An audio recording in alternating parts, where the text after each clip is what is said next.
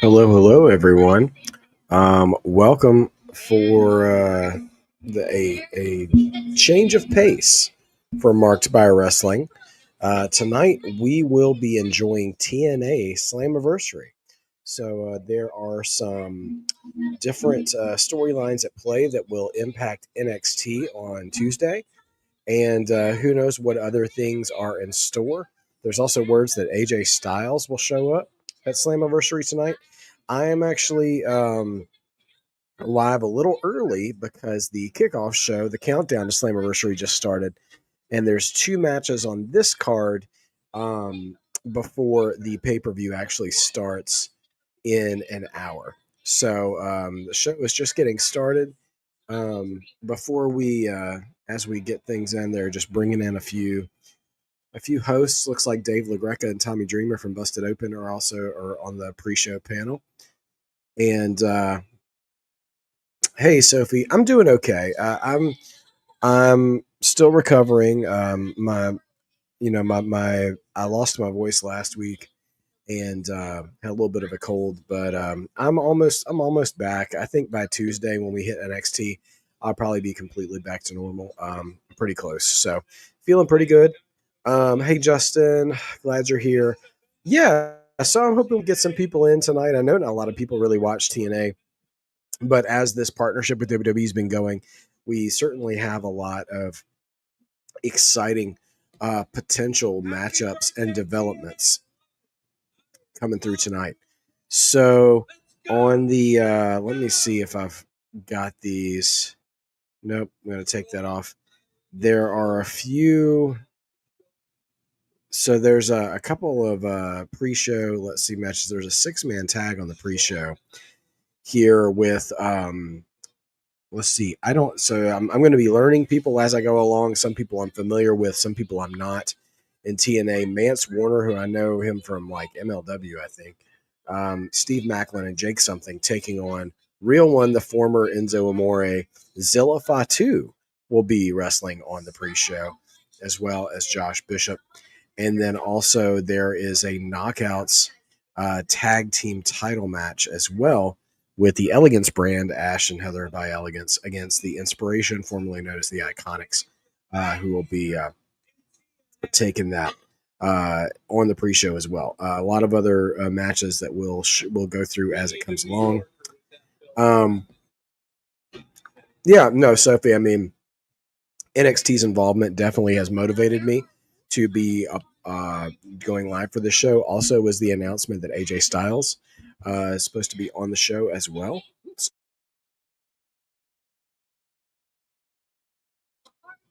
There's also going to be a 4-way ladder match for the tag titles tonight that the Hardys will be a part of. The Hardys, the Nemeths, Nick and his brother Ryan Nemeth, as well as the Rascals and First Class as well, AJ Francis and his partner.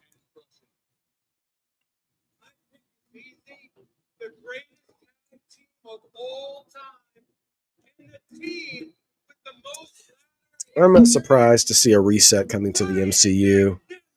I think they, I mean, the MCU has gone so many different weird directions since Endgame with the whole multiversal stuff. So we'll just have to see where it comes. Well, Justin and I didn't see that Thursday night that Darkstate attacked Matt Cardona, but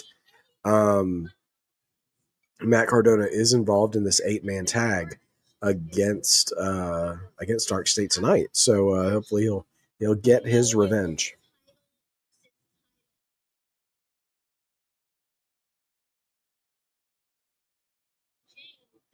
Yeah. So anyway, we've also got Masha Slamovich and Jacy Jayne. We're supposed to have a winner there tonight. So it's a winner-take-all match for both the TNA and NXT title. We'll have to see what happens as to who's going to woman. Oh, Tommy Dreamer is calling Masha Slamovich out to the stage, I guess, for a pre-show interview, perhaps.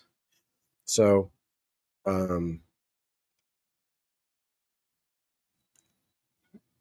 Masha is out here. That I was going to do this at 18 years old. Johnny Rods. She brought Johnny Rods out to the stage. Johnny Rods, a WWE Hall of Famer and a legendary trainer.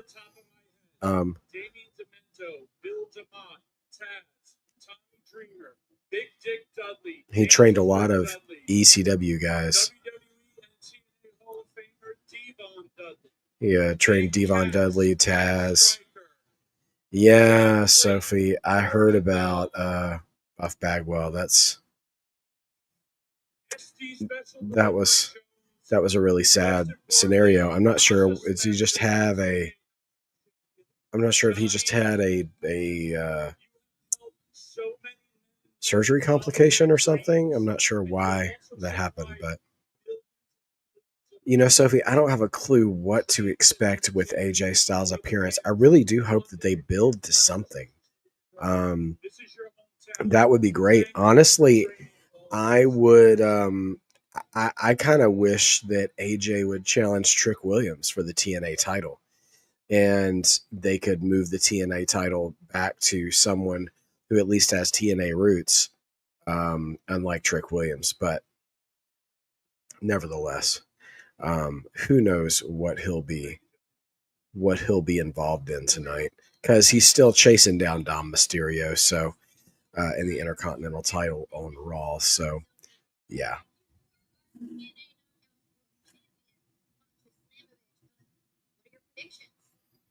Well, we'll see here if we get these matches started anytime soon. But it's interesting, I do primarily watch, mostly WWE content and stuff. And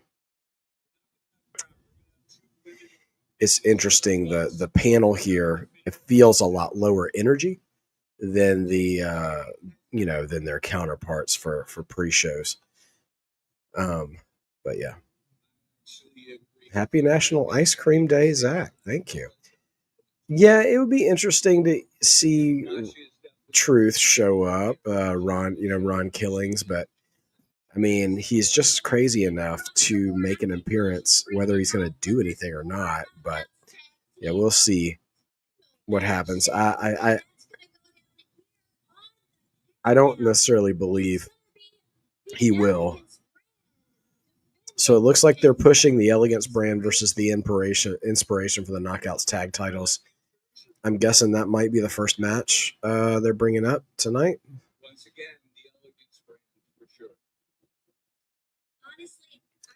Yeah. I mean, listen, TNA has been a birthing ground for a lot of great talent over the years, for the past 20 years. So.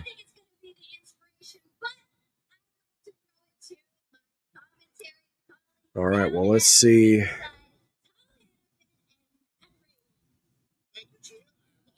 Three live crew. Yeah, that'd be wild. Tom and Matt Raywald, Aiden English, former Aiden English, doing broadcast duties tonight here by ringside.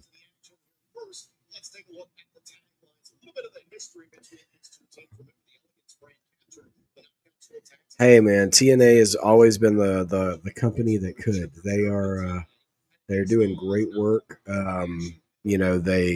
They managed to survive. They've adapted to their audience size, and they've always had some solid performers the entire time.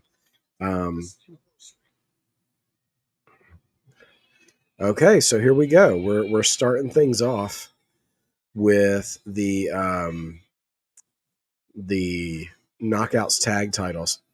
Yeah, so there's some chatter going around that this partnership with WWE may actually set them up for a better TV deal. But, who knows? I haven't paid attention to much of that business. And here come the Inspiration, formerly known as the Iconics. history between these two teams. History is important when it comes to the inspiration. Jacy and Jacy famously won the Knockouts World Tag Team titles in their first match in this company back in November 4 in 2021. That is a hell of a statement. Oh, the Dixie Carter era. Well, the Dixie Carter era, at least better than the Hulk Hogan and Eric Bischoff era, which was rough.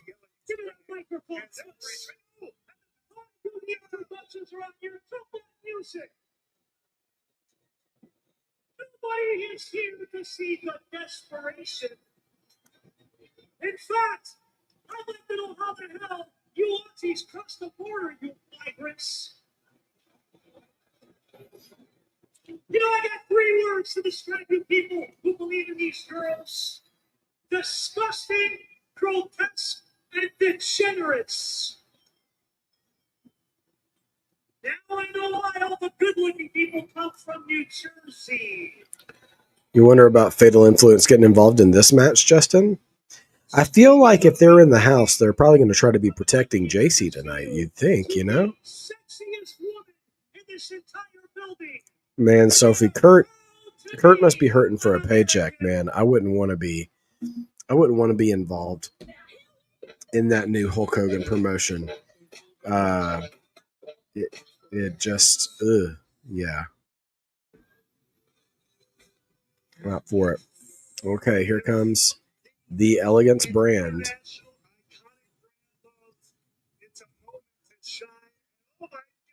They're dressed like statues of liberty.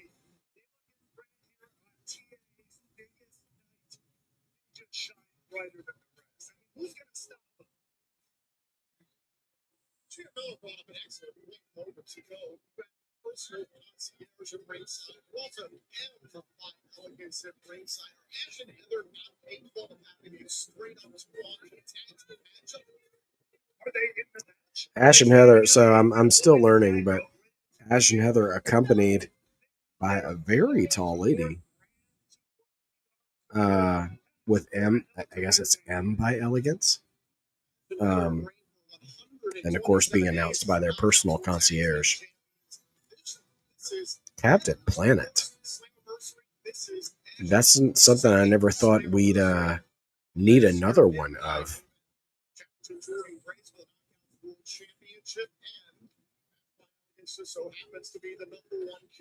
Also, don't think we need an Assassin's Creed series either. The games, I feel like the games are enough, but what do I know? What do I know? Okay, so Justin catching me up. Elegance brand and Fatal Influence cut a promo on TNA Thursday night. Okay, so they have a little bit of familiarity and involvement with each other. Okay, it's always good to know for background. You've given me more exposition than TNA has for this match. Fans still coming in. You still see a good number of empty seats right now for the pre-show. But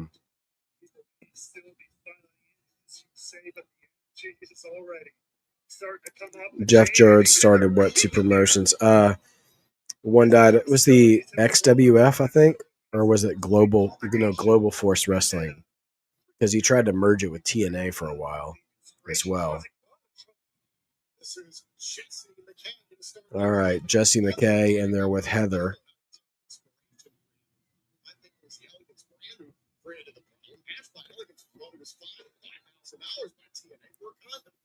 I'd love to see the Inspiration take this one, but I have no idea. I have no frame of reference to, who's getting booked strongly and who's not here. So this is going to be an interesting observation time tonight.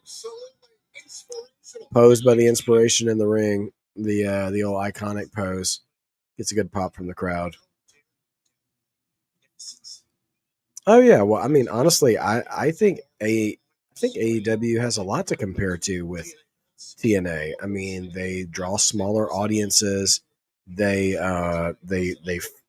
focus a lot on, sort of star rating type matches a lot. Or did for a while when they were at their hottest. And so, yeah, I think they share think they share some things in common.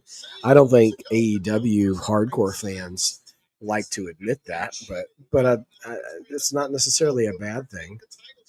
Elegance brand mocking the pose now that they're in control.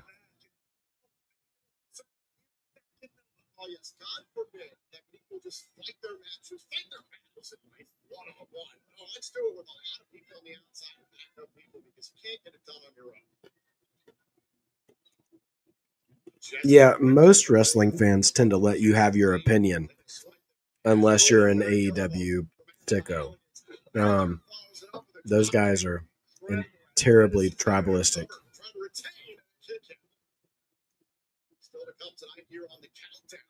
Tyrell Breed, hey, how you doing, man? Hey, Tyrell, this shirt's for you tonight, brother. I got my Black Panther shirt on as well. We just quit Resident Evil 4 remake on hardcore. Oh man, I could never rock with Resident Evil games. I didn't have. I wasn't gifted enough. What I did do though, I finished the story mode in GTA 5 finally. I'm like 12 years behind everybody else, but I finally just got around to beating that, and then just tried to clean up the side missions. What I've done though is I just started playing this game called Stray on PS5. I don't know if you're familiar with that. And then I've restarted LA Noire, which is an old Rockstar game I used to love to play. Kind of like Grand Theft Auto, but you get to play as the cops. But it's an old LA, like old 50s and 60s LA, which is a lot of fun. Just solving murders and interrogating people and stuff. It's pretty cool. Part of the game is the interrogation. I miss the iconic theme song a little bit. It was never a favorite, but I did always attach it to those ladies. Yeah, I'm only a few levels in Stray. I haven't gotten very far. I just got out of the flat, so yeah.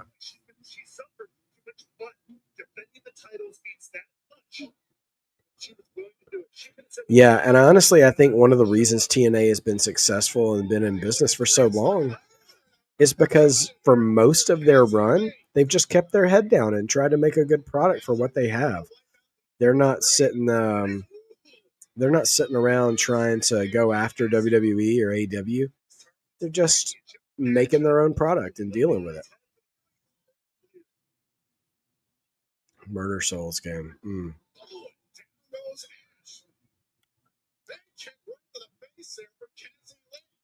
I'm happy to see Cassie Lee back in wrestling. The former Peyton Royce. I always liked her. Of course, now her and Sean Spears are parents. Now, glad to see she's made it back to the ring. Yeah, I don't even know what channel Impact comes on. I just, because of the great support of the community of Mark by Wrestling, I was able to just order the pay-per-view tonight. And I just figured since we're going to have some TNA talent, some NXT talent tonight, then I just thought I'd go for it and cover it since I was going to be home.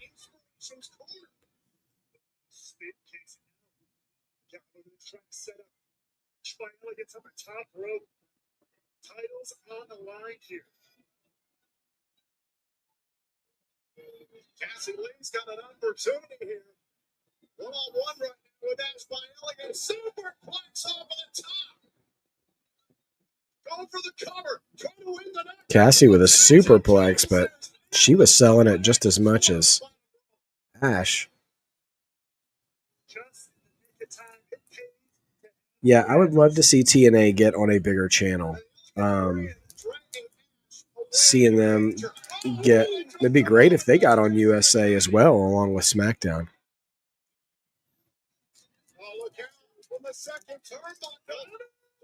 Boom, Cassie Lee takes out everybody.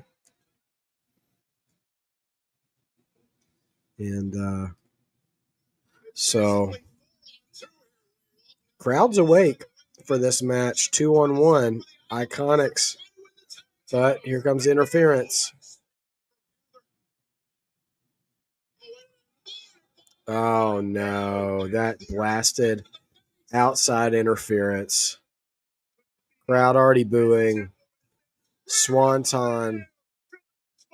My Ash, 1, 2. That's that. The Elegance brand. The Elegance brand retains the knockout tag titles due to outside interference. That numbers game will always get you in the end.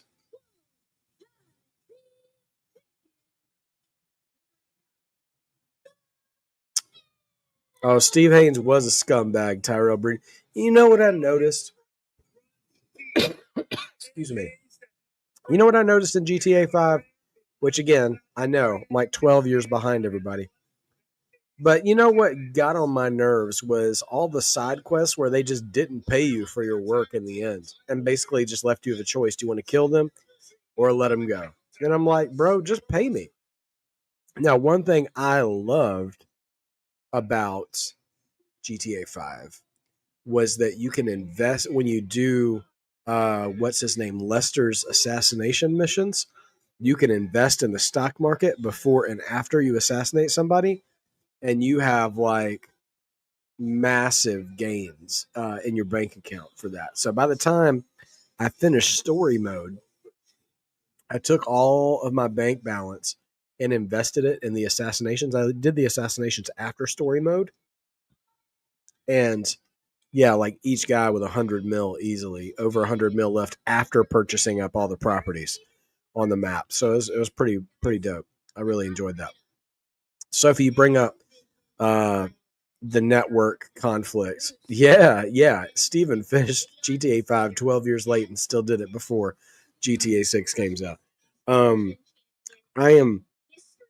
I remember when I know both Raw and Impact were on Spike TV at different times. I can't remember if there was any overlap there. Because there was a time where Raw left USA, went to TNN, which then became the Spike TV network, and then came back to USA again. But I don't know. I vote for anyone against Moose. I got to talk to Leon Slater on Busted Open this past Moose and Leon Slater for the X Division title tonight. Tonight is the night for a Leon Slater. I've never heard of Leon Slater, so I don't know. Moose has been the face of the X Division. Yeah, I'm interested to see how Zilla fares on TNA pay-per-view tonight. What kind of an impression he makes. You got to wonder if he really makes a strong impression. Will he jump through to NXT first, like Solo Sikoa did? Or will it be like Jacob Fatu and go straight to the main roster at some point? I don't know how soon, and I want to see what he's got. So I'm very interested in how this goes.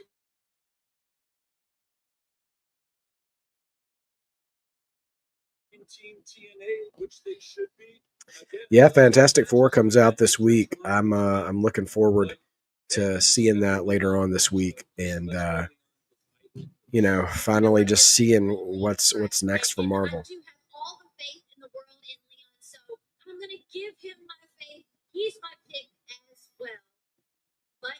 Almost everybody's picking Leon Slater to win the X Division title tonight. Also, I'm looking forward to Cedric Alexander versus Mustafa Ali. 205 Live resurrects tonight. So, Leon's more like Evan.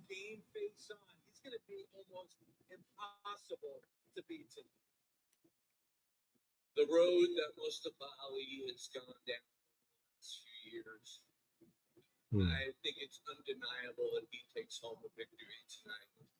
Every day he shows who he truly is, and he gets better and better each passing week. So this is his night. In this industry, it's consistency. Mustafa Ali consistently brings some of the greatest matches in TNA.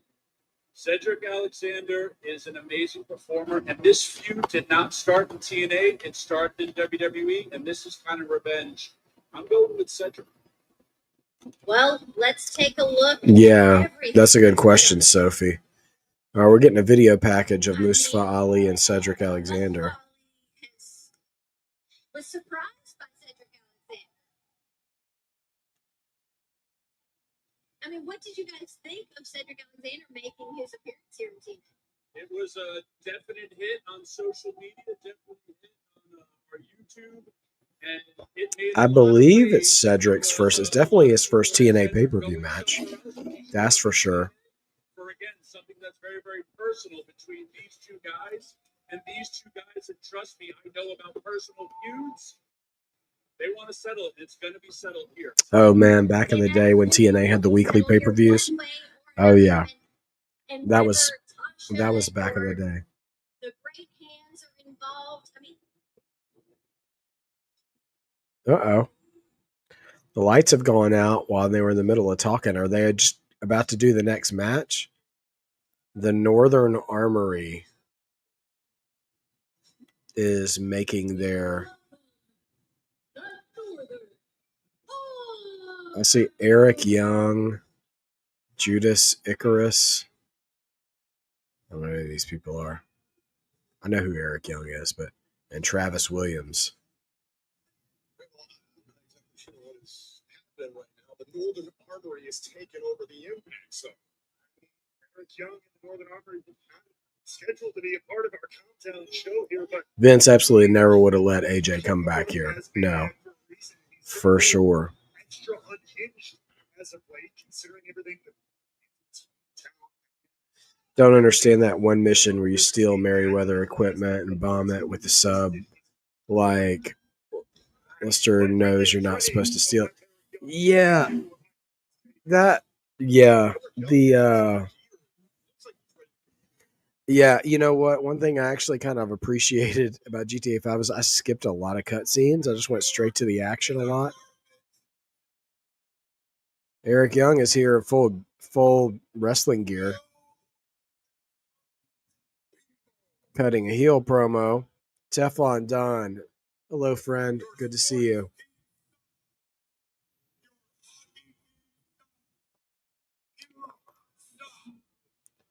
This has got to be the most generic heel promo I've ever heard.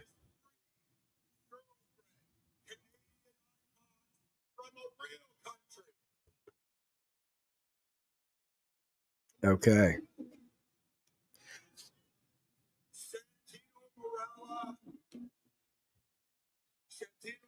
Hey George, how are you? We're by the way, for my friends and family who have just joined the chat, we're still in shut the F up, Chance. We're still on the pre-show right now for Slammiversary. Eric Young and the Northern Armory have just made an unannounced appearance in the ring. Slammiversary, as far as I know, is on the TNA Plus app.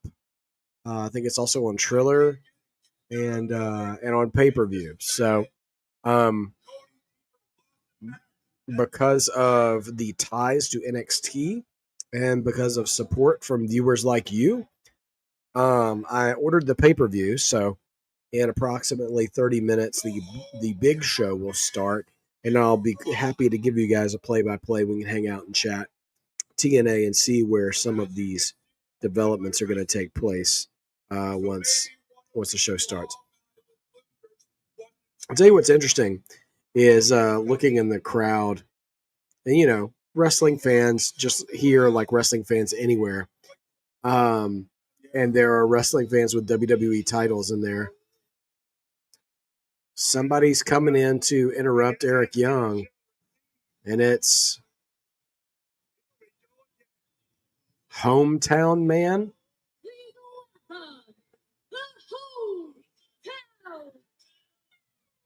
Yeah, they're on Long Island.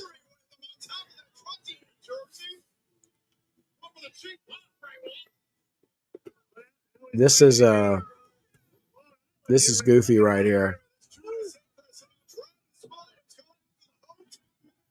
So, Hometown Man taking on Eric Young.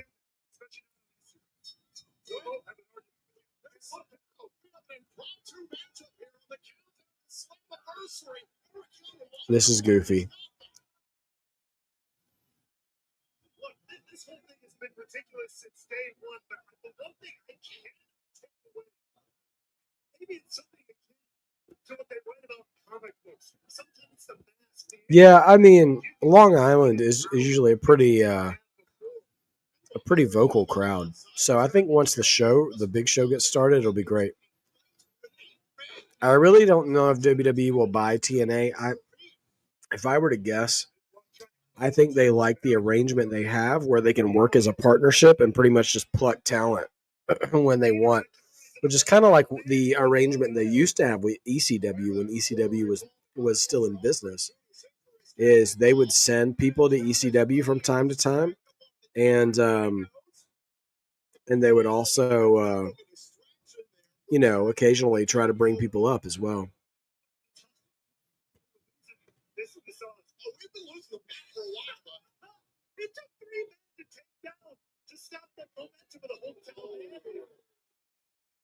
Eric Young spitting on an Islanders jersey.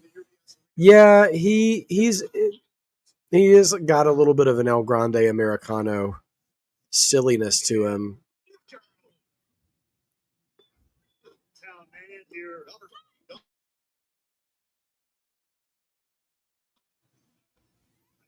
I think putting Omos in AAA is brilliant. Like putting him somewhere where he really, really stands out. He would stand out huge in AAA, and he can keep being used as a special attraction. You know what I mean? I'm for that.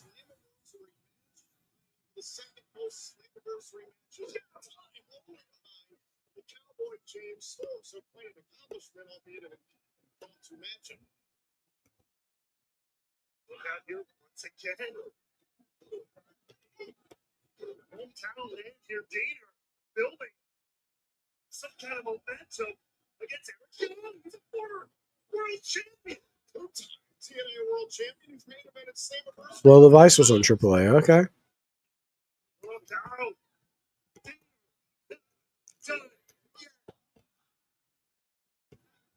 Yeah, the only thing I remember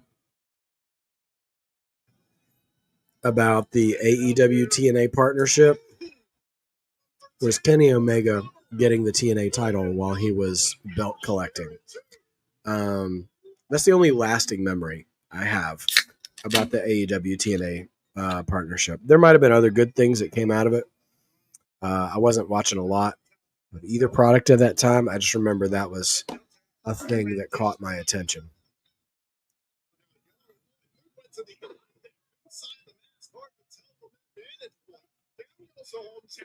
Elbow drop from Eric Young off the top rope.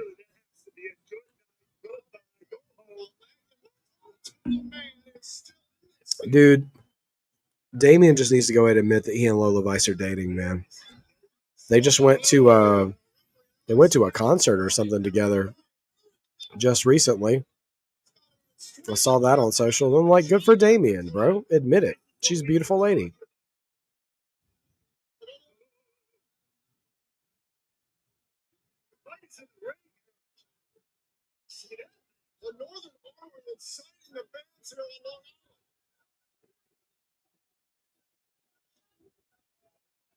Young back in the ring. Finally, maybe put this away with the hometown man. Hold on, trying to put it away with this pile driver. Yeah, Sanity in NXT. Hometown man gets the sneaky victory roll pin on Eric Young. And he escapes into the crowd.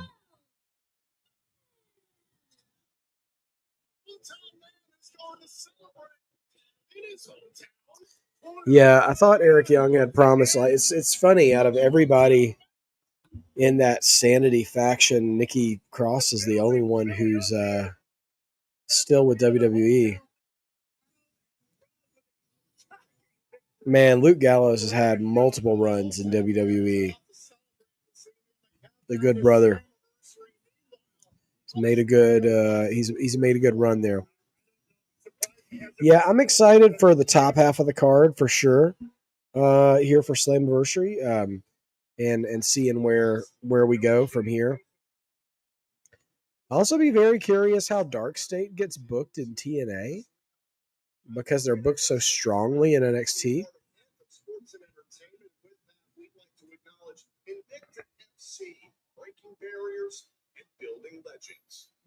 Promo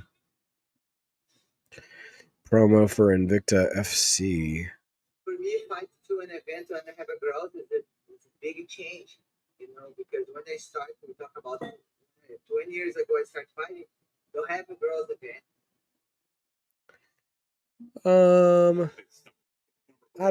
I don't think we'll get a TNA match at SummerSlam. I mean, I do think we have a chance of getting TNA talent on the next NXT PLE, but not SummerSlam. I think the Joe Hendry thing at WrestleMania was a real moment in time of them striking while the iron was hot.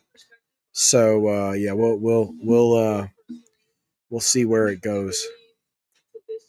Teflon Don, starting this week, Steven, every time you go live, I'll have the Mod Father's question of the week, some ready to go, some good, some painful. Hey man, I love it. Looking forward to it. We're gonna have a good time tonight watching TNA Slammiversary. We're gonna get cracking here in about 20 minutes or so for the big show. There is one more pre-show match that has yet to happen, which features the debut in TNA of Zilla Fatu in a 6-man tag. So yeah, pain makes us stronger. Kevin got a successful surgery. Good. I'm glad to hear that. Hey, Dawsey, good to see you, man. Welcome to the chat tonight.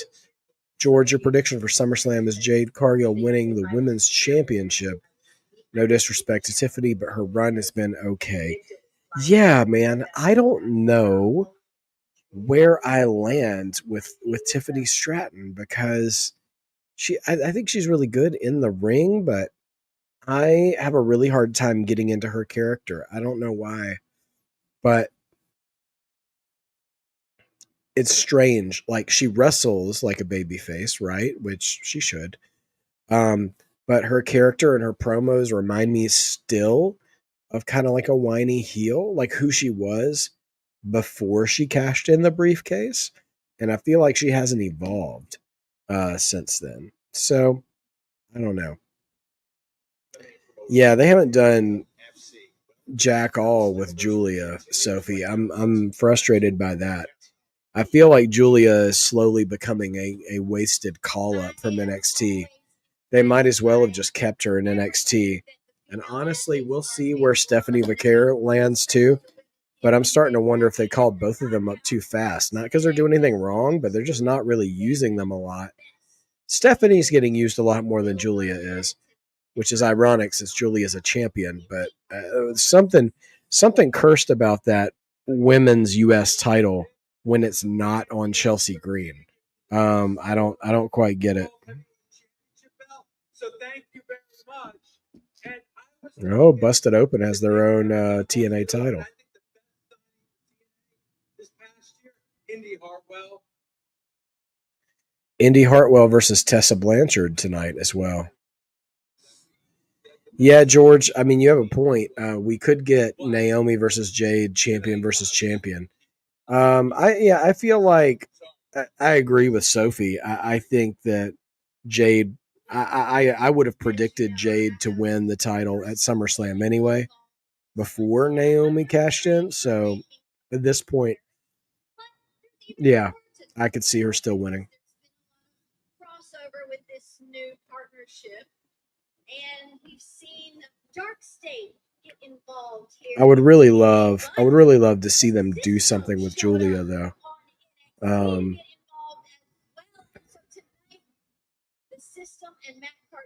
All right, so the System and Matt Cardona versus all 4 members of Darkstate. Oh, that's right. Matt Cardona's from Long Island, so it's a homecoming for him.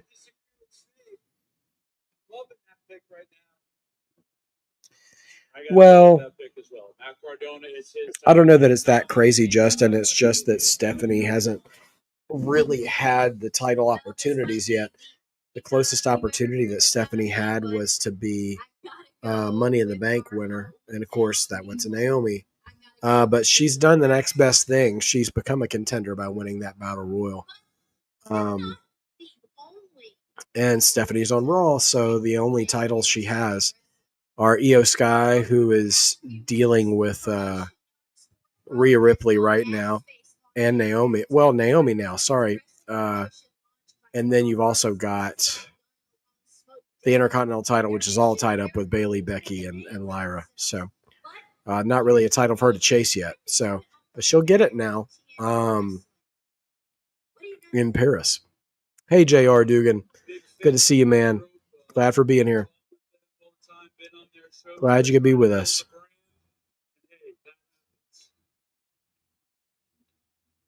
Loud Fatu chants.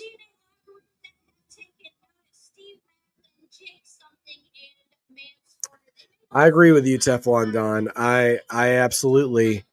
I think I think Chelsea was doing the best work with that title out of anybody, and she's still doing better work than both Zelina and Julia right now. Honestly, instead of Julia turning heel when she arrived and beating Zelina, I kind of would have liked to see her take on Chelsea as a face. Stop it, Sophie. You can't be serious. Rikishi wants to be a part of the Bloodline storyline. That would be silly. This is about saying thank you the way it should be said, with gratitude and respect to every active duty service member, veterans, and their families. This night is for you. Please rise so you can be recognized. Recognizing servicemen in the crowd. Oh, he said it on his podcast. Okay. He'd be saying all kinds of stuff on his podcast.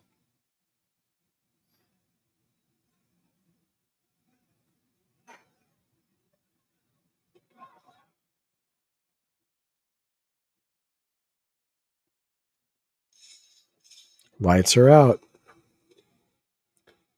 All right. It's time for that 6-man tag. So we're about to see what Zilla Fatu brings to TNA Wrestling.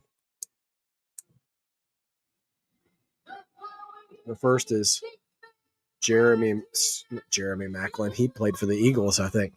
Steve Maclin, the TNA International Champion.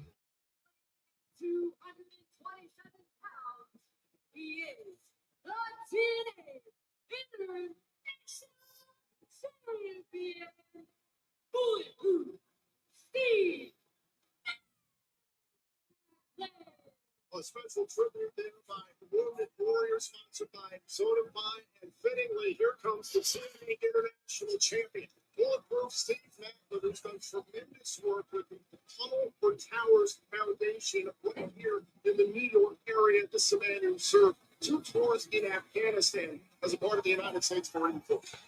Oh, okay. So Steve Maclin, former United States Marine. Respect. Here comes Mance Warner. Speaking of GTA, looking like Trevor from GTA.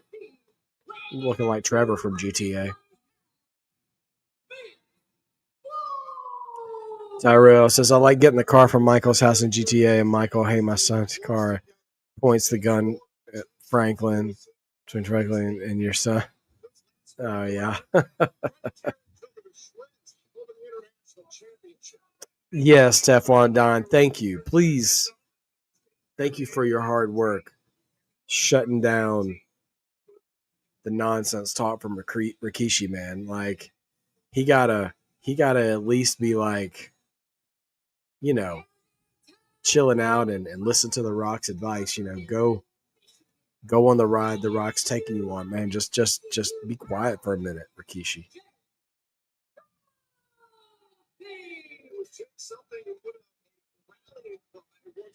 It's a real bold move to wrestle for one of the major companies in America and have your name be Jake something. Jake something? All right. Well, here comes the fourth rope crew.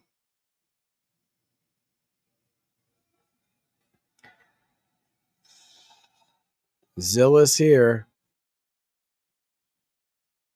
And Enzo, or Real One, excuse me. I did it for Jay. And who's the third guy? Bishop? Somebody Bishop.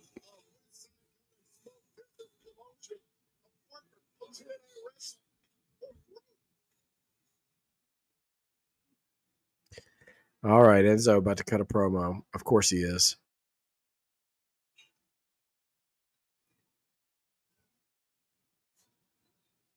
Hello, dear. So there's a kickoff. There's a pre-show on right now. So the real show starts in about 13 minutes. But yeah. Okay.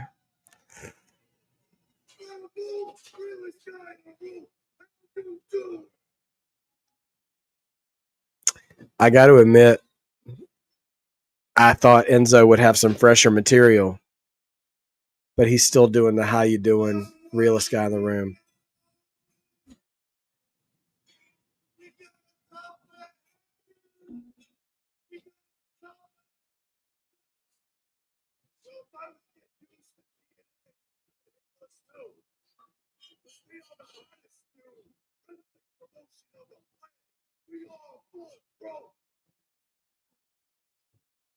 You might recognize this guy. His uncle. Who's his cousin? Drop the loose. 20 minutes. Time in the attention. This is the son of the late. It looks like he's the fourth rope champion. I mean, there's a big fourth on his belt.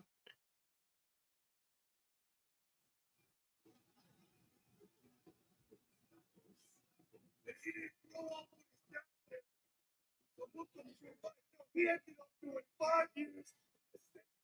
He's got 5 kids. He ain't even 25 years old. And he is hands down the most dangerous Samoan in the entire bloodline. This is Zilla Fatu, and he is the heavyweight champion of fourth rope. Okay, fourth rope heavyweight champion. And real one, go through a lot of TNA. It's gonna get started. Look at him. Doesn't he remind you of Sid? I mean, he's a psycho. He's vicious. That doesn't bode well for you, Captain America. No, toy with you. He reminds me of Sid from Toy Story. Trouble. Services are no longer needed. Wow. Enzo kept putting over Bishop, the other guy, saying, doesn't he remind you of Sid? Going over, he goes, yeah, Sid from Toy Story.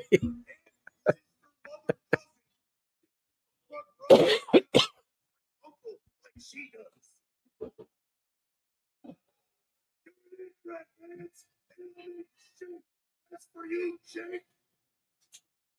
Jake, nothing.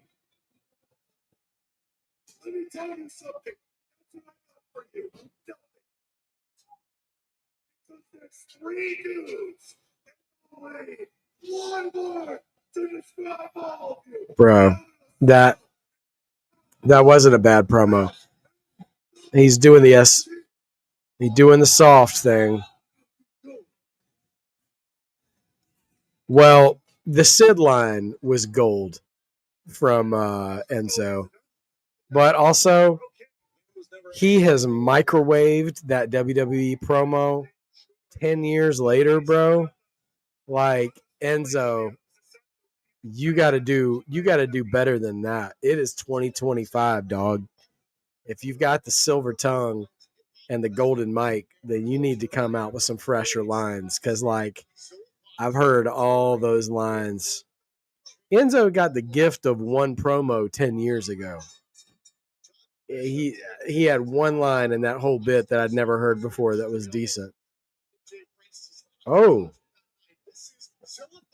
All right, so we just straight up throwing throwing hands here in the beginning. I got to admit, I was disappointed. Okay. Zilla just going straight up into the pop-up Samoan drop. Justin, I don't know if they're a faction or not. It just seems like they were, because like I had seen on Twitter that Enzo was cutting promos on Impact like via video packages, and that he just brought Zilla and Bishop with him. Like I don't think they're a faction as they are so much like kind of the fourth rope all-stars, if that makes sense. You know what I'm saying? They're like team fourth rope, like a sort of like a back when the Survivor Series did brand warfare. That's kind of what I get from it.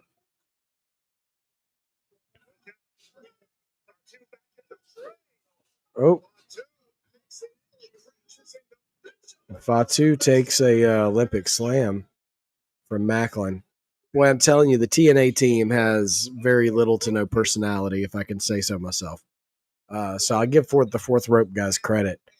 They all are appealing in one way or another, and I give Enzo credit for putting them over too. The TNA guys look very generic.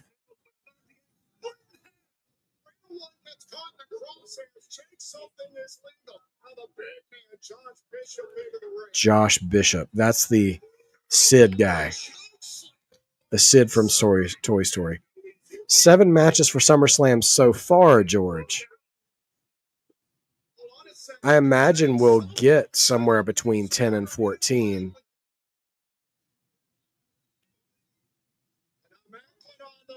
Maybe 7 a night.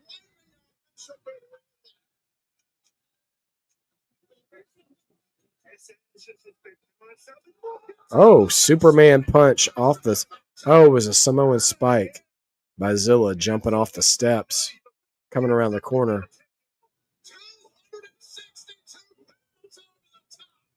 Jake something looks a little bit like Hercules Hernandez back in the day. Hercules from Power and Glory. Steve and Oba. Steve does look like the right body type to have a good match out of Oba. Whoa. And the match is over like that. Enzo hits an eat defeat on Jake something, and the match is just over. Man, I got to admit, if I tuned into this match to watch Zilla Fatu, I'm disappointed. They didn't hardly let him do much of anything. That was a quick match, and Enzo comes out looking like the star. Yeah. Okay. Well, that's that. Well, we got about 5 minutes until the main show starts. So hopefully we'll get more. Yeah, Zilla did the pop-up Samoan drop, and he did that kind of running around the ring bit like Braun Breaker does, but he jumped off the steps and hit a Samoan spike. Looked nice. It felt like he was just starting to kind of get his mojo going, and then the match was over. So it was all right.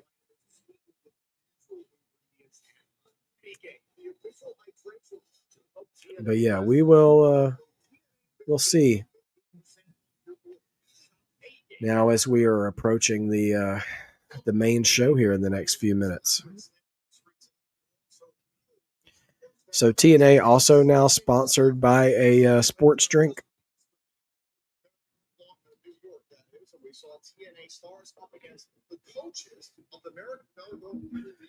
I'd like to see more from Zilla. I'd like to see him do some squash matches. I would kind of like to see Zilla in NXT after seeing that. Like, and that's not a shame or a slam on him. I think the way some of those guys work in NXT, like I'd like to see him mix it up with Ricky Saints or Javon Evans. I don't know about Oba. I feel like he'd want to get bigger before he gets in a ring with Oba. But yeah, like a Miles Bourne, a Tavion Heights. I think it'd be good. I wouldn't want to see Zilla on the main roster yet. I feel like he would be too indistinguishable from Jacy Mateo and the Tongans and stuff. Oh yeah, out here promoting the premierance of AJ Styles as well. First appearance in 11 years for a phenomenal one. AJ Styles is exactly what's advertised. He is phenomenal. There are two men who let me say I quit, and AJ Styles was one of them. The world is watching 11 years. AJ Styles. There is no TNA without AJ Styles. So there's every reason in the world that he should be a part of the biggest show in TNA history. You're absolutely right. It's because of people like AJ Styles that we're sitting here tonight in the UBS Arena. I mean, what an incredible night. Okay, well, let's see. We're just a couple of minutes away. Leon and Javon Evans. So yeah, I'm interested in this Leon fellow who's taking on Moose tonight. So is Leon kind of got that Javon Evans style, like a lean guy who's really agile? I did a quick Wikipedia search on him earlier today, and it seems like he's done some stuff in Rev Pro and GCW and things like that.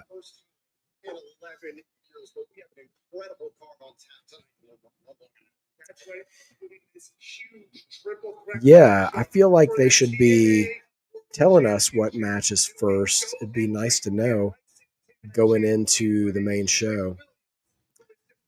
Justin, wouldn't you think he would come out to his old TNA song? That would be a lot of fun. I forgot they're doing a ladder match for the tag titles too. That should be exciting.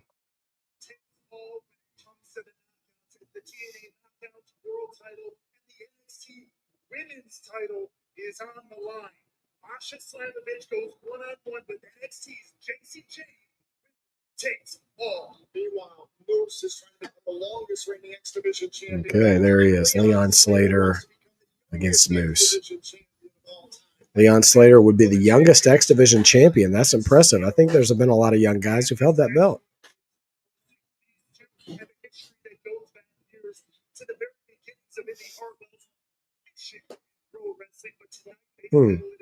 Tessa Blanchard and Indi Hartwell. I wonder what Long Island has in store for Tessa Blanchard.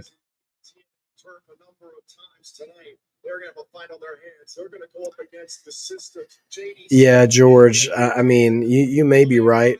I really hope, regardless of what way they go with it, that one of those women walks away with both belts. But I think you may be onto something. Oh, okay, that's it. Cedric Alexandra and Mustafa Ali. They're starting the show.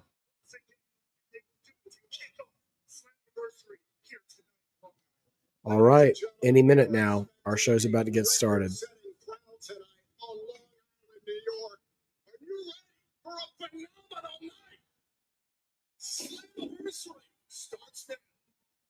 Here we go. All right, let's get a move on. See if we can get this started up here. Waiting for the broadcast to begin. Now that I've switched screens. Oh, you know Long Island's going to let Tessa have it. If they were already giving Shut the F Up chance to Eric Young. Yeah. Cedric and Ali, man, they had so many good matches back in the 205 Live days. I think I'm gonna go with Cedric. He just came back. It would be good to see him take it. All right, here we go. Oh, it's been a while since I've actually ordered like an actual show with there being like the FBI warning about piracy and stuff in the beginning. Okay.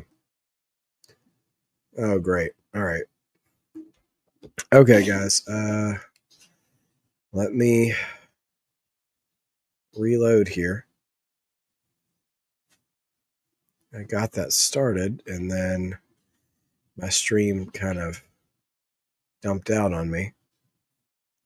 Slammiversary.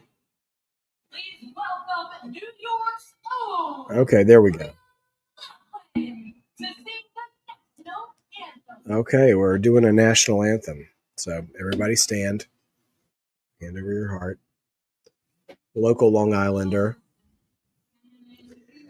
This is the first time I've ever watched a TNA pay-per-view live, so we'll see how it goes.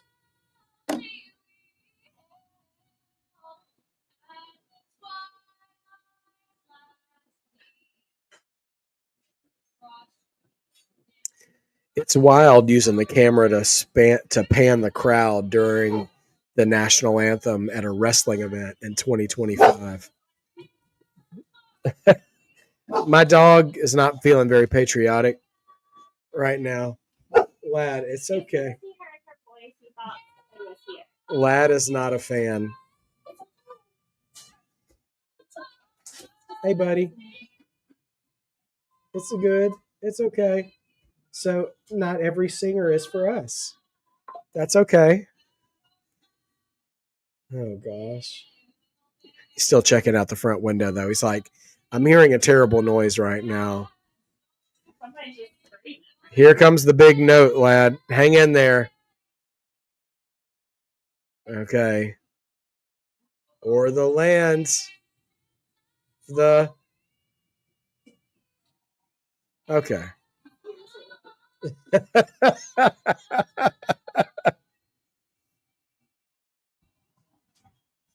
He's like, okay, that's it. Dog has left the room. Oh, my goodness. All right. So, yeah, Ali and Alexander, man, I think they're going to tear the house down. I'm looking forward to seeing them go at it. Video package time. Okay. Starting things up. As a reminder, TNA title on the line, triple threat match, Trick Williams, Joe Hendry, and Mike Santana. And winner take all between the NXT Championship and Knockouts Championship between Masha Slamovich and Jacy Jayne. But we're getting all kinds of footage from past years. I see Jeff Jarrett, Ron Killings.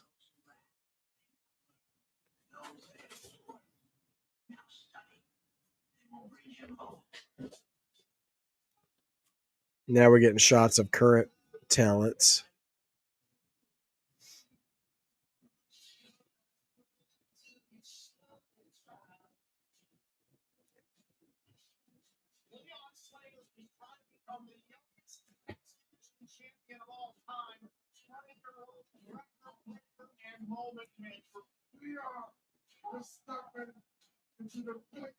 Okay, so this Leon Slater Moose match has got some Javon Evans Obafemi vibes, it seems.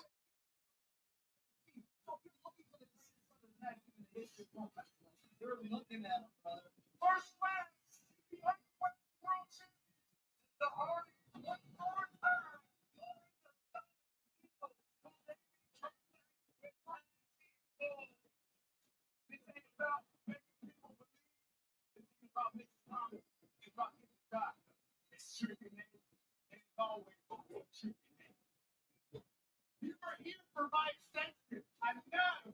I need you for my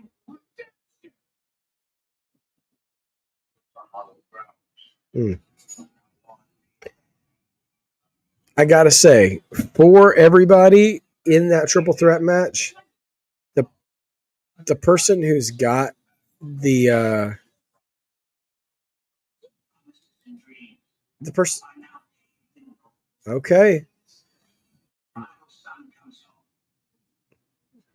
Wow.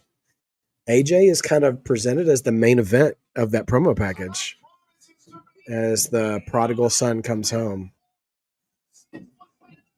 We'll see what happens.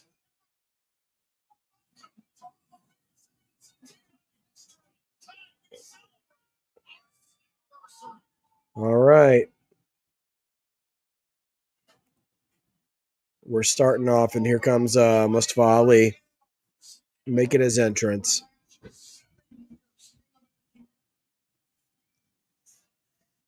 Yeah, I'm ready for these guys to get to the ring for sure.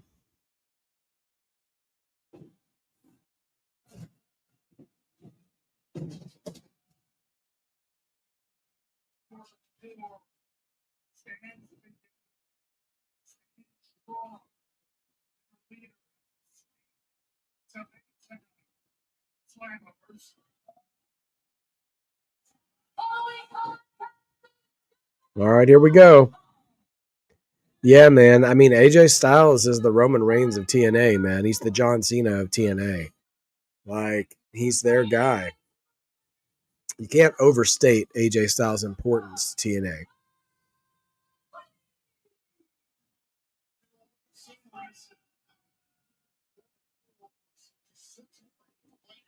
All right. Ali making his way to the ring.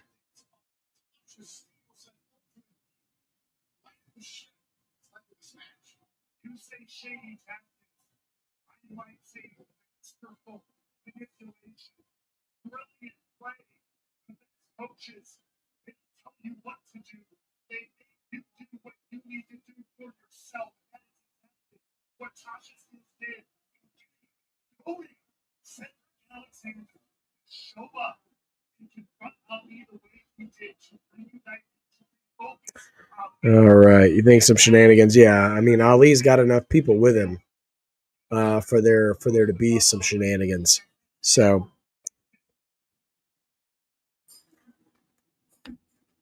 time for Cedric Alexander.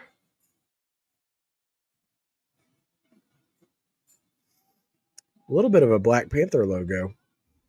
More of a lion, I guess. I don't know. But it looks like a Black Panther logo.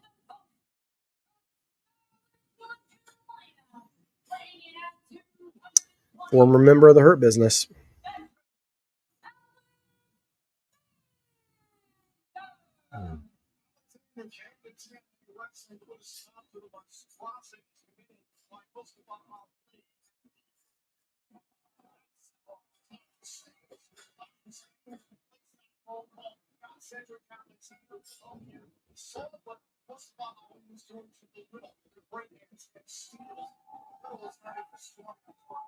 Okay. So here we go. I got to admit, I'm very much looking forward to seeing these guys rekindle that magic they had from their 205 Live days and before. So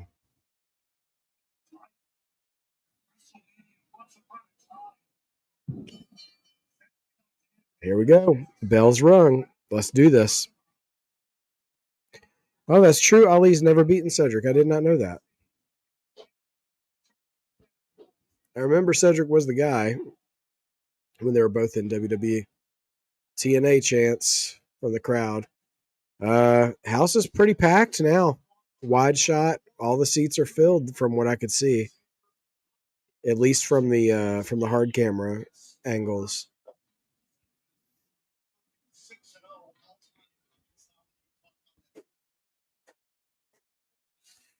All right, little reversal square off.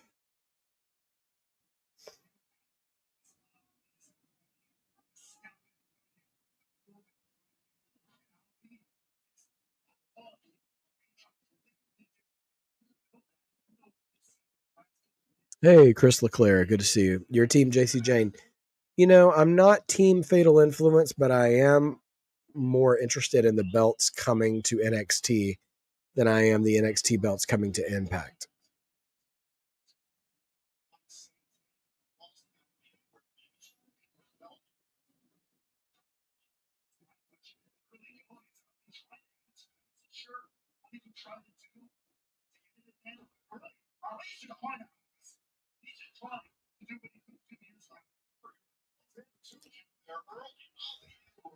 Big chain wrestling sequence there between Ali and Alexander. Met with applause from the crowd.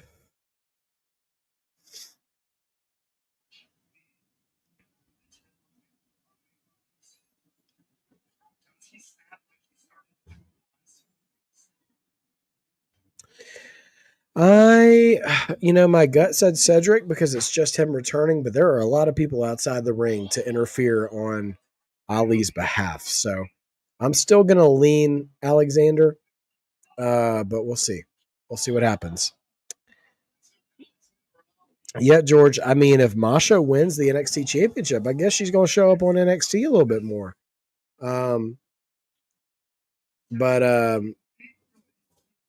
Yeah, so because Jordan Grace still isn't done chasing the NXT title, Blake Monroe has probably got she's got a case to make for being a contender as well. So yeah, I think on Tuesday it'll be interesting to find out. And these guys just tagging each other with chops and kicks.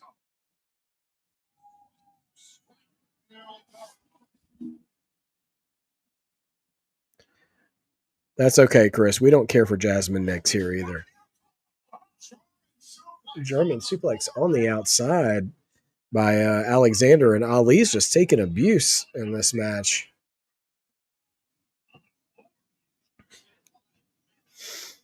Yeah, I mean, I think Blake and Jordan in a number one contenders match could be in the works.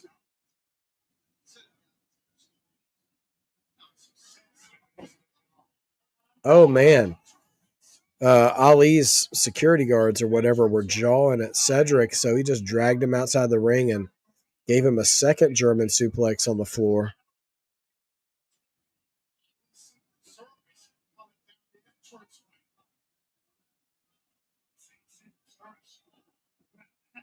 Here comes Ali. Suicide dive. Tags Cedric Alexander in the back of the head. Oof. Man.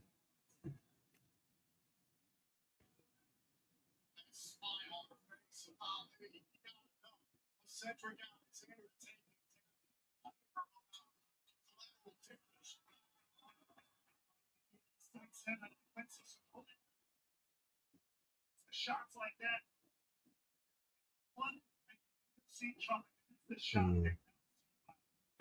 You never see the shot that brings you down.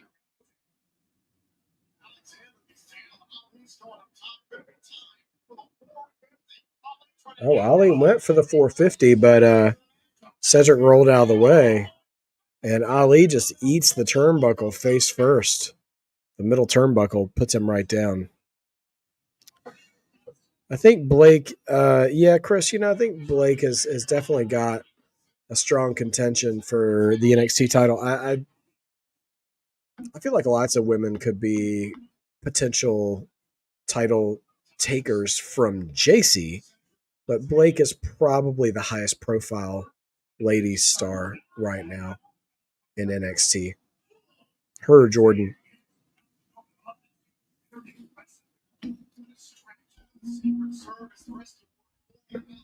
But also now, too, you've got Blake is also a heel now. I'm not super interested in a heel-heel matchup.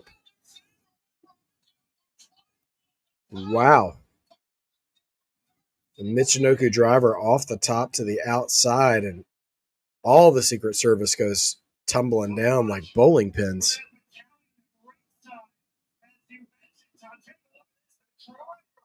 Alexander just splatters everybody with Ali's body.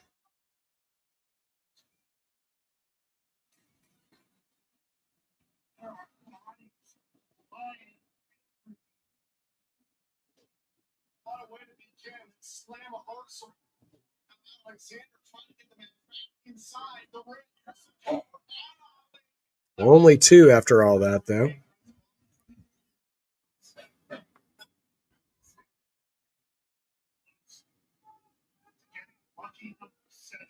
Ali and Alexander they're doing some big spots, but they seems like they're kind of slowly building from one big spot to the next big spot. I guess I just anticipated with this being the opening match of the main card, they would be going, they'd be working a little faster to try to set the pace with the crowd. Man, Ali, tilt-a-whirl DDT.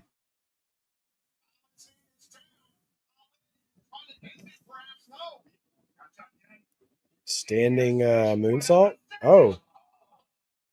Standing corkscrew splash, but gets nothing but mat on that.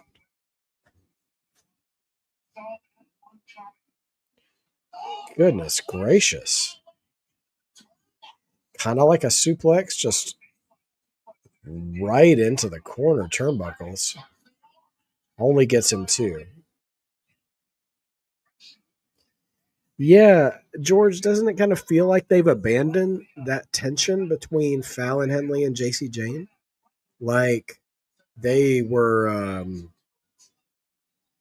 really playing that up for a minute, and then all of a sudden, then when Jacy won the title, it's like they almost forgot about it. Reversal on the back suplex. Ali slams Alexander down. Sharpshooter by Ali. It's a good looking sharpshooter.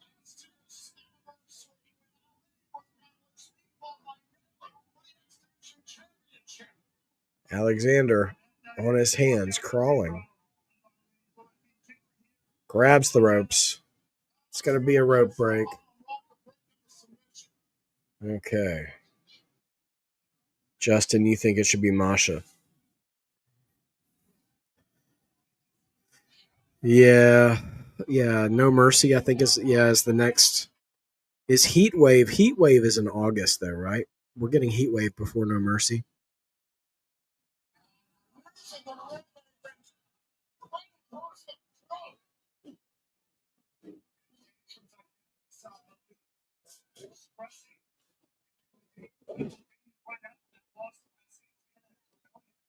All right, Ali going for the ring steps here. We've cut cameras.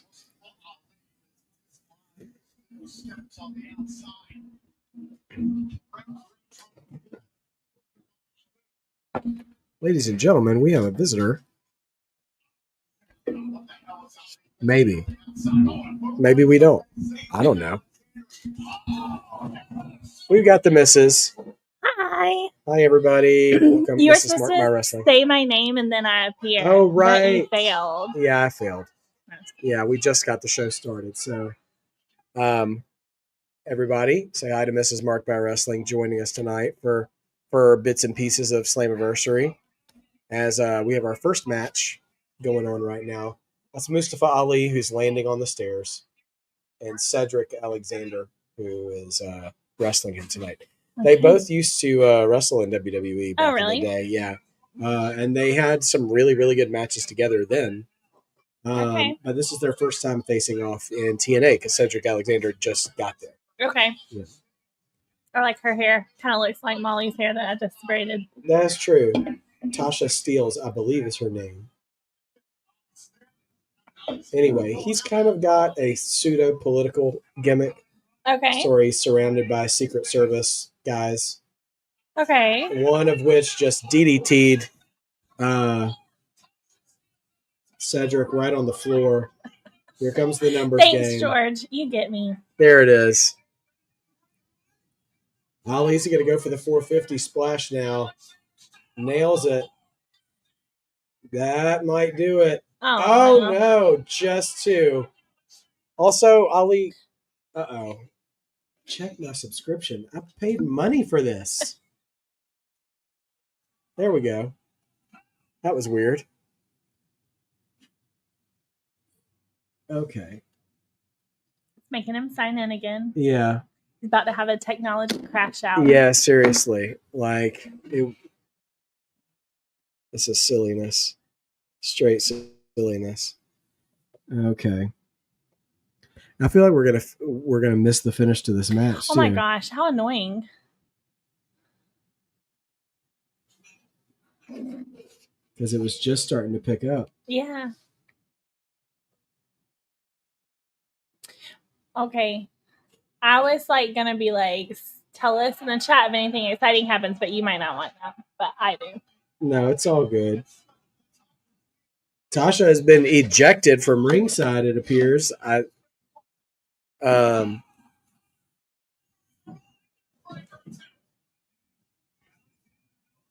Alexander trying to get up. Here we go. He's got it. Oh, another German suplex in the ring. And another.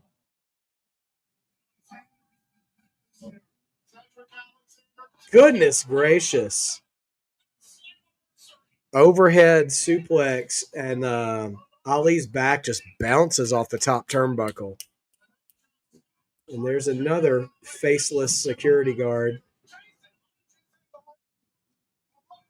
And goodness, Cedric is dropping them one by one, like Sting in 1997. Nope.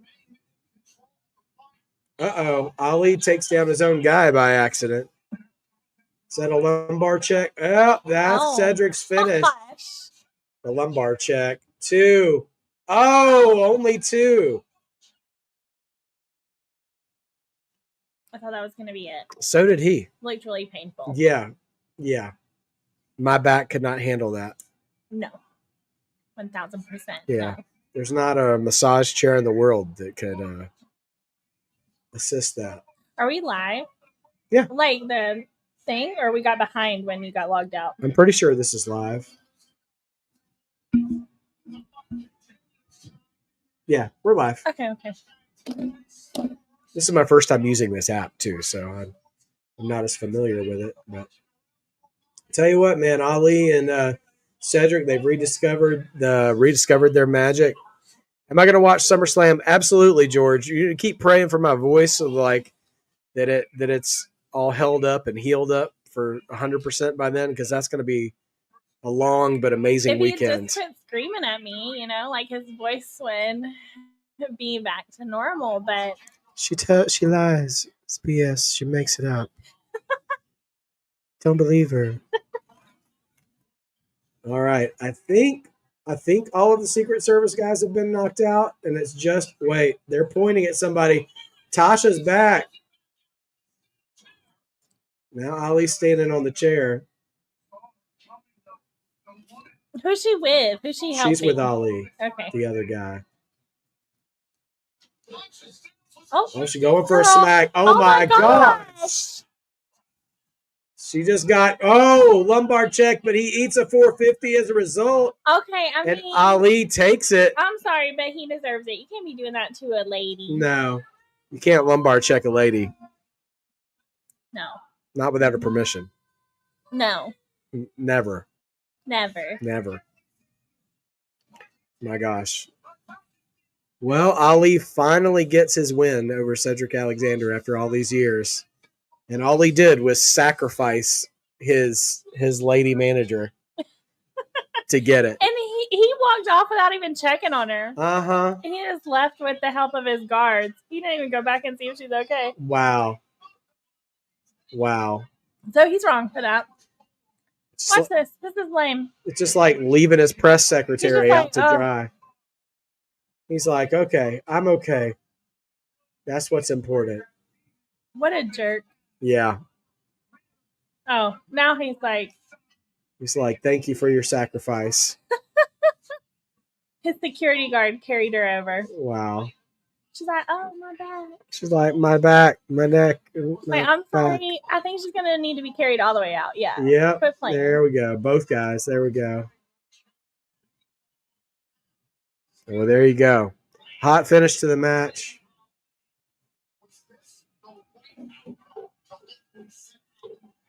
Okay, so there you go, guys. Ali takes the win in the first match of the evening.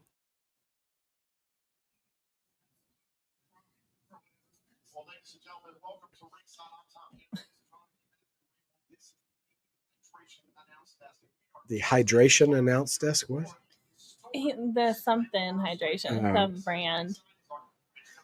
Okay, so NXT has Heat Wave on August 24th. And then what kind of jacket? Handsome JF? What? Oh, this is the French announce table. They got that table from Costco and painted it black. Ali is kind of like a male Chelsea Green a little bit, just less charisma. Yeah, but yeah. Quite as extra. Yeah. That little kid just staring at him like, what's he saying? They're in Long Island.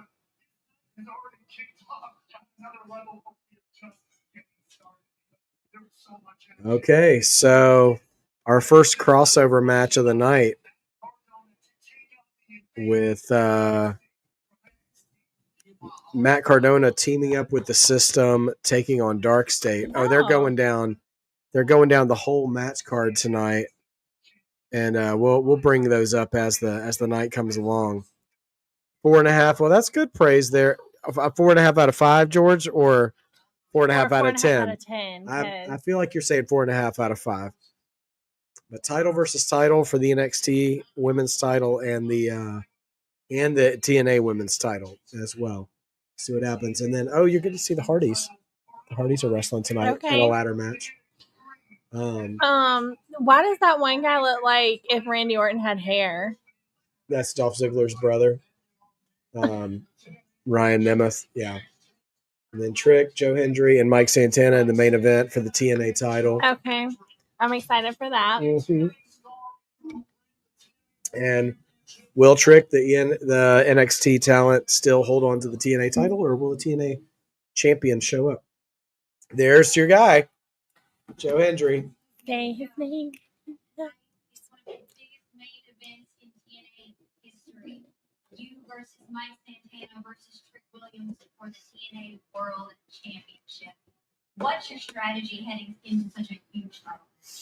Say his name and he appears. Can you feel it in the air? I do. I feel it. You feel it in the air. Yeah. Yeah. I believe. I think so. I think he's got a good shot. I think TNA's got a good shot tonight. World Championship. And don't get me wrong, I respect Mike Santana, hate Trick Williams, but you know, when the weight of the world, all the pressure is on these shoulders, the entire world believes in Joe Hendry, a two-time TNA World Champion. He's looking slightly off camera, like his teleprompter is off to the side. No, I feel like he's looking to the crowd, but they're just giving him a mid response. Yeah. You started getting some "We Believe" chants there at the end. Yeah, that was just mid. Hello, Nico Thompson. Welcome to the chat. This is Leon Slater. He'll be taking on a wrestler named Moose, who is the X Division champion. Oh, okay. Oh, okay. He's got himself a little shice. That's Moose. He's a big dude. He's about the same size as Obafemi for scale.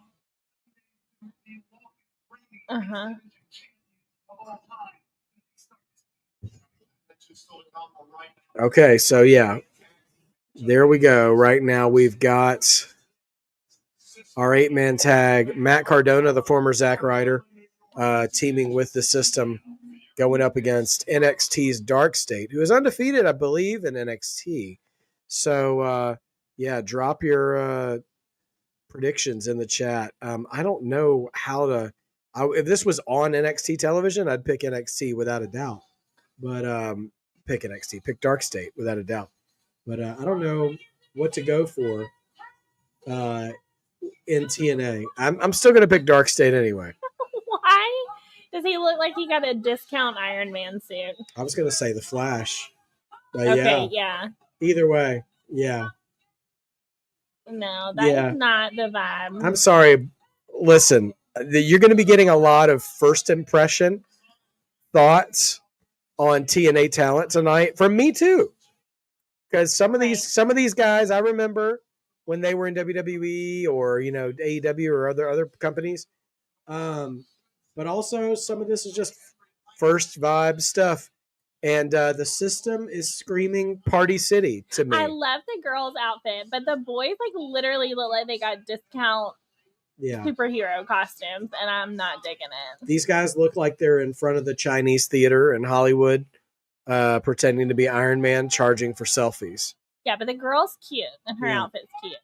Now comes Matt Cardona, who is now, who for years now, has been a legitimate independent wrestler ever since he left WWE. And I'll say at least looks more like a complete actual pro wrestler presentation. Yeah, for sure. Chelsea Green's husband, by the It's way. not like probably not my favorite look, but like there's nothing. I have no shade for it. Yeah. And he's married to Chelsea Green. Okay, great. And he she- goes to an interesting self tanner. Yeah, and she tolerates him. Uh-huh. She's always like, he always keeps collecting wrestling figures and all this stuff. He's like, he has a. That's interesting. So he just collects like little guys. If you think this is a problem, like, he is like the authority on pro wrestling collectibles when it comes to actual I have wrestlers. to say that I believe the only thing keeping you from being that is lack of us being wealthy. But if we were wealthy, you might give him a run for his money. Maybe. I don't know. But we'll see. Wow. George, don't take her side. Watch the show. All right. So I love you, not just tolerate you. I appreciate that. Yeah. I'm glad you love me. Uh-huh. I'm a lucky man. All right. Well, Darkstate barely even got out here before people started. And here we go. If this was Raw, we'd be going to commercial at this point. Did you see a picture of R-Truth and Camilla Hayes and the Street Profits? I did see that last week, I think, on Twitter. I hope that they do something with that because the Street. He need a little more spring in his step. Big TNA chance from Long Island, though. Yeah, Truth. I don't know what's next for Truth. Carmelo Hayes hasn't had anything to do for a few weeks. And Street Profits just lost the tag title, so I wouldn't mind them being... Oh, man. Darkstate's working tough with these guys. Definitely showing their youthfulness and their movement. Some of these TNA guys have wrestled like they've taken falls for a few years. Yeah.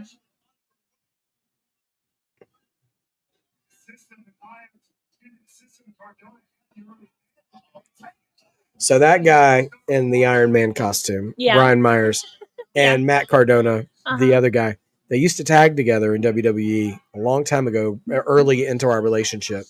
And they were edges, like henchmen. Okay. And they both used to be clean shaven and have long hair. Okay. So they were like little edge doppelgangers. And I kind of remember. That's how they first came to notoriety. Okay. Yeah. They were called the Edge Heads. But then they split up and Cardona, the guy with the beard. What are we doing here? He's trying to drag his throat across the top. It looks like they couldn't quite agree on what spot to do there. But Cardona really got over on his own as this sort of Jersey Shore kind of character when Jersey Shore was popular. Gotcha. Is the ring smaller? By a couple of inches, I would say, yeah. On each side, Yeah, it seems small to me. It is. It's smaller. Also, there's 8 men in the ring. I know. So, but that helped. Like, a smaller ring. Yeah. Yeah, I believe it is. I think it's they've often said, talent have often said that WWE usually has the biggest ring. Yeah. So when you watch other programs, you can notice it's a little smaller. Gosh, it seems like that should be standardized because, like, with all the like acrobatic stuff and things that people do, like, it could be so dangerous to be just a couple inches off. 100%, because and you will actually see that sometimes if you follow the career of someone, say like a Joe Hendry. Yeah, who have crossover a lot. Yeah, who has a lot of talent. And now Joe Hendry doesn't wrestle like a Penta or something, But the crowd was like, boo. Penta used to wrestle for AEW before he came over to WWE, and he's obviously a very acrobatic kind of wrestler. And they had a little bit of a smaller ring too, and their ropes are made out of cables that have covers, which allows for the more bouncy, flippy stuff, right? Yeah. But WWE, bigger ring and actual ropes. Yeah. And so little changes like that make you can see the adaptation taking place in real time sometimes on those. And 6-sided ring. That sounds fun. yeah, so TNA, when they first launched, they had a hexagonal ring. That sounds fun. Yeah, and so, also, I don't think I told you this, but AJ Styles is going to be making an appearance tonight. Okay. And you should know that AJ Styles is like the John Cena of TNA. Okay. So he was like the king of this promotion for years before he came to WWE. Is this always their color scheme? The not the wrestlers, the TNA, like the black, yellow. Usually they red and black with a touch of yellow. Okay. I don't think the ropes were always yellow though. I was just gonna say it's interesting if they had a 6-sided ring and they were black and yellow like that, because that's kind of like a UFC. Oh yeah. Back then, I think it was just red and black. I don't think they had put as much yellow into it. I gotcha. Matt Cardona getting fired up here on Saquon Sugars from Darkstate. Now here comes Osiris Griffin, who's a big dude in his own right. Codebreaker from Cardona. And this match is messy. Yeah. Penta was TNA champion, Justin? Wow. Okay. See, I got out of TNA for a while. Pretty much after Samoa Joe and all those guys left, I took some time away from TNA.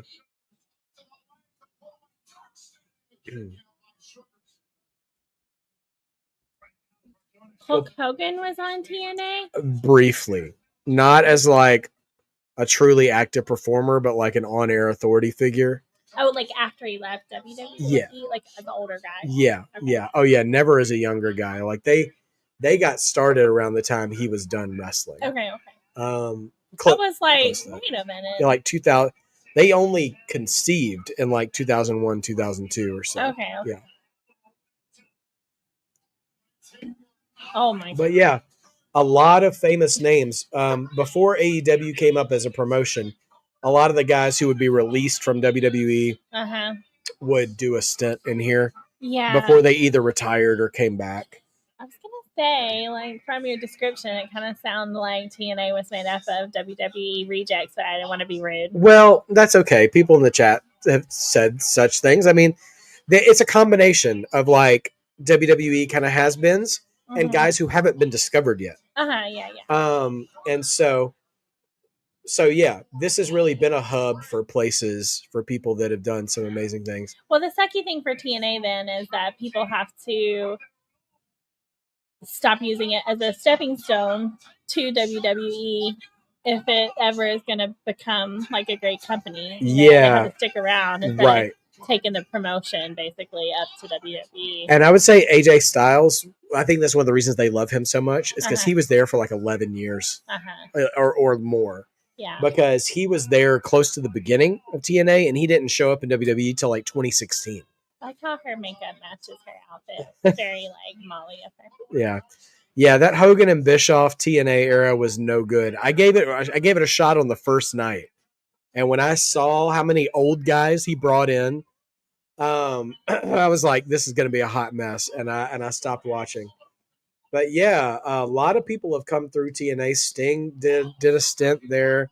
How did Sting after WWE? Yeah. Well, Sting came after WCW closed. Okay. And before WWE gave him a shot, but Sting was one of the rare examples that chose TNA instead of WWE because he had moral. Wow, the system pins Darkstate. That's what you get for playing on home turf, I guess. So Darkstate eats a loss in TNA. But Sting had some moral. He didn't really love everything WWE was doing on TV at the time they were inviting him in. Okay. So he chose TNA instead. Gotcha. And I'm getting another. I tell you what, guys, I don't know how many. Can't find an account. What are you talking about? I keep getting logged out of this app. So I'm going to let you guys know we might not be doing TNA pay-per-views too often, because this is This is getting silly. Yeah, Bobby Roode, the glorious Yes. guy, Mhm. long time in TNA. Okay. He was there. He was another one of those guys who was there before he came, Okay, yeah. Okay, so Penta was there in 2018. Okay.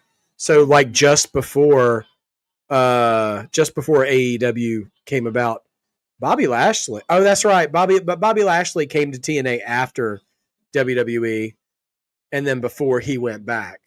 Okay. He had like a WWE sandwich or TNA sandwich there. All right, looks like we're by the way, just so you guys know, tag title ladder match appears to be coming up next. The Rascals, which we've seen on NXT, old compadres of Wesley versus the champions, the Nemeths, former Dolph Ziggler, and his real life brother Ryan And Nemeth, Randy Orton with hair. Randy Orton with hair, as he is known here on this channel, versus the Hardys, Matt and Jeff, and First Class, AJ Francis, and the other guy whose name I can never remember. But anyway, those are our combatants for the ladder match, which is I believe coming up next. Yeah, Drew McIntyre was there for a hot second. He wasn't there for very long. Again, after WWE, before he went back. Okay. LA Knight, actually, and TNA before coming to WWE. Okay. Trying to think of who else. You know who I'm kind of surprised, and correct me if I'm wrong, chat. I'm honestly surprised Rey Mysterio was never in TNA because he's wrestled everywhere briefly. Oh my gosh, babe. It's the guy from 90 Day Fiance. Do you remember Wait. him? What did he remind me? I can't tell you how we referred to him. Babe, he was the one who did the face mask with the lady. No! Yeah. And he's wearing a glitzy Von Dutch hoodie. Of course he is. We've watched 90 Day Fiance. We know who this guy is.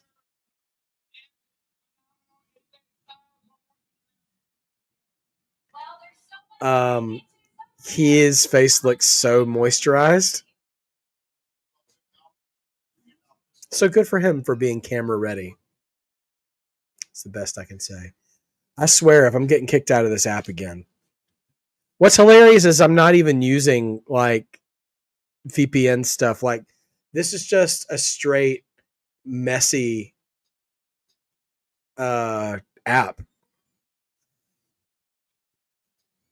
Come on. It's interesting though that you say LA Knight, because I feel like LA Knight and Joe Hendry give me similar vibes. Like, yeah, they're not the same, but it's like they're the same type of. I could see both of them standing around the same grill at a barbecue. Yeah. Yeah. No, like I'm just using this straight up, Sophie, and I've had more problems with this than I have with anything I've ever used VPN for. Yeah, I totally get why people don't do TNA pay-per-views. It's a pain in the butt to try to run. Okay, so this is Tessa Blanchard. Her dad was one of the original Four Horsemen. Oh, okay. Back in the day, Tully Blanchard. Okay. And I'll tell you more about her parental wrestling heritage some other time. Okay. But so she is a bit of a prodigy, but also maybe not has been accused of a little bit of the racism in locker rooms. So fans don't like her at all, justifiably, for that. And she's going to take on Indi Hartwell, who wrestled in WWE for a little while. I don't know if you would have seen Indi Hartwell on TV. She wasn't used a lot on TV, but she was she's New Zealand. I think she's from New Zealand, but she was in NXT a lot. She was friends with like Johnny Gargano and his wife Candice LeRae and stuff. And they had like a little family group faction called The Way that she was a part of. So you might visually recognize her. I don't know. But yeah, they're in Long Island, so they're absolutely going to let Tessa hear it, probably. We'll see. So she'll probably get booed a lot, but also probably a pretty good wrestler. Interesting. Yeah.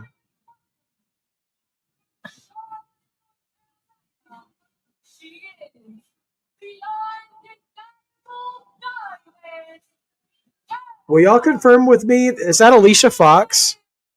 The former Alicia Fox from WWE, back from like the Divas era, that's with her? It's interesting if you're saying that she's been accused of racism, that they have paired her up with that lady. What was her name? Victoria Crawford is Yeah. her, yeah. Maybe trying to turn down the heat on that. Yeah. Thank you guys. All right, thanks for confirming. Yeah. Yeah. They're like, oh, see, we love you. Yeah. Oh, look, I have a black friend, guys. Guys, I have a Black Panther shirt on. See, everything's fine. Wakanda. And there's Indi Hartwell. Yeah, if the racism stuff's really true, that's like unacceptable and really ugly and terrible and stuff. And purely from a wrestling fan perspective, I'm so disappointed because I can't think of another wrestler in wrestling who I wish I could like if it weren't for like that just awful stuff. Because I mean, she comes from a horseman family, and like, I mean, I guarantee you, if she was probably easier to get along with in the locker room, she'd probably already be in WWE, and they'd probably be working her and Charlotte together doing something already. Yeah, Tully. Yeah, he was in AEW for a little while as a manager. I remember that he and Arn Anderson both were there in TNA for a while. Arn Anderson was mentoring Cody when Cody was in AEW. And then Tessa. Oh, 100%, George. And we are not defending Tessa at all. I'm not defending Tessa at all. She did it to herself. And I'm not saying it's easy forgiveness, but it is easy to apologize for. For sure. Like, And then let people forgive or not, right? But like you own your crap and fix it. Right. Yeah. That's all you got to do.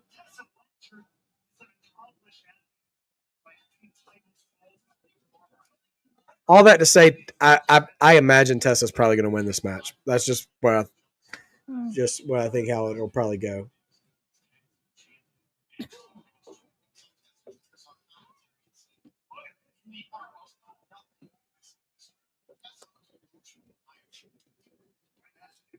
The pants are interesting on Indi. They look a little casual. It's the loose fit. Yeah, it's the loose fit. Dude, I would have loved Charlotte and Tessa as a tag team. Not now. I actually really like Charlotte and Alexa Bliss as a tag team. Apparently their name is called the Alliance of Convenience. And they both wear matching t-shirts that say we're not friends. Love it. Yeah. And like they like visibly come out to the ring and get on each other's nerves and stuff, amazing. But still work together. And I'm like I like that. They're like actual sisters. Like they're just at each other's throats, but they'll still work together when it counts. And I'm like, good for Charlotte, like getting a story where she can actually show some personality and stuff. Because we all know she's a good wrestler. Do we know that? I don't know, but I know that. Okay, well, she is. Charlotte's a good wrestler. She's been a bit of a boring character for a long time. She comes out of the ring with her expressionless face. We can just agree to disagree. Okay. All good. To be fair, WrestleMania was was the most recent thing. Have you seen her with more? I've seen her for years. Okay. All right, cool. I don't dig her. That's all right. That's fine. I'm not gonna try to convince you. I think she has a boring personality, and I think she's lackluster in the ring. Okay. Period. End of sentence. Let's see. George, that's right. Tessa did come out in braids one night, like Latina braids. Oh my goodness. One night, yeah. She's trying too hard. Yeah. Like, how about instead of doing all the stupid work, you just do the real work of apologizing? Easy. Yeah. It's that simple.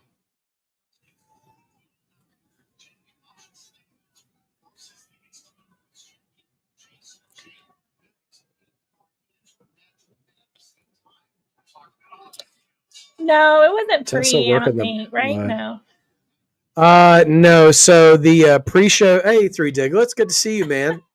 Snuck right in here.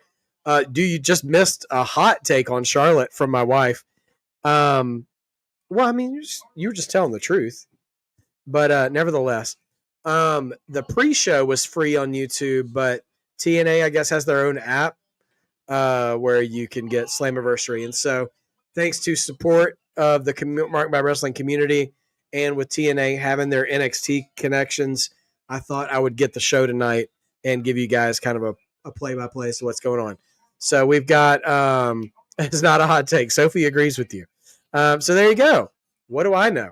Nothing. No, just kidding. Sorry. Everything. Yeah. Sorry, Becky's like a real big Charlotte defender, and I've tried to meet her in the middle too many times, I think, just so I don't cause any fights, and I forget that more people don't care for her. Nevertheless, we've got Tessa Blanchard and Indi Hartwell right now. TNA Plus, yeah, that's the name of the app. The plus stands for problematic, because it's booted me out multiple times tonight, and I'm not even doing anything suspicious. I'm just trying to watch a show that I paid for. Yeah, I don't know that they love all the heels, Sophie, but they do like a lot of them. I am a more of a traditional fan. I like the good guys. I like to root for the good guys. I like to go along for the story. There's some heels that I am entertained by. I feel like you had a little, I don't know, stretch early in our like dating and early marriage. So you loved all the heels. I know what you're talking about, and I know what you're talking about in that era, and that's because the biggest babyface was John Cena. And I couldn't get into that iteration of John Cena. Right. And that's not all John's fault. It's like when they were really... But you loved everybody that was a heel during that time. Well, also the heels back then were like CM Punk was a heel then. Yeah. Randy Orton. 09 Randy Orton. Come on, chat. 09 Randy Orton. It was okay to be on par with 09. The baby faces were like John Cena and Triple H, and Jeff Hardy. He was babyface. He was good. Yeah. Anyway, yeah. Edge when he was more entertaining. Yeah. Yeah, that was a good heel year. 09 Orton was a menace. Yes. Oh man. Sorry. She kicked her leg right out. Yeah. Nasty work. And she's been working on that leg some throughout the match. So I wonder if she'll. Oh, okay, Indi.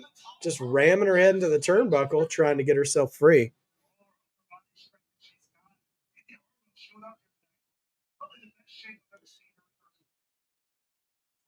Oh my! Oh man! Gosh, the keeps kicking that. Is like killing me. Oh my gosh! She's like kicked her hard in the thigh too. Man.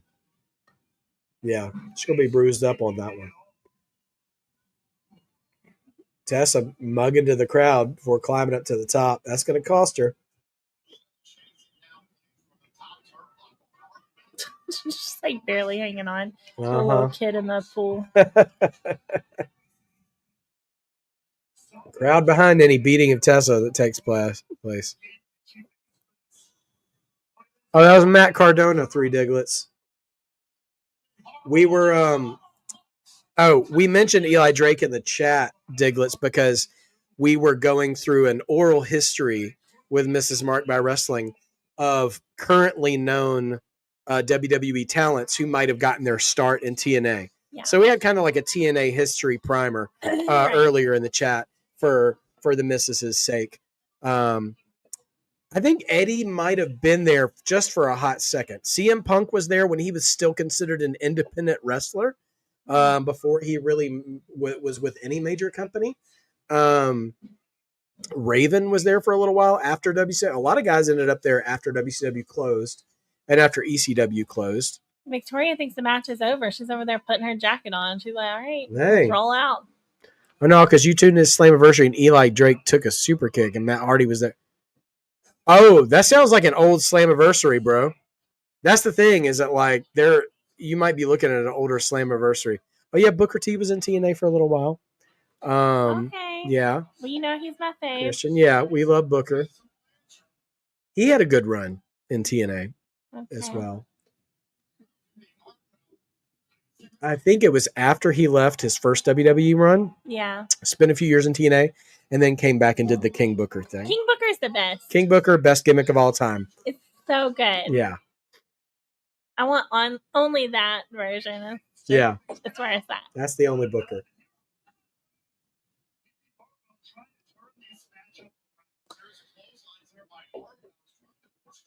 I think it's good. I mean,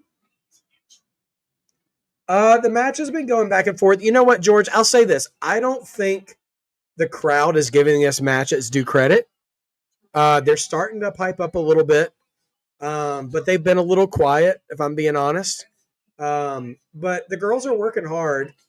no, I think it's good. I think the transitions are slow, and I think that's why it's hard for the crowd to stay in it. Yeah. Like, everything they're doing is good, but for some reason they're like slow-mo in the transitions, and then the crowd is kind of like gets dull. It's dull. You're right about that, because the first match, Ali and Alexander, they just went full speed. Yeah. The second match had 8 guys in it, so whenever 2 guys slowed down, another 2 guys picked up. Right. And so... and they're not doing anything with the transition. Like, you have to at least like give some trash talk, give some looks to the crowd, Right. do something. But they're just like right. slowly walking around. And one of the things between moments. One of the things that makes Roman Reigns a special wrestler, and Braun Breaker is starting to do this too, he did this on Monday, was when he could feel a slow moment coming, he'd start trash talking really loud in the ring. Yeah. Or talking to the camera or something. Yeah, because I think their actually wrestling work is good, you know? Yeah. And like, I'm entertained by that, but I think it's just they're not handling the transitions well. Yeah, you have to keep telling the story. Mm-hmm. Mm-hmm.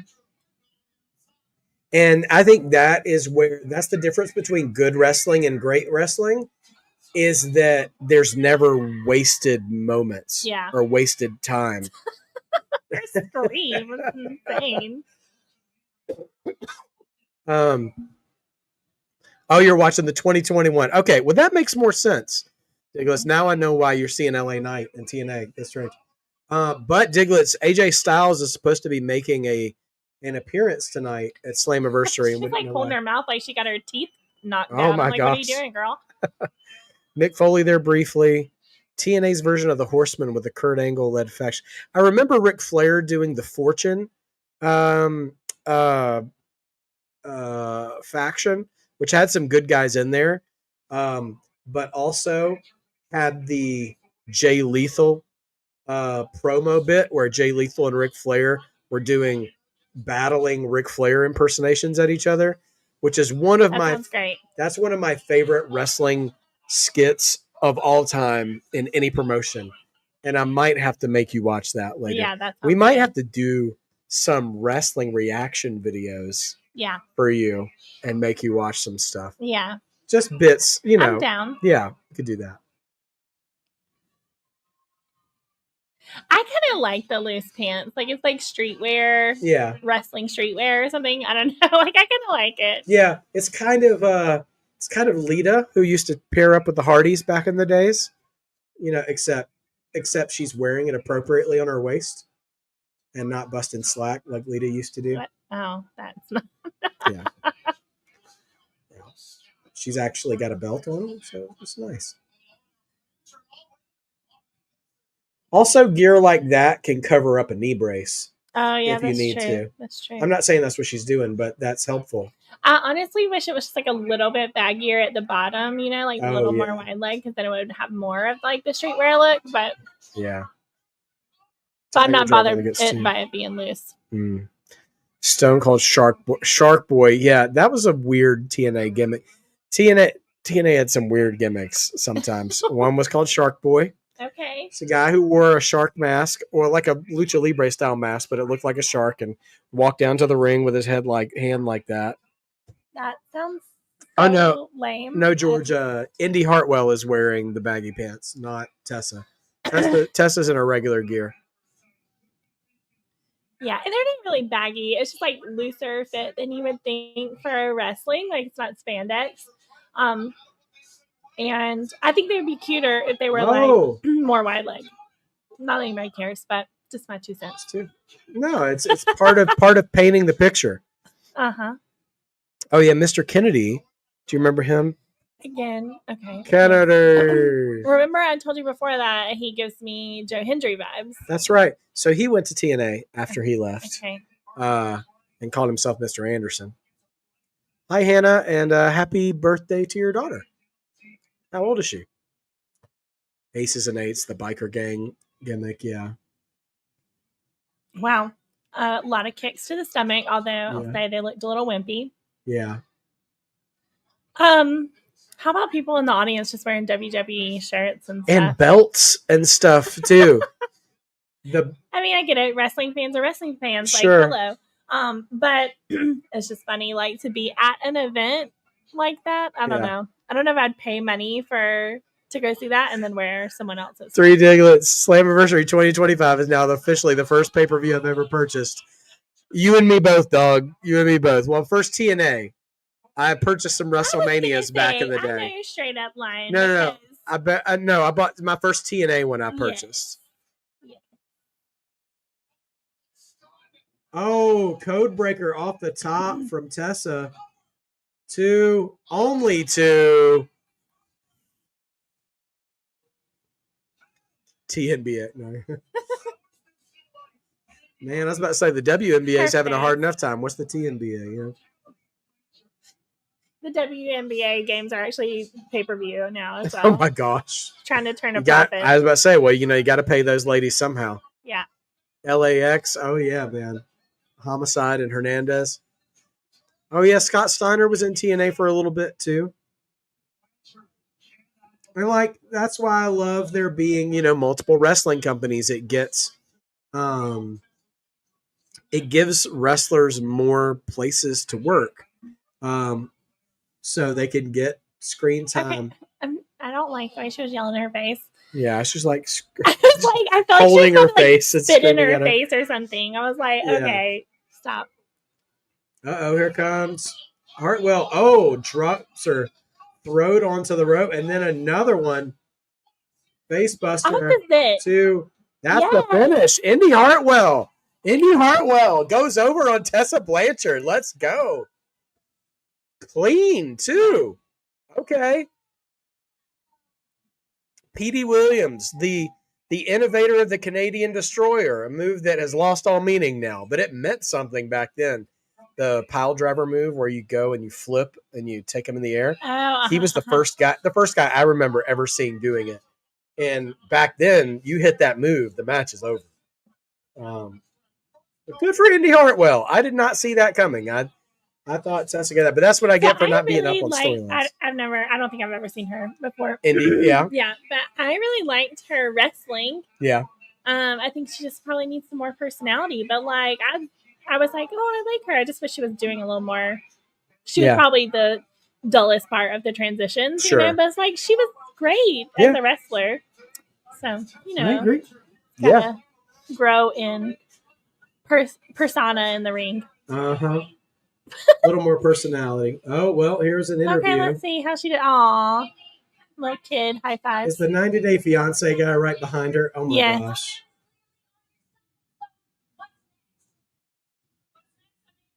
Oh, and I think that's his fiancé. The guy? No. Oh. No. Oh, the lady right there? Yeah. Oh!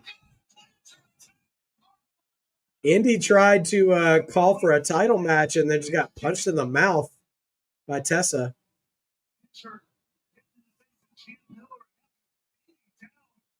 Oh! Tessa smacks the ring announcer. What? Oh my gosh, she's got the ring announcer on the steps. Tessa's beating down the ring announcer. Now Indi's back up trying to fight. But Indi is getting restrained by Victoria. What kind of nonsense is happening right now? This is some Jerry Springer stuff. Yes, like literally who smashes the ring announcer's face into the steps? Yeah. Tessa's such a bully. She's like such a bully. Literally rabid. Like what? Right. Man, oh man. Now that felt so random and awkward. What?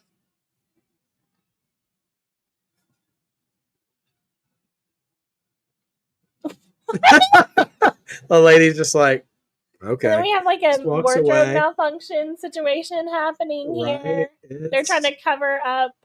Like, no, Wow. that was not. They did not need that segment. Okay, like that was no. Yeah. They're trying to put extra heat on Tessa, but yeah. No. Well, there you go. I didn't like that. Oh, gosh. Could you imagine if Tessa gets into the... Well, she lost the match, so I don't think she should be in the world title picture anytime soon. But, yeah. Now I'm looking at the 90-Day Fiancé guy. Okay. All right. Now the broadcaster's doing the serious voice talk. Tessa should be suspended.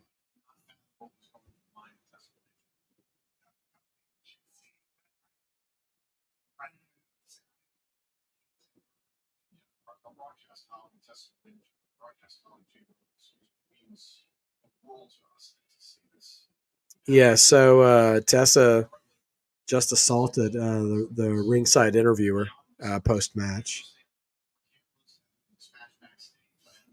Yeah, don't you think that was her? That's her. Oh, yeah, that's absolutely her. Yeah. Yeah.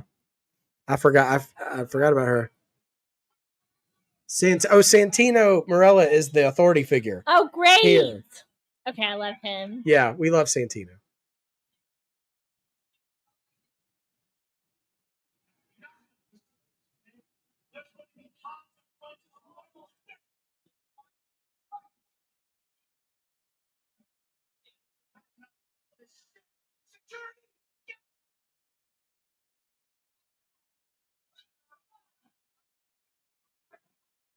Okay, well, Tessa has been ejected from the building. All right, okay, it's time to put on the glasses, everybody. What if Santino suspends or ejects Tessa Blanchard and she shows up in NXT? Boo. But that could happen. It could happen. It could happen. That It might could be what's happen. happening. It That could. might be why they put that stupid segment in there. It could happen. 3 Diglets, you see the vision. Yeah. You see the vision, my man. I know you see the vision. Book it, Trips. Exactly. Book it, Heartbreak, man. Can't call him Heartbreak Kid anymore. He's gone are the days when Shawn Michaels looked like this. You know, this is all gone. He's a little bit shorter, you know. Neck's a little bit longer. Less buff. Yeah. Not that he's out of shape. I'm just saying. He's just a sexy boy. He's not hitting the gym, you know. Yeah. Okay, but the 90-Day Fiancé thing. Yes. I'm still on that. Yeah. Because they're not together. They haven't been together since. So this was a publicity stunt? 2019. For 6 years? Yeah. So I think the guy in white in the middle is her actual husband or something? Or husband. But they're just there together because they were on the show. Bro. So random. Anyway. The IInspiriation, formerly known as the Iconics. Why are they the screaming? Right. They had a match earlier tonight. They cheated to win. Okay, TNA, you need to have a boom mic. I can't hear anything these ladies are saying. And the Iconics are loud. Which one are they? The ones on the right. Oh, okay.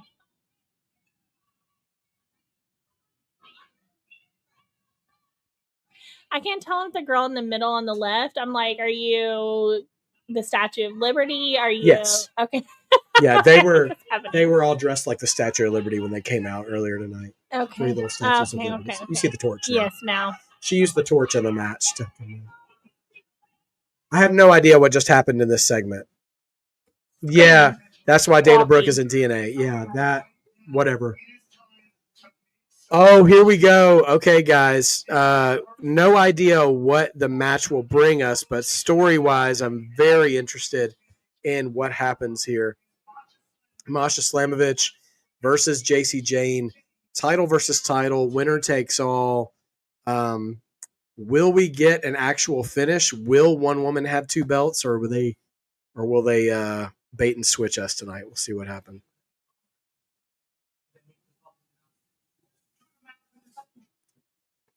Oh my gosh, with the app, signing out. the app again.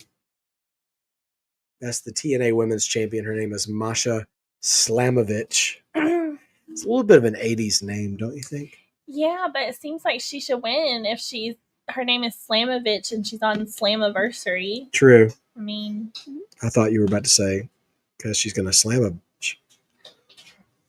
I didn't say that. I thought that's where you were going with that, but it's not. But Slammiversary, Slamovich, those things make sense. You know what I mean?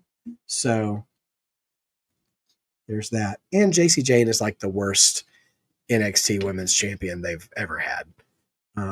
So she don't need to be winning 2 belts. All right. What you got here, Diglets? All right, let's see. Steven, there is a part of me now that thinks WWE said, okay, Jacy takes the title and we'll let Styles make an appearance. Hell, we'll even throw in The Undertaker. Bro. Don't tell me that's why they're letting AJ show up, dude. I was joking with you on Tuesday when I said they were going to give Jacy 2 titles just to be petty to Mandy Rose. Okay. You remember Stephanie Vaquer. You know her. Yeah. Yes, I know. So she was the women's NXT champion and the North American champion at the same time. Right. And they made a big deal out of the fact that she was a double champion.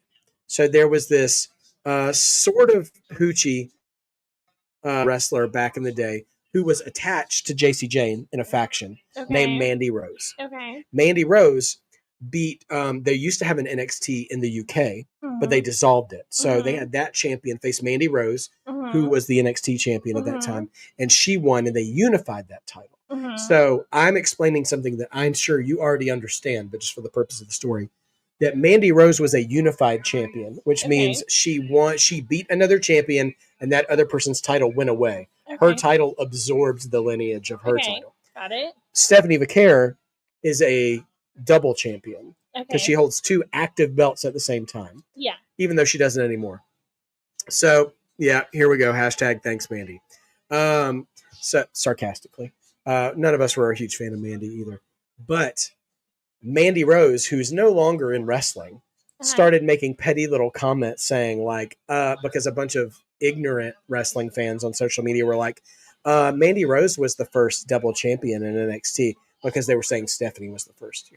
And all the other smart ones like me and our friends and family here were like, there's a difference between a unified champion and a double champion. Right. And Mandy was not a unified champion. So now I joked with 3 Diglets and some of the others on Tuesday.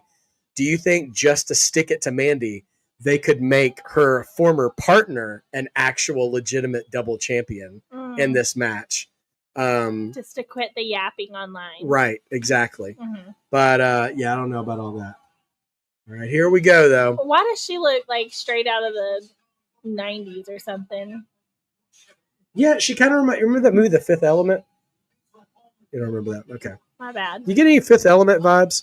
I planted the seed. I know, like sometimes I just spit out ideas. I'm an ideas man, and sometimes things come out. I'm like, I shouldn't have said that. I hope nobody was listening. But well, yeah, those semantics. They're always listening. They're always listening. Triple H on his burner account somewhere is like, that was a good idea. Do you want more drink, babe? I would love some. Thank you so much. My bad. Johnny Rod's former wrestling trainer. Oh, the Baby Bowl. I know. Yeah, I know. AJ's got a real thing for the Baby Bowl. I don't know why. Yeah, no, Jacy Jayne is the least impressive NXT Women's Champion. Remove her from that lineage, and you've got a real murderer's row of women's wrestlers. Shayna Baszler, Asuka, Rhea Ripley, Bayley, Sasha Banks, Charlotte, Paige. Was Natty ever a champion? I don't remember. Rhea Ripley, I think I said her, but Lyra's not a bad wrestler. I did forget her. She's not a bad wrestler. EO. Yeah, EO. Let's go. Oh, man. Don't be licking the title like that. Jacy, it's been places. Come on, girl. Stephanie, Julia, Roxy, Becky Lynch.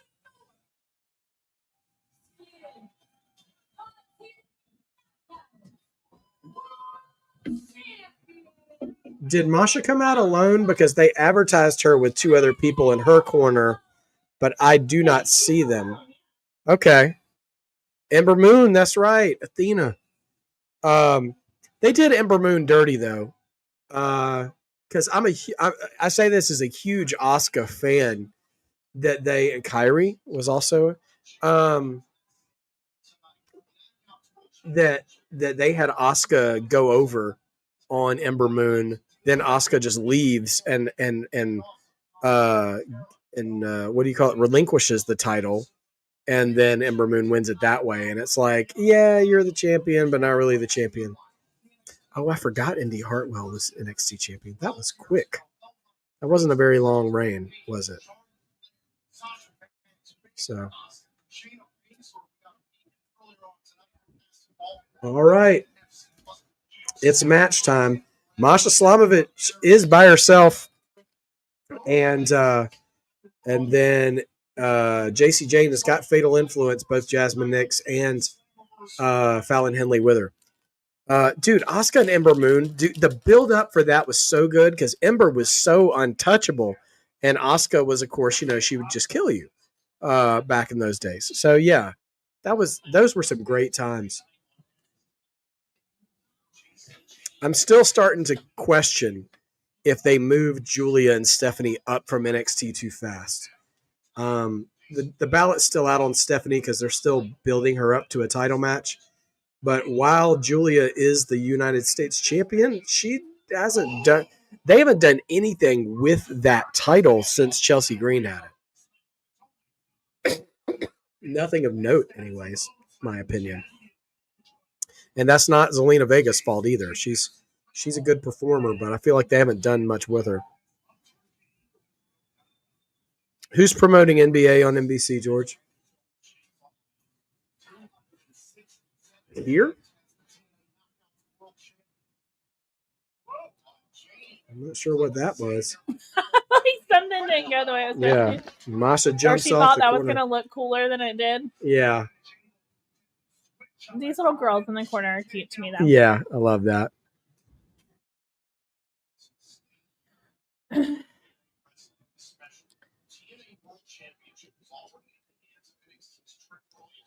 Jasmine Nix already getting involved. And she, boom, just eats a shot from Masha.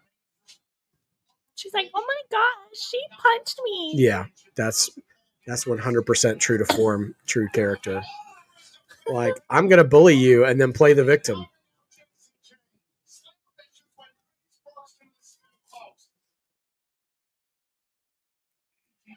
Jacy. Somersault senton off the apron. It's kind of annoying to have all 3 of them and just one of her. I don't like that. Dumb. Yeah. Stupid. Yeah. That's the booking doing its job and making us all mad and wanting to see her get beat. And I share that with you. I'm super annoyed by them too. Like, me saying that doesn't make it better. I get it. And I think if I cared about her, like, it would probably be doing what you're saying. Like, it would make me mad enough that I'd want to root for her, whatever, or be more happy when she wins or whatever. Yeah. But I'm more like, because I don't know any of these people, I'm just like, this is a stupid matchup. Yeah. Well, you know what?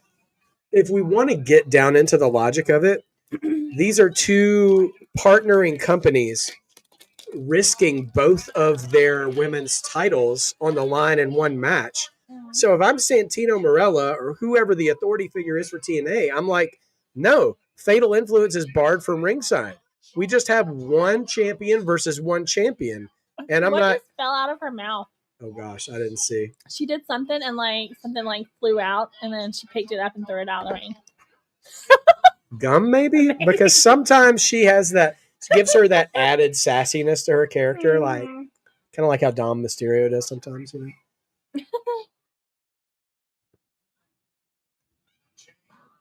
I gotta be honest. I'd rather Jordan Grace had been in this match. I feel like it would have been a little more exciting.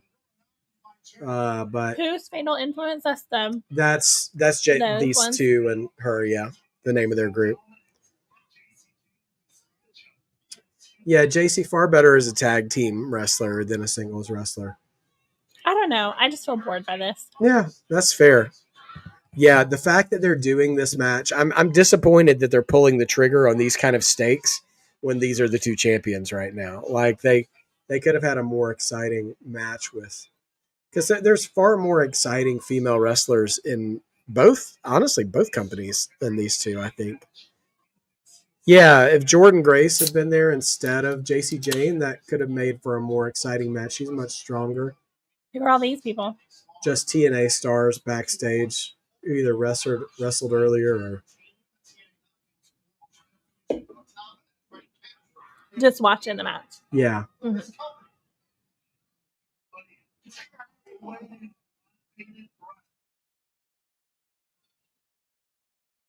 But yeah, the crowd's kind of quiet. Yeah.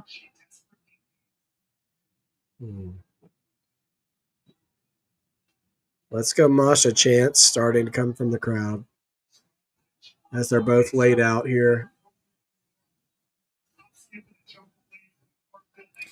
You know what else I don't like? And this is just like non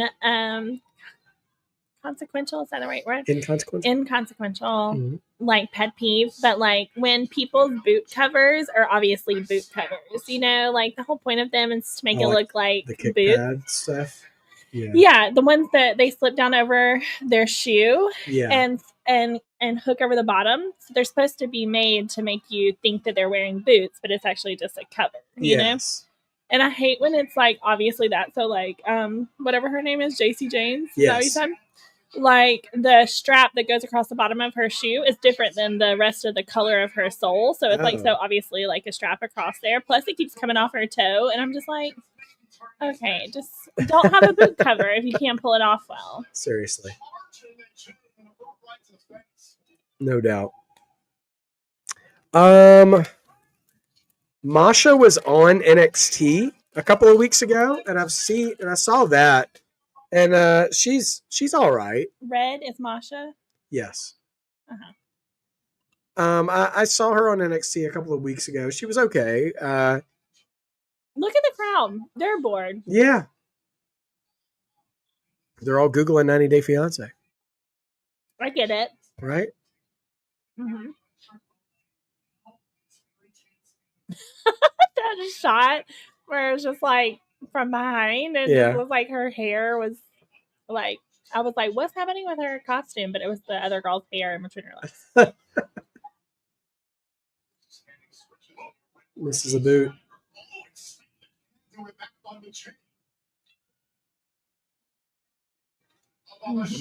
Oh gosh. Yeah, they're just like not seeing the match they wanted to see. Yeah. Mm-hmm. Yeah.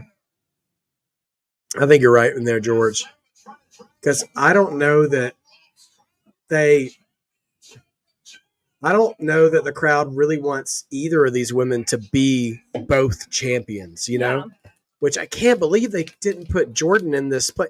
Because the person that I keep talking about, Jordan Grace, was a women's wrestler in TNA less than a year ago. Okay. And then WWE got a hold of her. And she got her contract expired. She came to NXT. And she's been in NXT since then. She was really popular in both companies. So it makes sense for her to be here.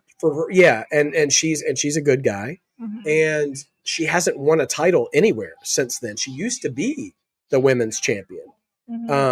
And so I feel like with the way the crowds kind of hate Jacy Jayne as the NXT champion, like it would have made more sense. I think the TNA crowd would have been warmer received to Jordan being both champions instead of out of anybody. Jacy trying to powerbomb Masha out of the corner, but it ain't happening.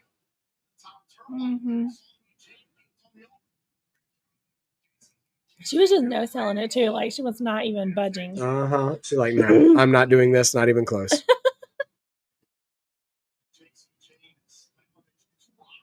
All right.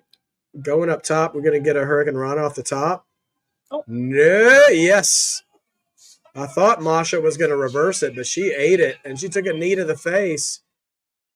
1, 2, just 2. Jacy cannot believe it. Yeah. I got nervous. I don't know. What do you think's the ideal of this ending? I don't know. This match not going great. Oh, Jacy's got the belt. Fallon gave her the belt. Now her and the ref are fighting over it. And now she's got Masha's belt. It was a swerve. Hits Masha in the back of the head. The TNA belt's right there, Jacy.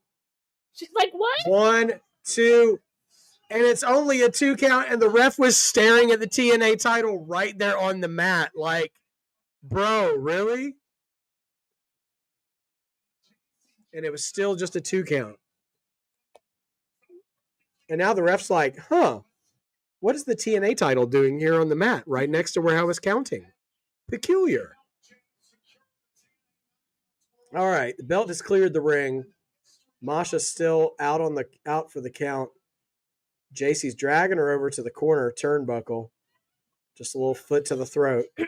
Right. Just nothing. It is some WCW logic, 3 Diglets. I'm ashamed to admit, man. The worst of WCW. But you know what I hated the most about WCW? Not including Russo. Senton, nobody's home in the corner. Now Masha with the Bryan Danielson style knee there. Dusty finishes, 3 Diglets. Those are the ones that I hated. Okay, now Fatal Influence distracting. Okay, here come the friends. Okay. That didn't come with Masha to the ring for any reason. They just look like they're wearing like cute club outfits. Right? It's like we just came from the club.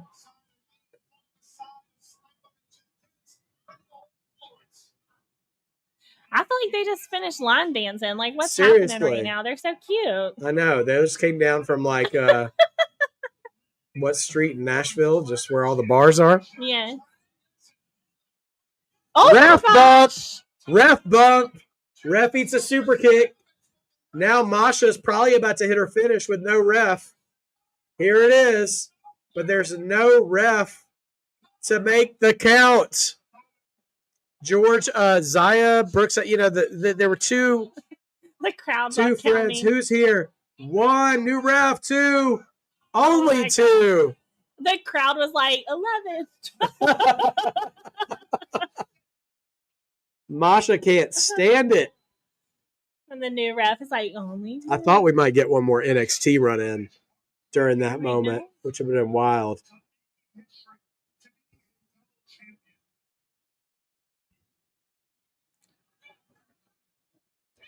All right, we got a new ref. She's enraged. No outside interference. All the outside interference is gone. It's just Masha and Jacy. Going for a pile driver. No. Oh, reversal. 2. Another pin reversal. Oh, my God. No. Spinning fist. Nope. Misses it. Roll up. That's going to be it. No. No. Oh, my God. Oh, my gosh. Masha just face planted on the turnbuckle. Spinning back fist. Oh. Jacy got her.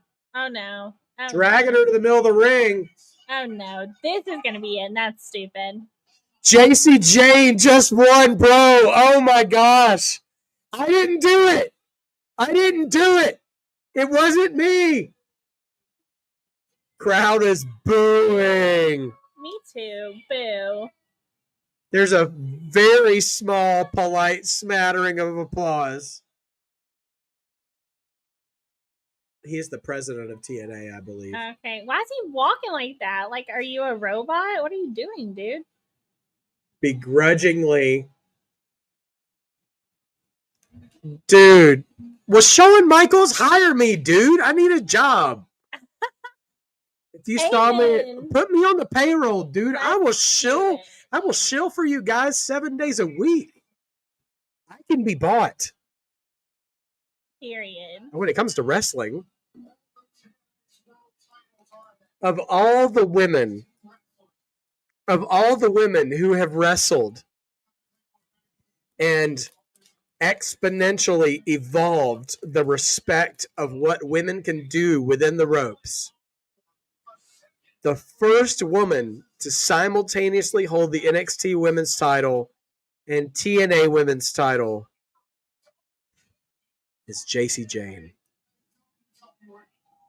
I'm talking Asuka, Rhea Ripley, Bianca Belair, Naomi, who wrestled in TNA and is now a world champion in WWE. Jacy, by golly, Jayne.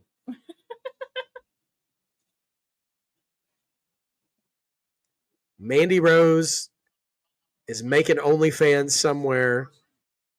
It's true. That's what the internet says.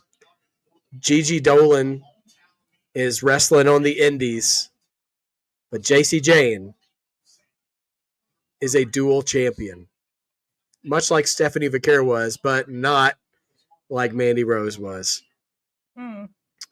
Hashtag thanks, Mandy. 100% correct, 3 Diglets. Oh my gosh. Well, guys, if that just infuriates you to no end and you just need to spend some money, please consider supporting the channel as we climb to Super Chat status. Thank you guys for being here as we are watching Slammiversary. History has been made, and now Jayne, Tuesday, you guys got to rock with me on Tuesday when we watch NXT because I got to know where we're going with this. Because now Trick Williams is TNA champion and Jayne is a TNA champion. That is absolutely bonkers. You know what, George? You raise an interesting point. If she's defending one title or the other, what if... All right, Sean, listen, we're going to fix this real quick. We're going to fix this. You defend the NXT Women's Championship against Blake Monroe. You drop that title to Blake Monroe. Jordan and Blake Monroe wrestle over the NXT Women's Championship, and Jayne and all of Fatal Influence go to TNA. And she can defend the TNA Knockouts Championship, and you get her off NXT television. Get her off. If you need my resume, Sean, you can email markedbywrestling@gmail.com. Obvious reference. Just pay me a livable wage. I don't need Randy Orton bus money. And unless you're not going to pay for my travel, in which case I absolutely will need that. But we can talk about that later. Just help a brother out. I've been rocking with you guys for 40 years. Right. All right. Okay. Well, I'm still trying to process what we just saw. But coming up next is the X Division Championship, Moose versus Leon Slater.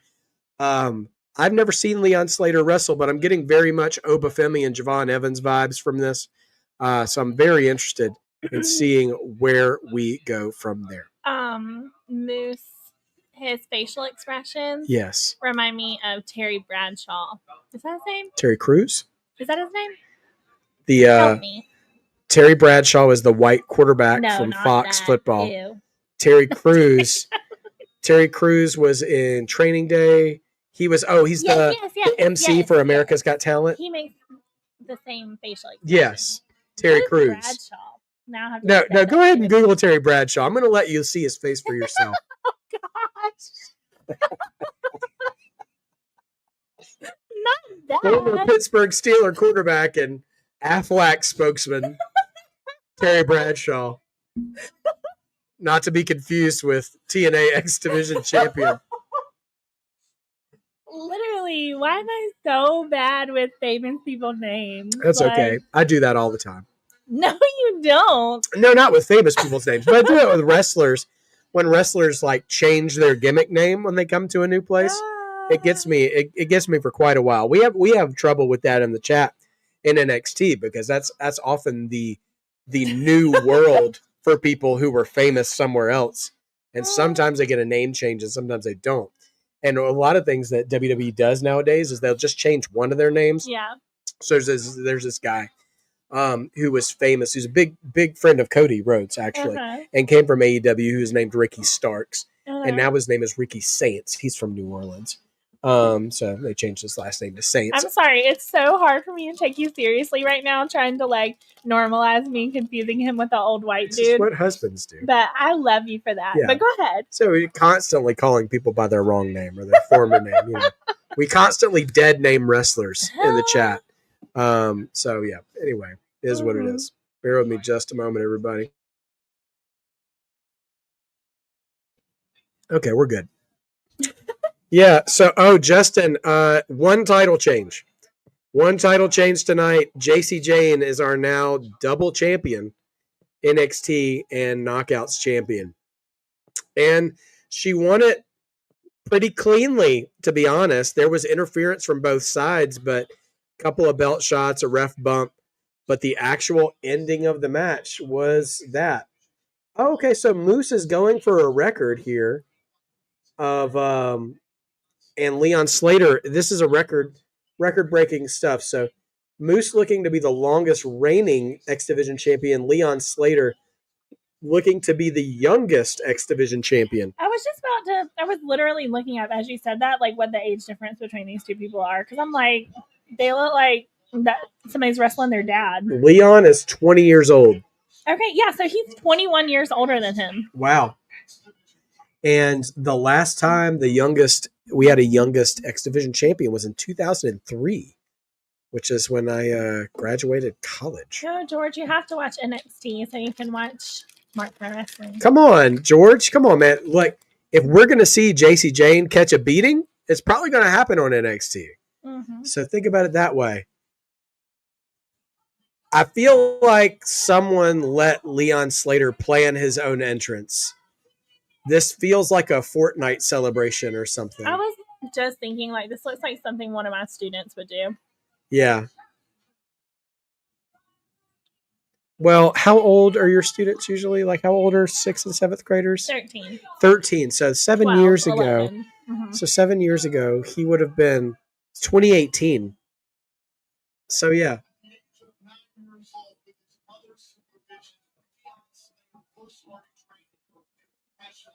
Mm-hmm. Wow. I've got to stop thinking about what year it was when they talk about how young he was. Yeah. This guy was born after 9/11. Yeah. Yeah. So some of you probably were too. So I'm just going to not dwell on that too long. Rickardy, hey, man. Great timing. We have a new Knockouts champion. So I hope to see you on Tuesday as well because Jacy Jayne is now holding all the titles. Trick Williams can't possibly retain tonight if an NXT wrestler already has the women's title, also still hold the men's title. You don't know what they're going to do. What are they? I mean, if they're giving them AJ Styles tonight for something. Well, they're not giving. Well, they're not giving him AJ Styles, but like, hold on. I hope AJ is there to do something more than just take a victory lap.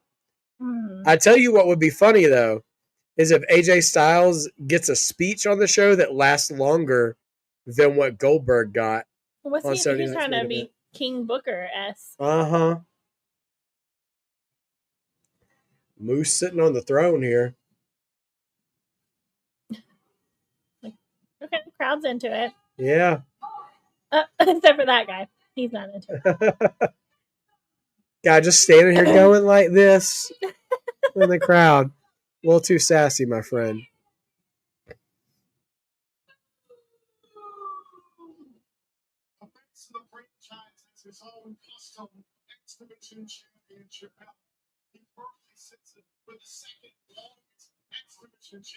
Mm-hmm. They did Masha Slamovich dirty, yeah. Yeah. Yeah, I don't know what's next for the women's division, man. I can't believe they did that for Jacy Jayne. Yeah, Jacy Jayne is the double champ, not the unified champ. Is that tape or paint on his arm? I don't know. I think it's paint. Okay. I like Because it. if he's got that much KT tape on, he doesn't need to be wrestling. I mean, it's clearly for the but gear. I love it though. Yeah. Do you remember when Sting would have his paint just like melting off of him? Oh yeah. Yeah. It's rough stuff. Yeah. George, no, NXT is not on Peacock. NXT it's on the CW network locally. It's also, if you can get a VPN, you can watch it on Netflix as well. Literally looks like a father-son wrestling match. Yeah. I mean, they don't look like each They're other's related. father-son, but just the age difference. Yeah. I know. Moose is like, I'm tired of you coming in late, Leon. Like they're just. Oh my gosh, this app or whatever is annoying. It's the app. Yeah, I don't know what Gail Kim and Mickie James probably feel like about the title being moved over. Although both of them, worked in WWE too, so I don't think anybody's going to be that worked up about it. Like there's a plan involved. I think if anything, if you were going to do that, I just can't believe that Jacy Jayne is the one they picked to give that honor to. She must be heavily respected backstage. And granted, she's been in NXT for a long time, and she's done a lot of consistent work. Okay. So we could have a sleeper match. Oh, Moose got him. Powerbomb? Nope. He should. Oh. Moose. I was gonna say he should have thrown him into the stairs, but then Uno reverse. Okay. The paint is not as cute up close. It's cuter further away. It's not made for HD. Yeah. Babe, do you remember like back when we first got married and like it was like when HD was like just coming in like all the cameras WWE HD. And they were not ready for it. No, they were not. And like you're like, oh no, these wrestlers were not prepared for the high that definition. Was when Sheamus was like a rookie. And he was, he's always been so white, but there was just a lot of people that you're like, the tanning was really exposed. Just a lot of things. There's a lot of things. A lot of things that were not ready for high definition. Yeah, no doubt. I feel like every week we're like, oh gosh, what happened to him? He just whipped him right into the corner, and he just like flipped before he even hit the corner, and just his back slammed into the corner. Like he hurt himself like a little kid. He's like, help, Dad. I see. I see.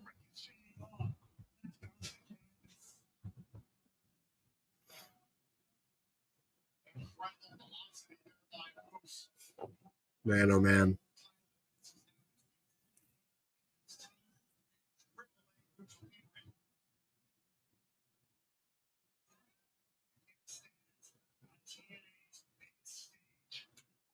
Man, solid chop by Moose, just knocks him right down.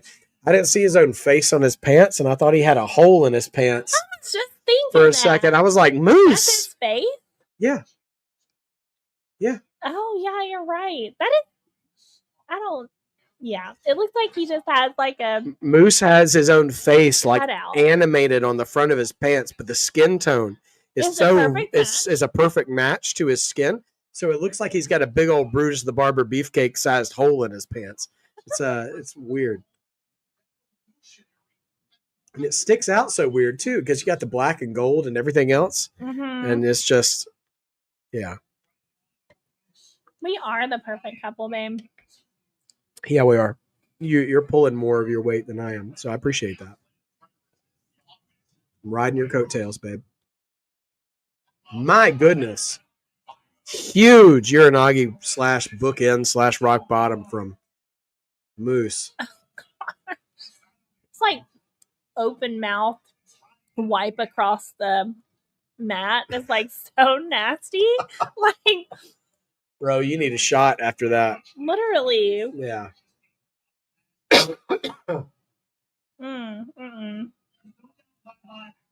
This match is what the old timey commentators would say is moving at a deliberate pace. Slow. But I mean, every move is hitting though.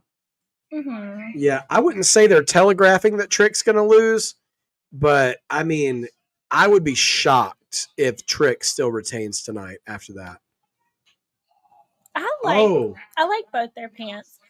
I like I mean the face is throwing me off, but like everything else is like comic. Yeah. Like a comic pop art type thing. Yeah.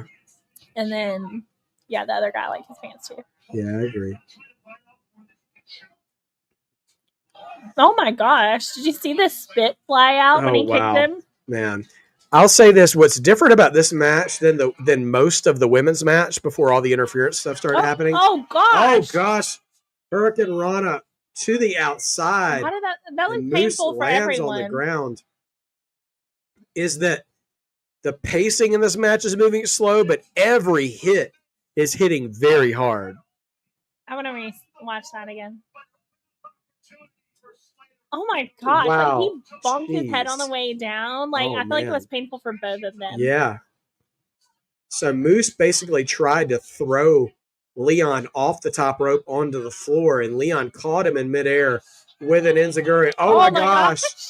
Almost a Hurricane Rana diving out of the ring, and Moose caught him in midair and has him in a powerbomb position. Oh. Another Hurricane Rana reversal, though, by Leon Slater. Out on the entrance. On the entrance ramp. Moose is having a rough night, y'all. Yeah, Darkstate could get involved. I mean, we still don't know if they have a loose affiliation with Trick Williams or not. Hi, puppy. Oh my gosh. Man, Leon Slater is an agile dude. Yeah. Dude, can we do an NXT TNA Worlds Collide match event? And let's just go ahead and do Leon Slater and Javon Evans. Like, do that match or make them a tag team if you want to. Get them in the ring together with each other. They would have so much fun.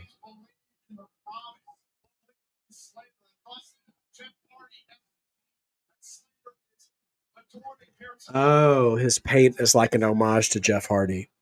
Okay. Like a role model. Mm-hmm, mm-hmm. You know, when he was like 4 years old. He's like, oh, my back. Right. Meanwhile, Moose is like, you're not old enough to have a back. Right. He's like, take your time, young blood. Pop-up powerbomb. Wow. And he just splats Leon right in the middle of the ring. Oh, I was like, dang, is that going to be it? Right. No. Yeah, if Leon wins, that would be a career-making performance because, I mean, they've really built up Moose as the X Division champion. And he's good, though. Yeah. He's like sailing all over the place. Oh, yeah. Man. I mean, Moose is like catching it every time. But still. Dude can fly. Yeah, it would be huge, George.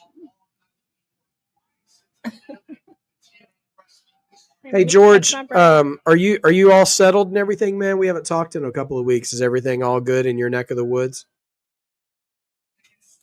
Oh, my gosh. Just chops a backflip right out of Leon Slater. By the way, we still have a 4-team ladder match to go for the tag team titles. We still have Trick and Joe Hendry and Mike Santana as well. And I think that's... Yeah, those are all the matches. We have 2 matches left after this.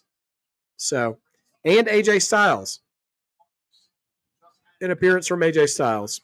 Yet to come. This has been a pretty good show, though. Yeah. Like, this feels like kind of old school pay-per-views where the matches get better as the show goes along. Which is, you know, the old kind of an old school presentation. I appreciate that. I'm sorry. Take it your turns. Yes. Chop fight. Clothesline. Moose is like, no, dog. Another clothesline. Moose is like, try it again. Try it again. Oh. Spinning clothesline. Oh my gosh. Leon flipped so hard he kicked Moose in the back of the head, though. I know that wasn't intentional. Buckle bomb from Moose. Moose just makes everything look like, oh my gosh. Leon finally takes Moose off his feet. George, everything's all good. I'm still living with my brother at my class in a couple days. All right, man. All right. Just checking in on you. Justin, do you think TNA tag titles or X Division title would be the next title going to NXT? No. I don't think TNA is going to keep shifting titles to NXT. I don't think that's happening. I think that would be insane. Yeah. Like the men's title and the women's title is more than enough. Like the Trick Williams experiment has been fun. I'm very surprised that Jacy Jayne's got the women's title. He was like walking now. over like he was out to punch him. And he was like, no. I gotta say, Moose is impressive to watch. He's not like a fast wrestler, but he's just like he's like a walking steamroller. Like maybe he doesn't get to you fast, but when he does, he just obliterates you. Yeah, and like an immovable force when you're trying to take him out. Yeah. Mm-hmm. Stop it. Oh my gosh, TNA. This is why you suck.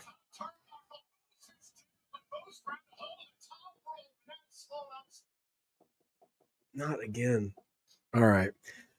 I apologize, everybody, for the crappiness of TNA's app. Just constantly making me lose my mind because it like seems like it always happens at the height of action. Right. It really does.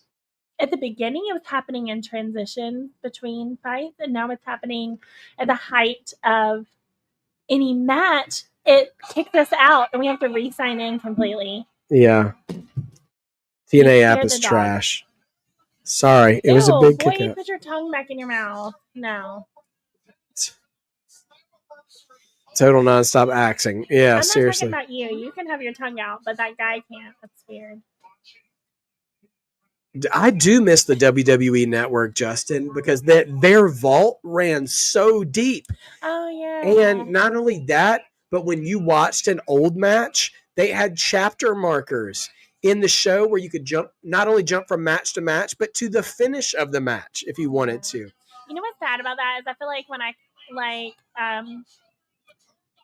Moose misses a spear. And how'd you get rid of a bunch of DVDs? It was like because everything was on the WWE network. Yeah. And now that's not in existence. That's hard. Sorry, I'm a bad wife. You're not a bad wife. I had a very extensive WWE DVD library. Very extensive. But I also used to have that was the past. Leon with a huge spear. Once this channel becomes just larger than life, I'll rebuild. I'll rebuild the libraries. Some random person who bought it from us in 2014 or something. Swanton 450. Only two. Leon Slater has got the crowd in the palm of his hand. I give him credit. Sophie, you need to be a more forward thinker. Eventually I bet WWE Network could have probably taken over TNA's library. But I will give WWE credit. Their YouTube channels are doing some really great work. They have the WWE Vault that has like never before seen stuff, and it's clearly curated by actual wrestling fans who work for WWE. Because they're not just giving you the 10 best Roman Reigns matches because Roman Reigns is popular right now. That's been the best move since Vince is gone, is that they have fans. Yes, absolutely. The The WWE YouTube channels are such pro fan moves. Their WCW channel is phenomenal. Their vault is amazing. Like it's all free. Like leading up to the Great American Bash, they uploaded old 80s Great American Bashes from WCW and stuff, and it was great stuff. Yeah, great stuff. So Leon Slater getting geared up here, trying to throw more at him. Springboard. Oh, he gets speared out of midair, but smartly rolls to the outside of the ring. Gunther and Ilya, yeah. Oh, that's right. Yeah, they finding a match between Kurt Angle and Owen Hart when Kurt Angle first came to the company. Obviously, before Owen passed away tragically. Moose come charging around the corner, but code red on the outside by Leon. But you got to get that big Moose back in the ring, though. Can he capitalize?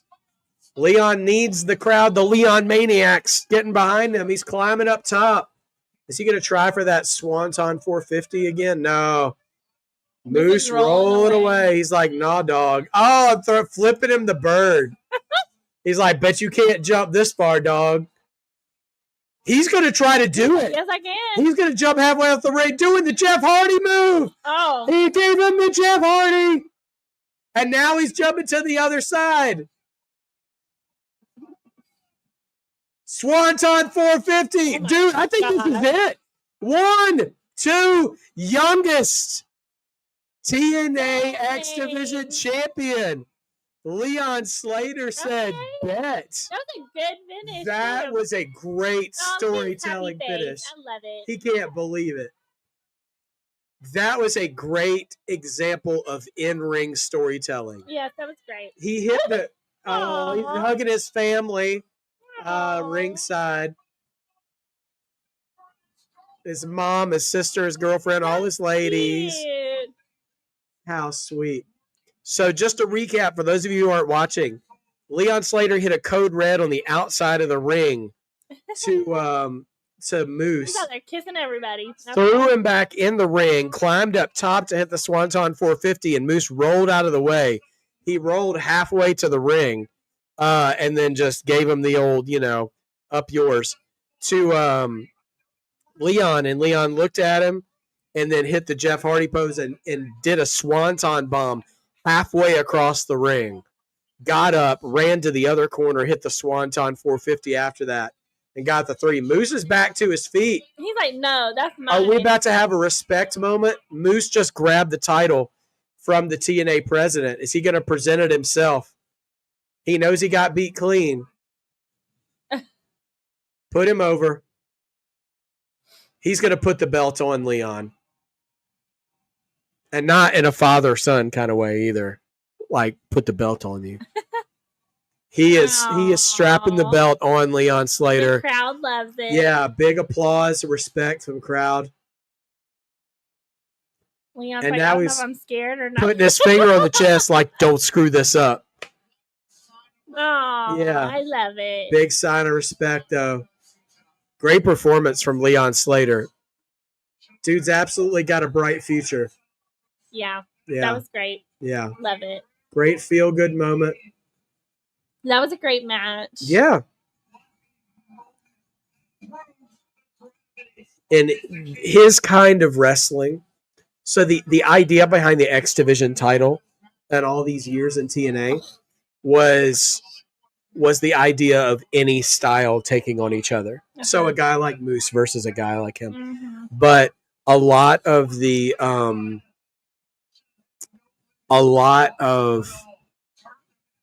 most historic champions were guys who kind of wrestle like Leon, though, who do this crazy stuff. Like AJ Styles was an early X Division champion in his younger days. I loved that match because they made the unlikely win believable still. Yes, absolutely. It was good. Yes. That was an underdog win that you could believe. Yeah, I like that. That's a great example of believing making wrestling better in that. Is AJ... Wait a minute. Am I behind? It says I'm live. Here he is. I just said that. He's Former running X around Division the ring. champion. Around the ring. And he's here with, this is his old TNA music too. Long Island just woke up for AJ Styles. Did he get a haircut? No, he didn't. Okay. It was just tucked This is in. tucked in. Can't get rid of those silky locks, babe. No. He worked so hard to get done with the soccer mom styles. Shut up, Three Dicklets. Just hit him with the Styles Clash.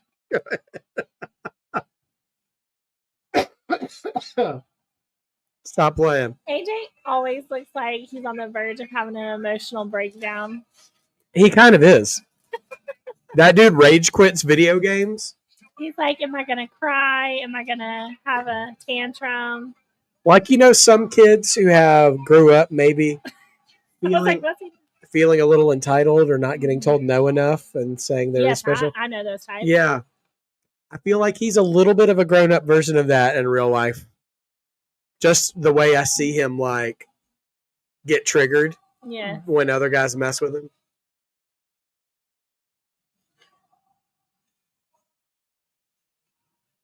Man, AJ coming in to put Leon Slater over. That better not be all we get from AJ. That's all I'm saying. He's like, you stay right there. I got to do a thing real quick.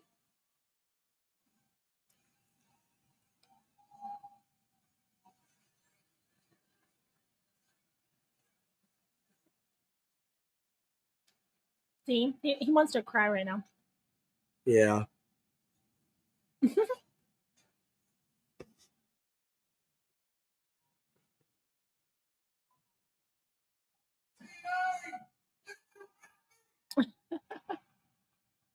I'm so glad he's got a chance to come back. Is so Georgia. Gainesville, Georgia, baby. It.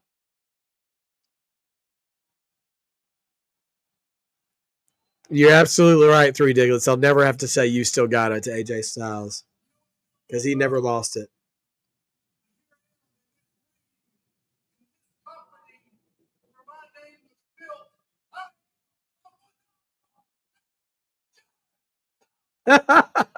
Leon just marking out in the corner. You love to see it.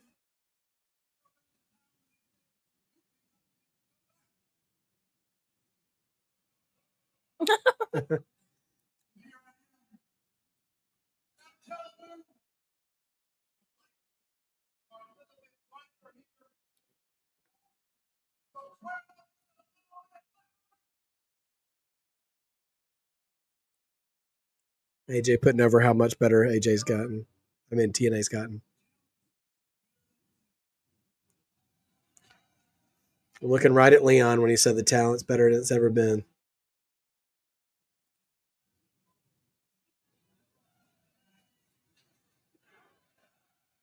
Aww. You deserve it, chance for Leon Slater, I think.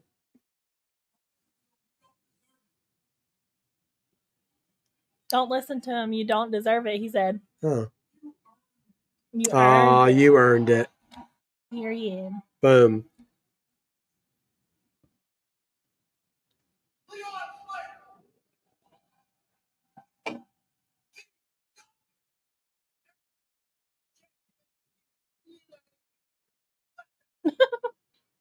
Mm.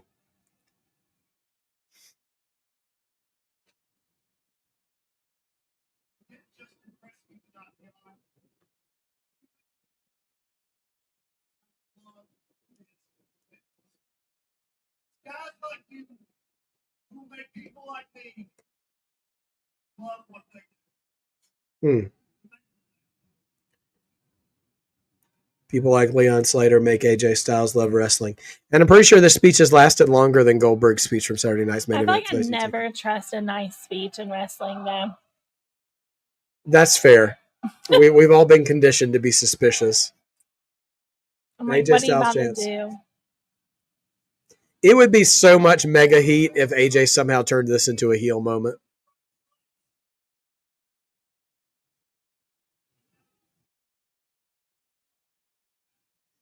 Crowd asking for one more match from AJ Styles. I can't argue with him. You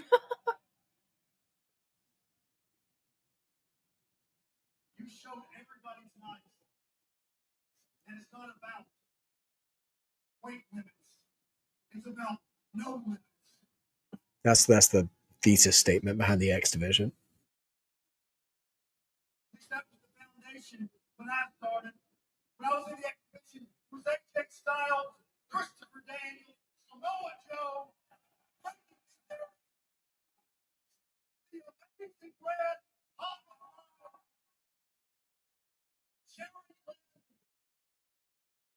we were the foundation back then.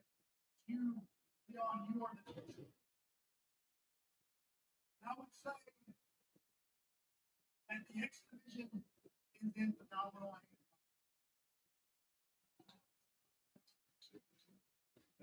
Don't do anything sketch. You've already made history tonight. The next step is No, don't get close. That's your legacy. ladies and gentlemen, No, see, he's about to fight him.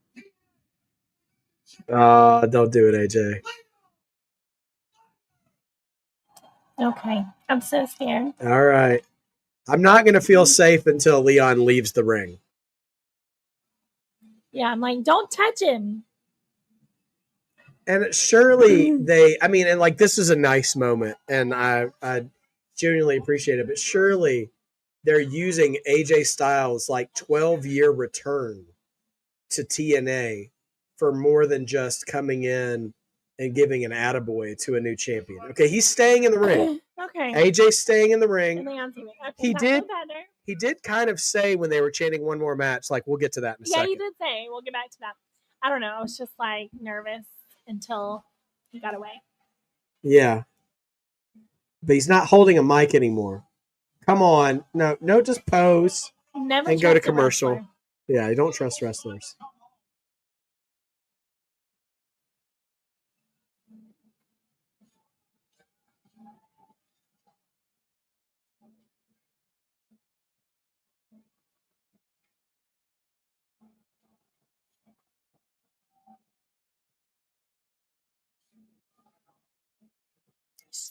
It's just posing. Yep. Just posing on the corners.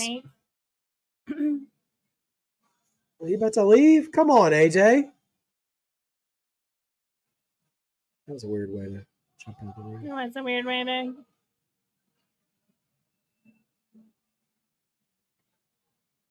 That's it. That can't be the only thing. I mean, maybe we'll see him again tonight. We'll see what happens. But yeah, that was a sweet moment. I like that moment from AJ, but I still hope we get more from him before the night's over with.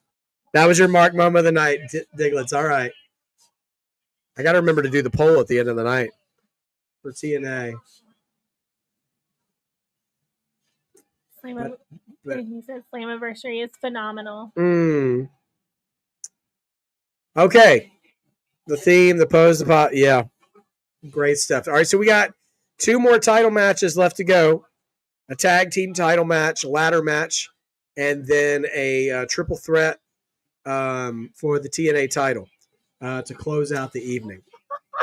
What? I'm sorry. That was. Sometimes I think stuff's funny, and then I'm like, I can't say it on camera. Why? Okay, so whatever their hydration commercial. A-game hydration. Yeah.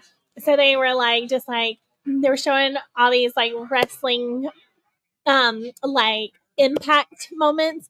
And then when the impact happened, it would just be like a splash of the drink. And then the first one, when I looked up, was just like a guy like coming down and like bam, but like booty on the other guy, you know? And the color they chose was like this brownish yellow. And it was just like, you know, right when you're like, it's like, blow it up with A-game hydration. literally. I'm like, ew, could they have picked something different? Wow. That's amazing. Oh my God. That's amazing, everybody. All right. Time for a ladder match, everybody. Fatal 4-way. Ladder match for the tag team titles. Let me know who you got.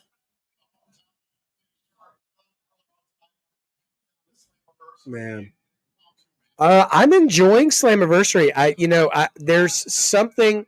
So, like, I mentioned this. Be on the lookout this week for the A&B Combos Wrestling Podcast I did with AJ and Becky. We talked a little about Evolution and how Evolution felt like kind of an old school pay-per-view to me because it didn't have Johnny Damon. Well. It didn't have too many ads, didn't know all this other stuff. And it was just a great build from beginning to end because all the matches were motivated and had stakes and stuff. And this show, this pay-per-view has been good. Like, it started off, it's been paced very well, Like, it's gotten better as the night has gone along. And you kind of have peaks and valleys, I think, with AEW and WWE sometimes. And I really do feel like TNA, like, has really front-loaded, back-loaded, I guess, their best performances as the night's gone on. Because don't be fooled, WWE would put a ladder match on first a lot of times just to get the crowd hyped and stuff. And that is a philosophy and a way of booking shows. But they really have taken moment after moment after moment and built it into this crescendo that makes me wonder what they've got planned for the main event. The Hardys look so old, babe. I haven't really seen them in a old. long time. Like, They're I'm really no old. spring chicken anymore, but I'm just saying. Wait till they walk down the aisle. Gosh. Listen, like, guys, we all remember the Hardys from 1999 and 2000 that we loved, or a little beyond, in different iterations. But man, oh man, we're going to take a little time. We'll take a little time to pray for the Hardys before this match starts, because ladders are getting in and like just And real. they've been doing crazy stuff off ladders for decades. Yes, for 25 years. 25 years of falling off ladders. I put my money where my mouth is. Lord, please protect Matt and Jeff and all the teams in this match tonight, because ladder matches are crazy and wrestlers are also crazy and they want to do things to entertain the crowd. But we know Matt and Jeff are older than they used to be. And so just protect their bodies, help them not to do anything truly insane tonight. Amen. Amen. Yeah. And so, like, they still got it, Justin. I mean, I believe you, but gosh, they look older than the last time I saw them. Yeah. I'm Googling their age. You're going to Google their age. I don't know that their age is going to tell you. You just have to remember they've been falling off ladders for 25 years.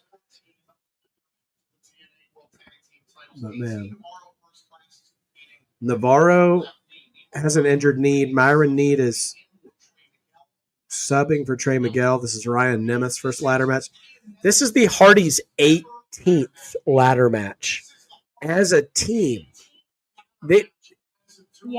18th ladder match as a team. I need to remind you that Matt and Jeff have done ladder matches as individuals as well. How old am I? Yeah, okay. So they're like, Jeff Hardy's 48. He's almost 50? Jeff is almost 50? Yeah, because, right? 77? Yeah, that's, because he's 2 years younger than my brother. Yeah. Oh my gosh. Yeah. And then. And Matt, I think, is older. 74. 7 years older. He is 50. Yeah. 51. Well, he's 50 right now.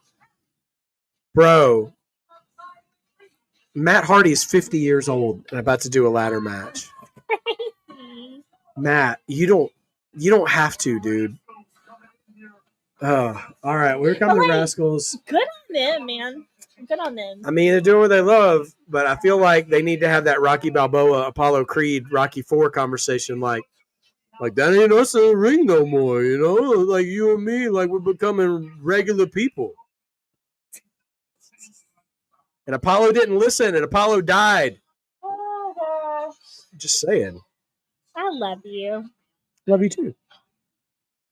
Couldn't do this without you. Oh, you could, and you do. But it would suck. And it's better without me. But I'm glad I'm here. Absolutely. Oh, man. Well, this match is going to be a train wreck, but the best kind of train wreck. Because also, AJ Francis is a part of First Class, which WWE fans may remember Hit Row and him being top dollar, or as Michael called him, flop dollar. He went viral for trying to dive over the ropes and got caught on the rope. The big guy. And Okay. got caught on the rope and just like boom, boom, boom. I'm sorry. That the face is this guy. The rapper. Yeah. I'm just like, Why does he have Jesus on his shirt with SV? I'm sorry. What were you saying? I got very distracted by.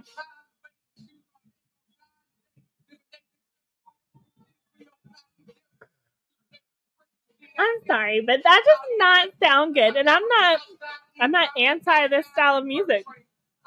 I like it. We're from Georgia, okay? Outkast, Ludacris, Anthony Hamilton, who's not really a rapper, but he's an R&B singer. So Def Records, okay? We live on the West Coast now. Kendrick, Death Row, Snoop, all those guys.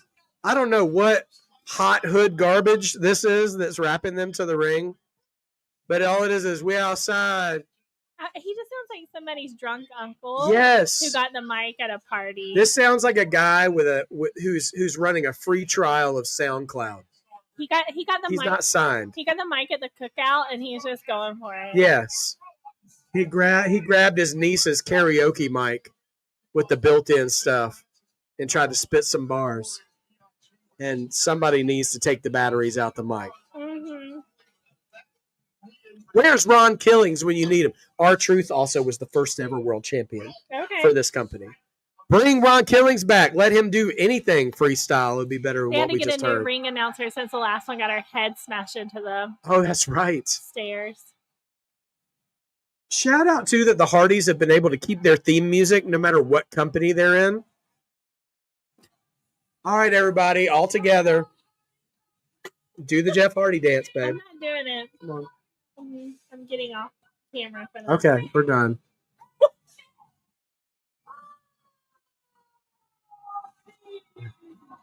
Top Dollar's not a bad promo. So anyway, I was telling you the big guy in that group. Yeah. So he was in WWE. He was in a faction for a while. I don't know if you remember B-Fab, the black girl with the red braids that's on SmackDown. Okay. Mm-hmm. He was in with her, a couple other guys. Mm-hmm. None of them. One guy is in NXT now. B-Fab is still on SmackDown. The crowd loves this. Oh, they will here for the Hardys. The Hardys are John Cena level, never getting booed ever again stuff. And they have by far earned it. Sure.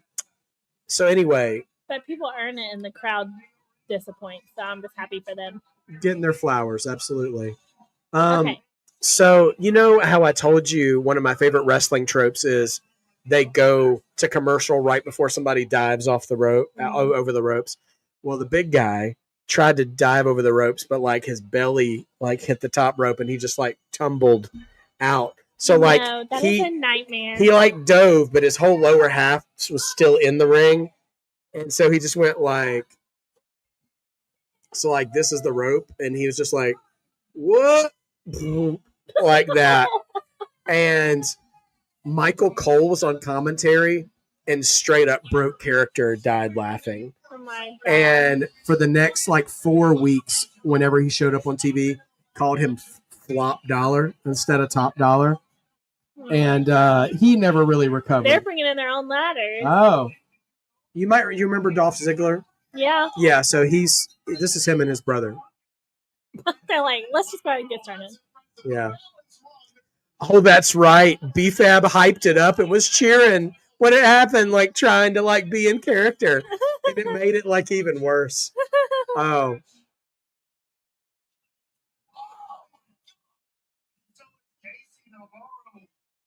All right, here he comes. Which is the crazy thing. He had to go on Twitter and show footage when he was on the Independence. He's actually done that spot 1 million times, but he was on TV, and that's when it went wrong. It happens. Yeah.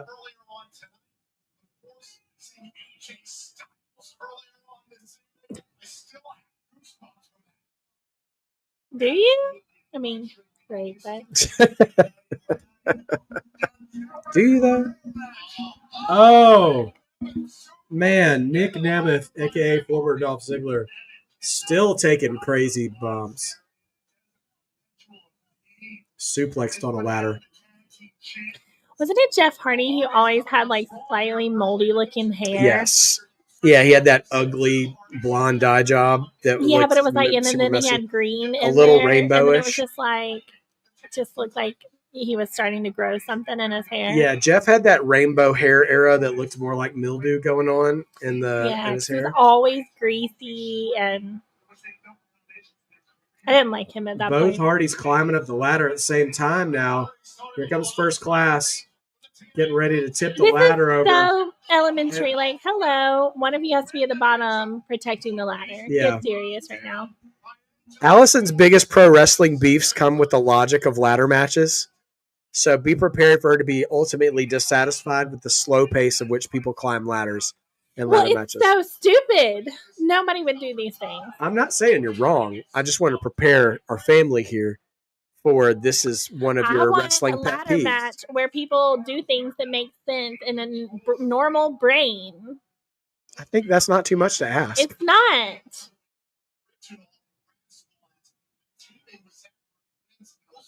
All right. AJ Francis throwing Navarro into one of the rascals. They don't look like they go together at all. No. Right? Those two came together? Yeah. Oh, picking him and the letter out. AJ Francis got the rascal dude in the world's strongest slam. Andy's holding the ladder behind him. And he's hitting people with the person and the ladder. Yep, smacking people with the ladder. Here comes Jeff to take a shot. Okay, but look. Let me see. Does this hurt, babe? Because that's how hard he's hitting them. And I'm not here for it. Yeah. Try harder. Top Dollar and Titus O'Neil's a tag team. Comedy gold right there.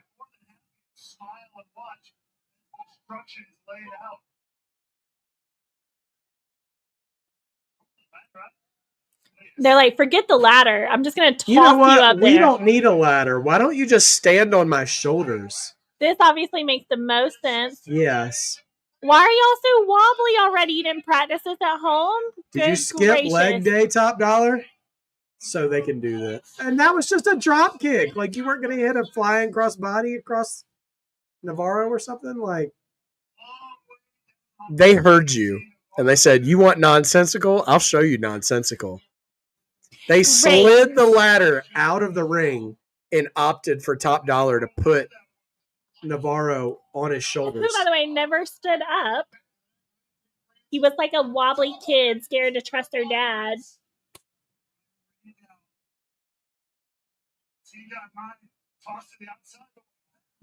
Oh, code breaker from who's going to win this ladder match? I mean, I feel like the Nemeths might retain.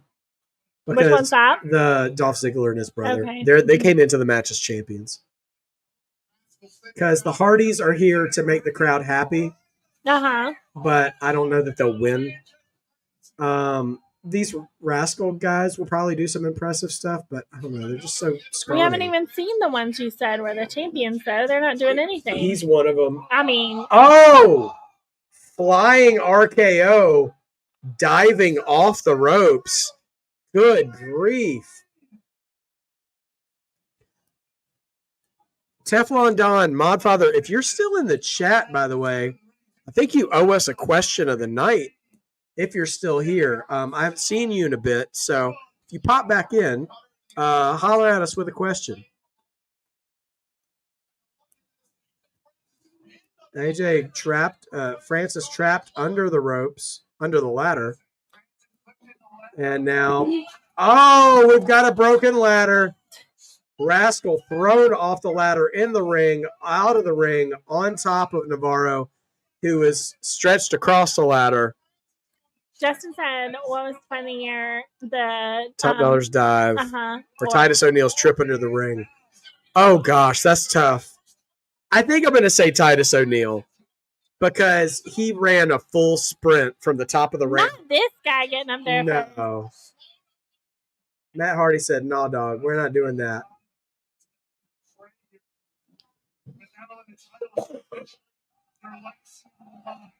Oh, Jeff Hardy already taking the shirt off. It's early for that.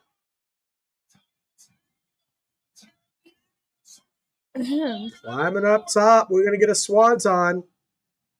Oh, swanton. Leon Slater marking out backstage.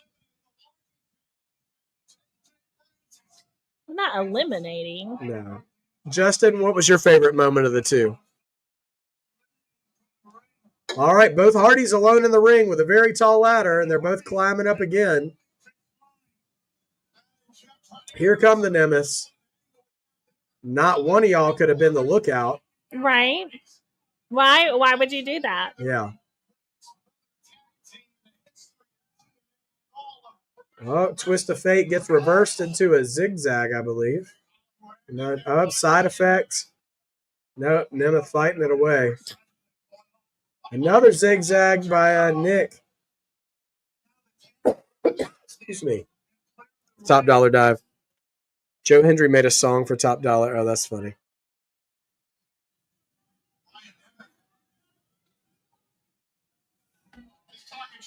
To Johnny Damon. Ryan Nemeth talking trash to Johnny Damon. Oh, okay. Just sold a shove from Johnny Damon. Look at the little girl. She's like, yeah. Oh, like a 5-year-old girl just flipped the bird to Ryan Nemeth. That dude gets bullied from everybody. CM Punk, Tony Khan, 8-year-old girls. She was like, I'm getting in this camera shot. Yeah. Oh my gosh. He's like, I'm holding it, but I'm not going to take it. Right. I'm just going to hold it and look around and try to ask somebody to come take me off this ladder. Oh my gosh. The Rascals up here, and they've got, oh gosh, spillage. The ladder gets tipped over, and the Nemesis and the Rascals both laid out. One Rascal back up. Navarro's in the ring with a chair. And he's got chair shots for both Rascals and Nick and Ryan Nemeth. Now he's posing instead of climbing the ladder because, why would you climb the ladder in this case? And this is one of my biggest pet peeves. And all this destruction, the crowd's chanting, "We want tables." Like, shut up. It's a ladder match.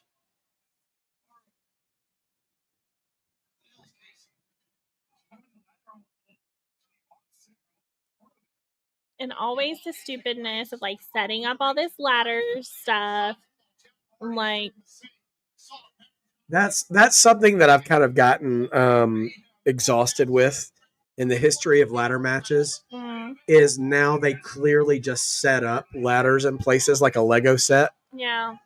Because someone's going to go through it eventually.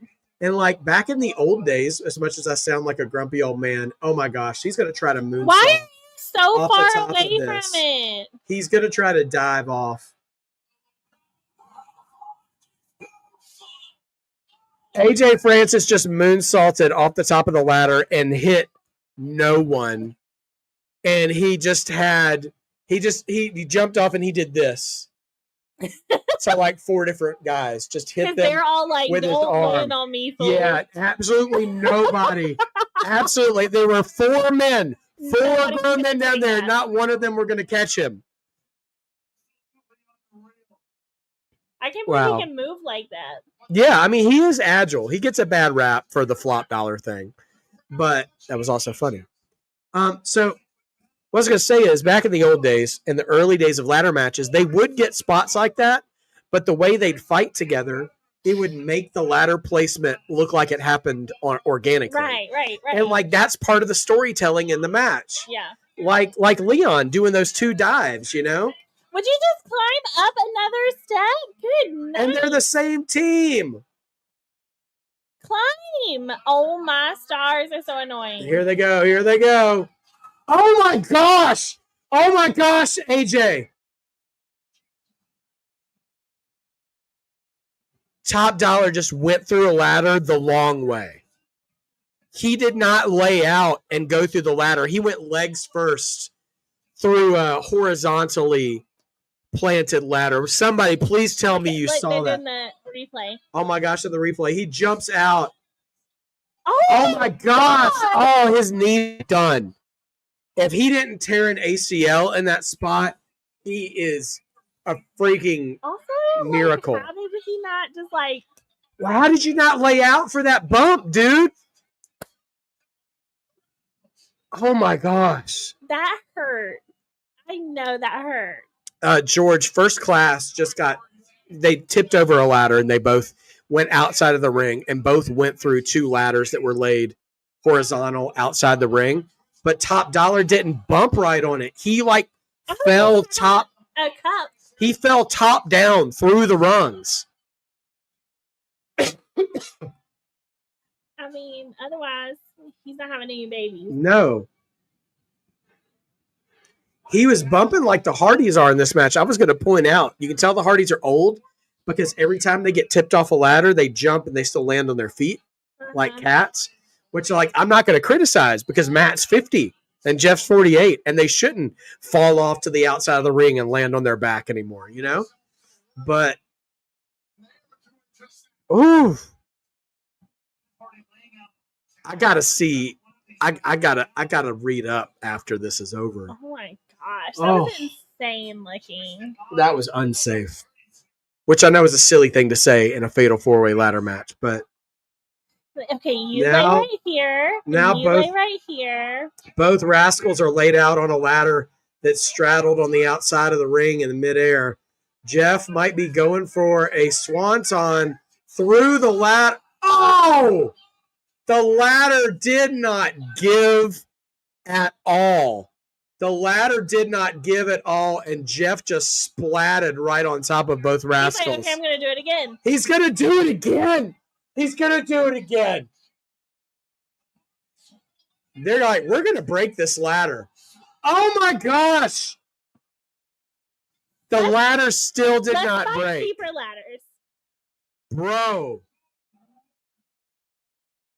One ladder didn't break at all. The other one got cracks in it at best. Dude. The Hardys might win this match. They might be the only people who can still walk. Top Dollar's not going anywhere. I don't think the Rascals are going. I don't think the Rascals are going anywhere. He should be right out of the camera shot from there. Unless he's scurried on somewhere. I haven't seen him or Navarro. No, his partner, you mean? Yeah. He's over there. Oh, there he is. He's still laying in that same spot. Now what's Jeff doing? He's talking to somebody in the gear. What's flying out of Something the sky? just dropped. They've dropped a ladder out of the catwalk in the arena. Has just dropped. Jeff Hardy went down the aisle and talked to a production guy, hit a button, and now like a helicopter-style ladder has fallen from the top of the arena. And Jeff taking a bow in the middle of the ring. Hey, work smarter, not harder, I guess, right? Jeff Hardy is about to climb this ladder. Oh, my gosh. A&B combos in the house. The Nemesis are now attacking Jeff Hardy on this ladder. A&B combos, welcome to the chat, my friends. What up, everyone? Don't forget to smash that like button. Thank you for the super chat, A&B. Much appreciated. Oh, my gosh. And, yes, any of you who want to support the channel can do so right here throughout the night. Matt's spanking him with a chair. Smacking him with a chair, and down they go. Oh, super kick from Nick Nemeth. My gosh. Nick is climbing up the ladder now. No. Nope, Jeff's got him by the legs, though. They've done nothing in this match. I don't want to see them win. Yeah. Could the Hardys win the belts again? I would love that. Oh, another chair shot from Matt. Matt's like, I'm just going to hit people with chairs. Jeff, you do all the climbing. Yeah. You're 2 years younger than me. Yeah, like, literally, just do it already. Just climb up there. Matt unfolding the chair. And so is Jeff. Oh, gosh. What are they about to do? Oh, no. They got it around their necks. Got to hit Twist of Fates with their necks in the chair. Ethan Page is smiling somewhere right now. Oh my gosh. Double twists of fate with neck assisted chair. The freaking ladder. All right. Matt is holding the ladder still. Let's go, dude. The helicopter ladder still. And now Jeff begins his climb. Can we I don't see another team in sight. Dang, go, dude. Come on, Jeff. Nobody's rushing the ring. This could be it. This could be it. The crowd is up. He's got it. Belt down. The Hardys. Yes. The Hardys are the new TNA Tag Team Champions. Yay! Oh my gosh. I love it. 50-year-old Matt, 48-year-old Jeff. The Hardys once again tag team champions. He's still climbing. He's still climbing that helicopter ladder too. Giving a little dance on the top of the ladder. Boy, you are 48 years old. Bro, climb back down, please, before you hurt yourself. Oh my gosh. What a match. That was amazing. Well, that's 3 title changes if you count Jacy Jayne being the new Knockouts champion. So Jacy Jayne is now the Knockouts champion along with NXT Women's Champion. Leon Slater is our new X Division champion who got an attaboy and an endorsement from AJ Styles after the match. And the Hardys now TNA Tag Team Champions once again. Okay, that made the crowd happy. Yeah. Some of those spots were so freaking dangerous. Yes. And, I mean, dangerous even for a ladder match. Yes. I mean, this spot right here with AJ Francis going through the ladder the long way. I can't look at it. I mean, I hope he's already got kids, because if not, he ain't going to have any the old-fashioned way. Brutality. Yeah. Brutality. And the crowd is hot right here. And we got one more match left, guys.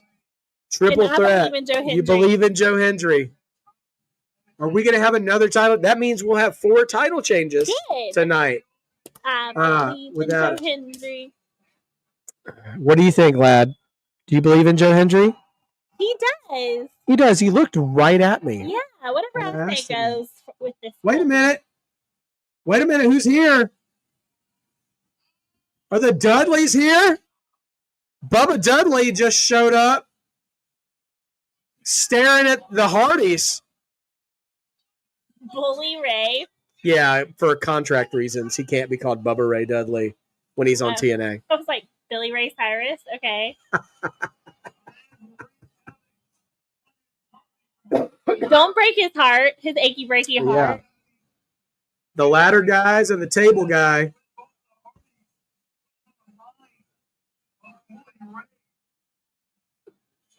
Hi, Puppy.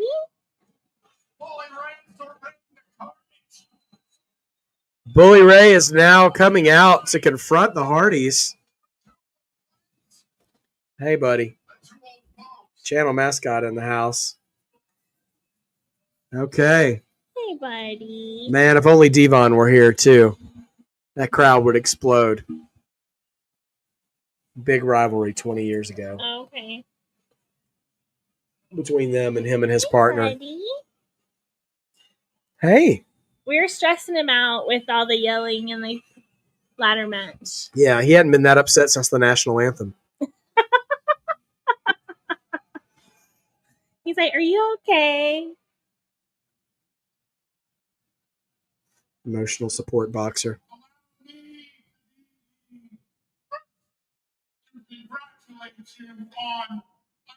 Buddy. Another. Okay.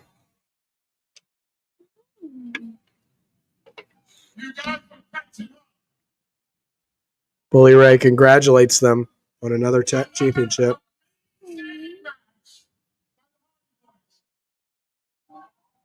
Another amazing match by the Hardys.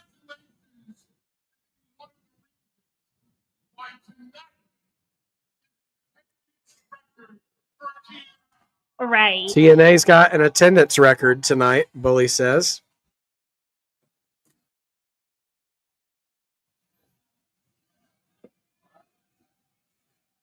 TNA chants from the crowd. Attendance record also maybe because their tickets are still affordable. Yeah, 100%.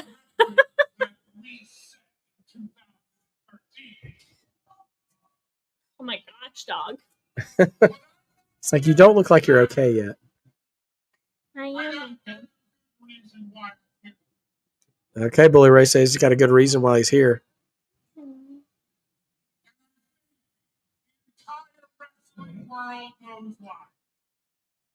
Why does the wrestling world know why? I don't know why you're here. Matt's like, I don't know what we're talking about. 25 years ago, he's going to be referring to their TLC matches.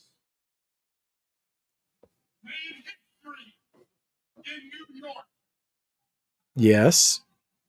SummerSlam 2000. Oh, Royal Rumble.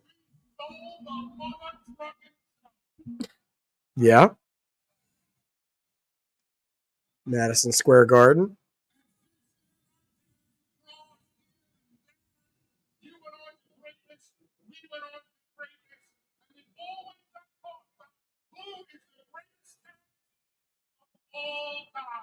I don't think there is always that talk. I've only ever heard of the Hardys. I don't even know that guy. My wife has not heard of the Dudleys.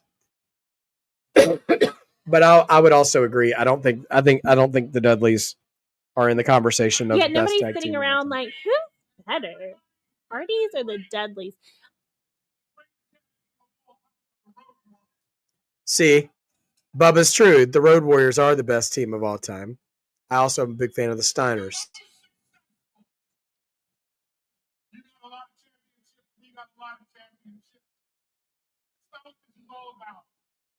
What this is about is giving all over the world the last great tag team match of all time. Bubba's selling an idea like maybe we'll get the Dudleys and Hardys one more time. No. Let's all get all the grandpas. No. So this is what I got for you. October. That's Bound for Glory. Bound for Glory. Hardys. Team 3D. I'm like, Jeff has the same look on his face that I do. Like, Like, it's like, Jeff's like, I could take it or leave it. I mean, I got a belt now, so who cares? I got to be honest. I don't think the crowd is reacting as passionately as Bubba thinks they were going to. okay, but then Jeff did the like mind blown hand signal, but he did it so like sarcastically. Right. He was just like, Whoa, mind blown.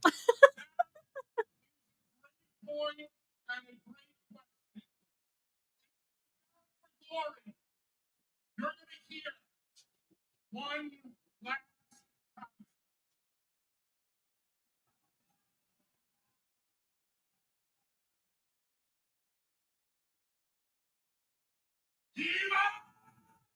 Get the tables. 1, 2, 3.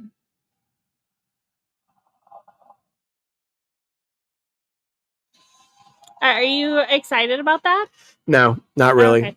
Because I feel like him coming out and doing all that just like ruined the moment. That was fun right before Yeah, that. it kind of brought the energy down. Like, I'm not going to mute it. I'll just talk over it. It takes a lot for someone who has as much nostalgia sitting behind me. Yeah. To say things like this, but I said this about Goldberg. I'll say that about the Hardys and Dudleys. What the Hardys did in that match was a lot of fun because they worked with younger guys.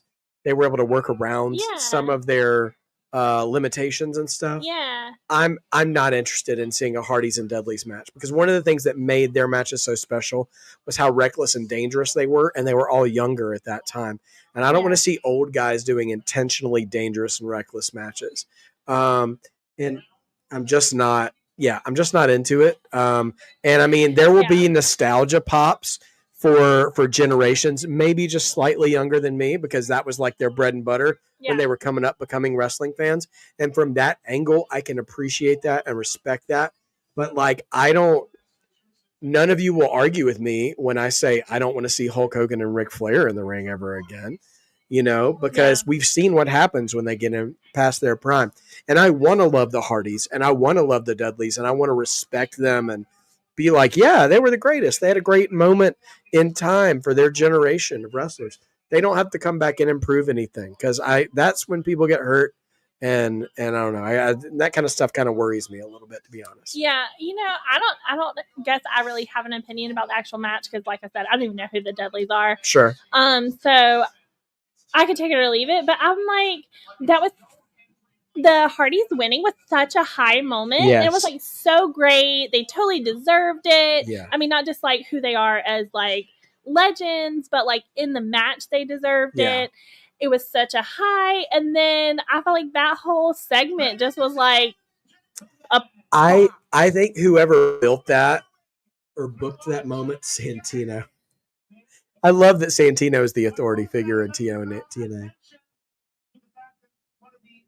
I felt like someone backstage thought that the Dudley moment was going to be like the AJ Styles moment. Yeah, like people are going to be more into it. But the Dudleys are no AJ in the house of TNA. Well, Tessa Blanchard suspended indefinitely. Son of my gun, I'm not playing around no more. Santino Marella, one of the few wrestlers I actually purchased a shirt from back in the day. He's so fun. Ricky William. Who's this guy? Standing with He him. was on the pre-show panel. I don't know who he is.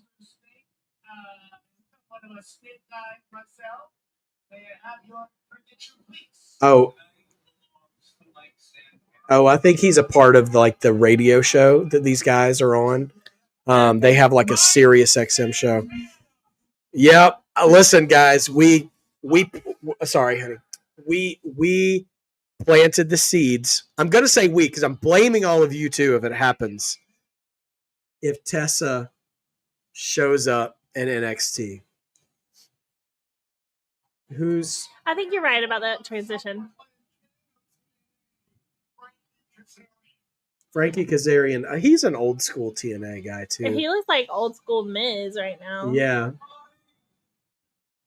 With all due respect, Like that haircut's just a little too clean. It's like part just for men and stuff. about your prediction.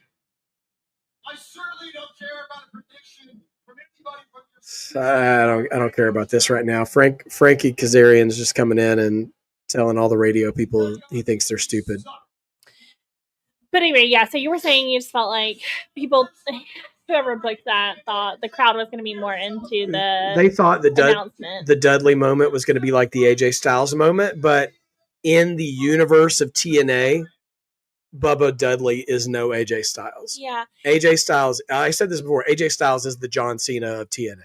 And you were saying, like how they're like building momentum, in Yeah. the show. And I feel like they wrecked that build right there. And so I was just kind of like, yeah, we're in a massive lull. Like right now is a good bathroom break time. They could have announced that at another time, or like even in the show, but not steal that moment from the Hardys. That I was just like, you wrecked it. Yeah. You had a good thing and you wrecked everything cool I just did. You wrecked it. Right.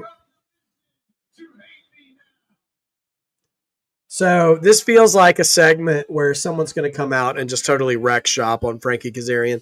But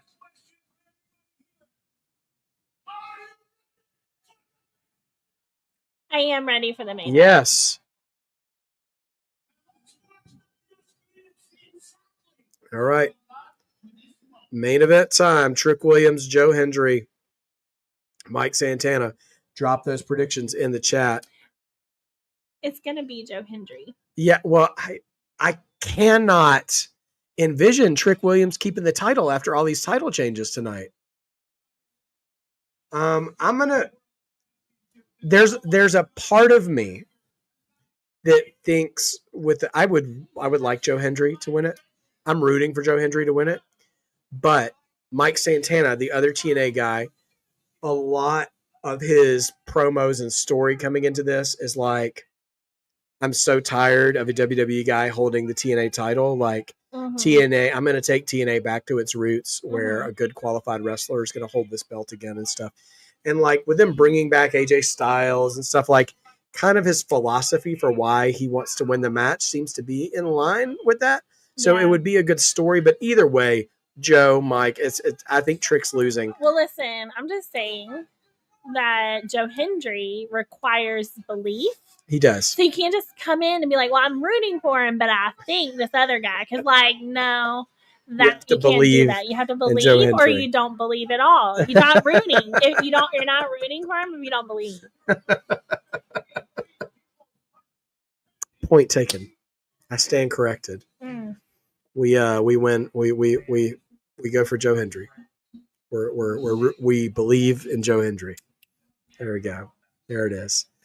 All right, George is going with Mike Santana. 3 Diglets, you absolutely think Trick is losing tonight. I agree with you, sir. I did see Santino. I did see a clip of Santino with Mr. Iguana from AAA. Yes, a Mexican is a luchador. Remember that weekend where I did like the luchador NXT match? So there's this luchador wrestler named Mr. Iguana. It's just as silly as it sounds. Okay. But do you remember when Santino used to put the sock over his hand as like the cobra?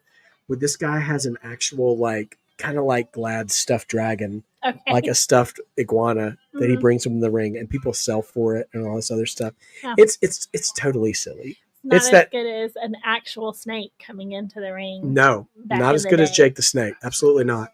But anyway, they both brought out like Mr. Iguana. La Fresca, I think was his name. No, not La Fresca. La Fresca's a drink. La Yesca. And 252 pounds of pure motivation is Joe Hendry.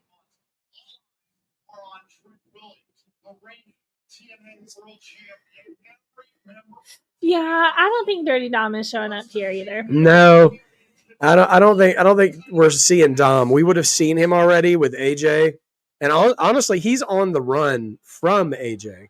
Oh, here we go. Believe in Joe Hendry. Oh, stars! TNA, how dare you? They should take this out again right during Joe Hendry's entrance. I'm out to be out. Don't crash out. I need you. I'm not crashing out. I'm just getting out. Please. This is lame. They ruined the moment. Again. Yeah. TNA's app is trash. 100%. Our TNA app crashed again right in the middle of Joe Hendry's entrance, which is sucking the life out of me. Unforgivable. It's worse than Bully Ray coming out. Literally, this match is the only reason I even agreed to be on this with you tonight. Well, I didn't. All for Joe Hendry. I'm missing it. Sway your hands from side to side. I didn't do it. Oh my gosh. Hey, we got the zoom in part at least.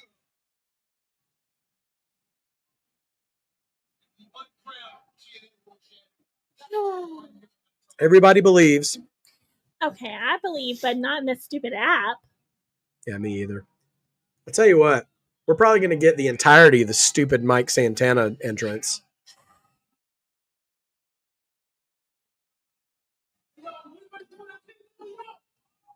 Are we getting another dumb mid SoundCloud rapper bringing somebody into the ring? I mean, this guy's already sounds better, though, honestly. Yeah. Oh, they're giving Mike Santana the Jey Uso entrance. Coming in through the crowd.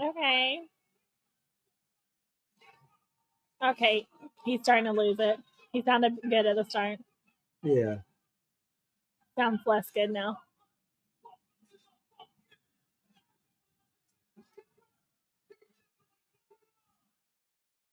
Oh, the cameraman fell. I gotta walk away. Oh my God. That's great. Okay. Santana getting the crowd entrance. Yes, 3 Diglets they are. And I thought it couldn't get worse than Travis Scott. But it has. I'll say this, at least none of these rappers have actually interfered in matches. I cannot believe I am pining for the days of Master P and the No Limit Soldiers in 1999 WCW. You know what? You guys, some of y'all too young, you don't know. WrestleMania 5 had Run DMC. And they were actually put something together. They did the WrestleMania rap. And, you know, Donald Trump in the front row in Atlantic City with the rest of the stuffy gamblers at Trump Casino weren't exactly feeling it. But you know what was better than what we're seeing now?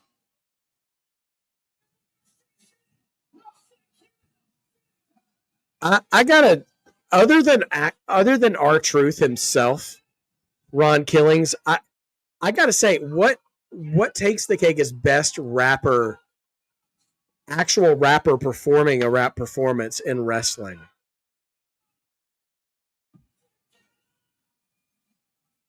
Don't tell me it's actually Master P and the No Limit Soldiers.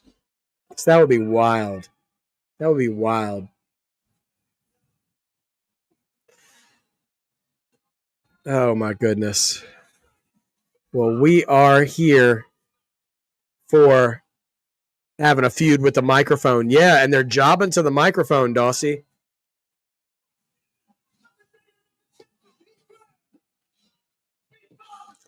Joe Hendry just standing in the background like, this isn't real music.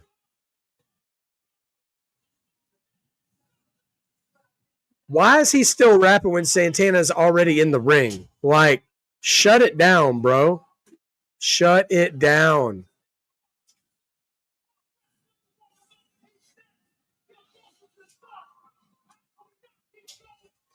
Could Trick Williams come out already? This is painful. Why are we... He's still going. I know, that's why he would come back on He's screen. been in the ring for like a solid minute and a half. Like, who was that?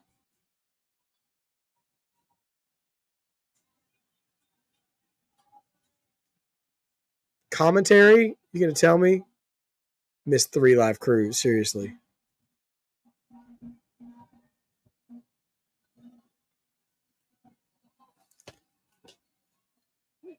Machine Gun Kelly was better than that. At least Kevin Owens powerbombed him off the stage. All right. Trick Williams time.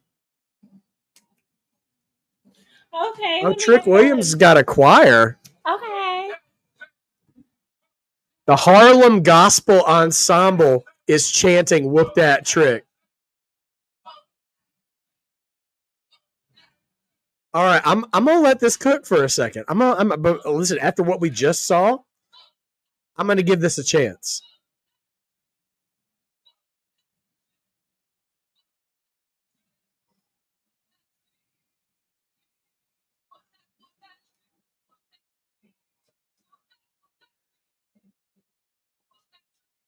Babe, I gotta go. I'm on the the entrances are driving my wife away.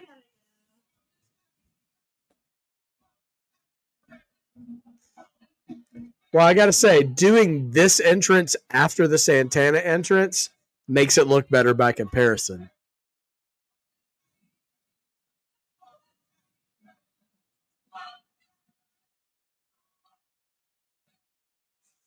I guess if you can't have Booker T in the house with you chanting along, then you gotta make do. Can we wrap it up? All right, here comes the actual music. This so just to recap, Joe Hendry's music happened and the app crashed. And then we sat through a literal and figurative bloated performance for Mike Santana's entrance. And then we had the Harlem Gospel Ensemble.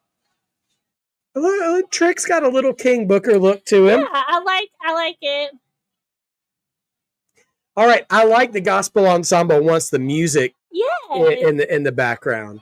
But the acapella weird chanting, like it was some kind of religious experience, was so awkward that I had to leave the room. Yeah.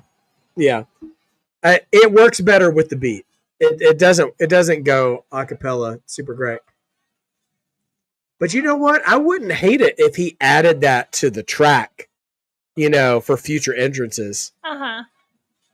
Like a heel version of his theme. Uh-huh. Did they just hit a key change on us? Uh-huh. Okay. Uh-huh. Okay. Yeah, man. This is what Booker would be doing if we were on NXT. I feel like they were even embarrassed. They were just like hung their heads and walked off. When I think about, legitimate music artists, not pop artists and stuff, but like world-class musicians or vocalists, when they get pulled in by WWE to do stuff, and they're like, these are the lyrics you want me to sing? Right. It's all about the game and how you play it. Could you imagine if Shawn Michaels had ever done that? And like the Mormon Tabernacle Choir were having to sing, I'm just a sexy boy. I'm not your boy toy. I think I'm hot. Joe Hendry just winked at us. Oh, Joe. I see you, bro.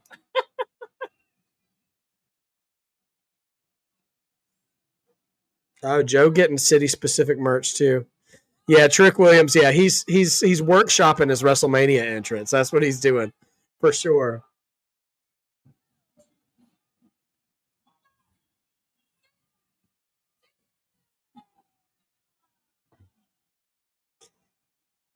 Mike Santana's entrance was so bad, I kind of want him to lose the match now.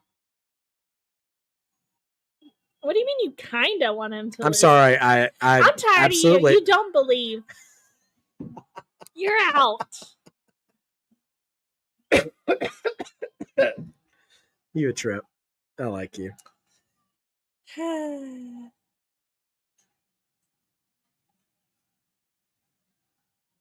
What? Santana. They're chanting Santana. Oh. I know it took me a minute. All right. The Boo Birds are out for Trick Williams, the TNA champion.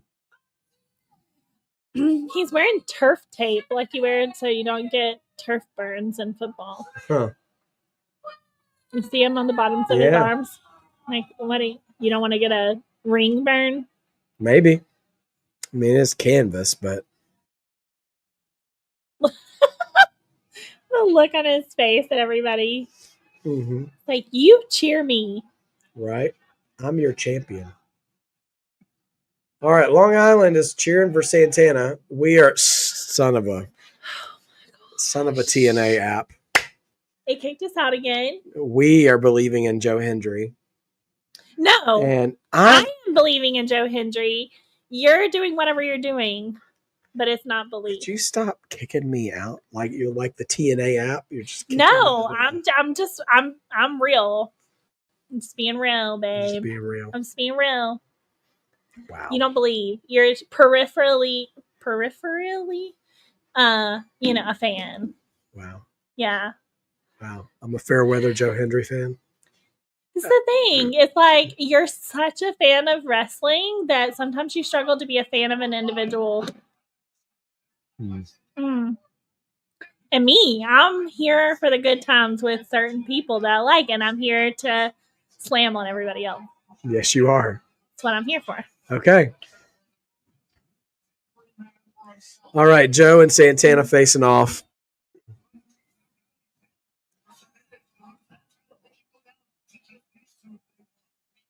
So, Trick Must have been thrown out of the ring.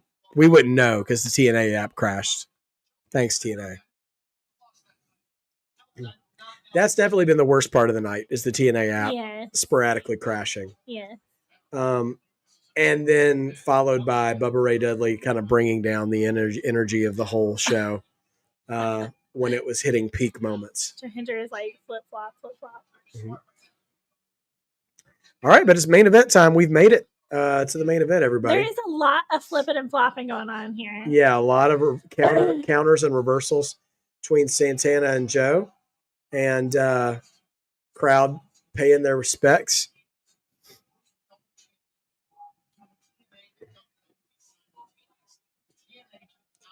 Trick still just hanging out in the entranceway. He's like, let me know when you guys get it worked out between the two of you, and I'll take it from there. I'll just jump in later.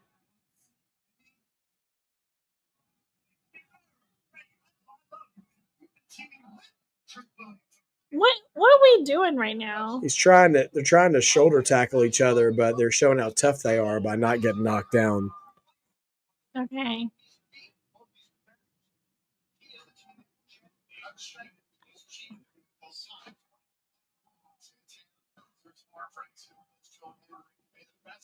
Hip toss by Joe. What? Oh.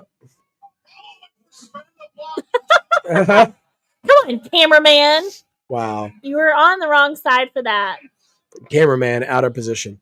Trick Williams is just like there he is. He just dove. He just came back in the ring and clotheslined both men down. He had been out of sight, George.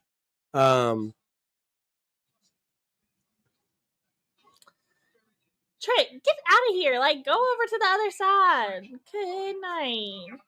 Trick laying putting the blows into Santana. Jawing with the crowd. Leave Joe Hendry alone.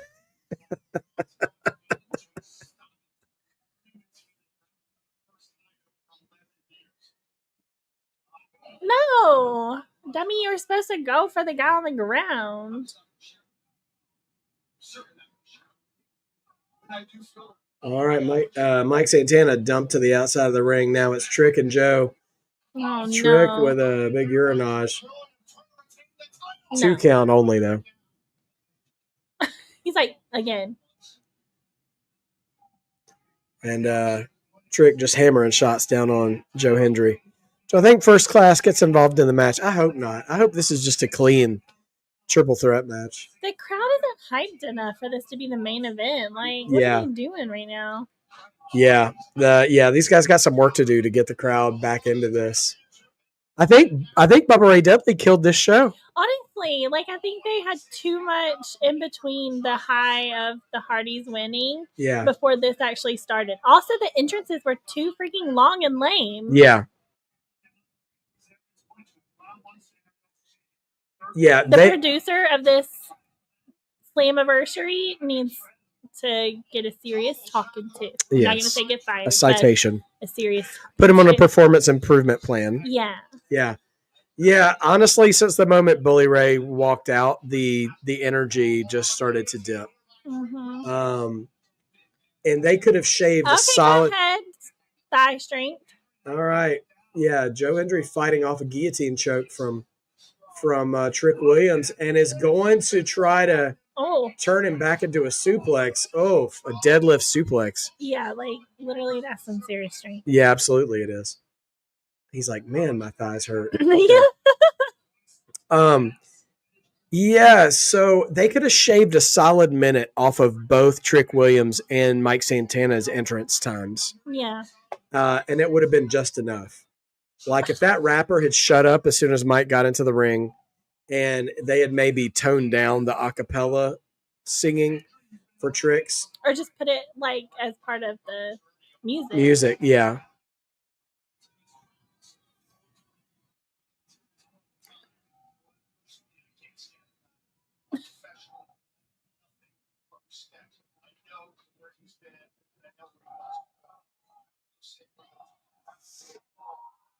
Who's he talking about?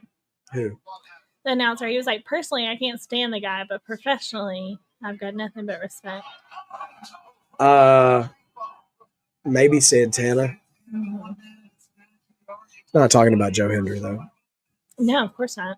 Who would hate him personally? Right? Oh my gosh.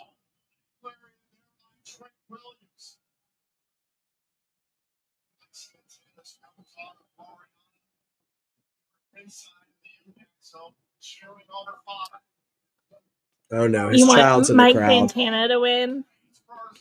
Why are you cheering for Santana, George? Because his daughter's in the crowd. We already saw somebody's family get celebrated with that night. Mhm. Will they do that twice?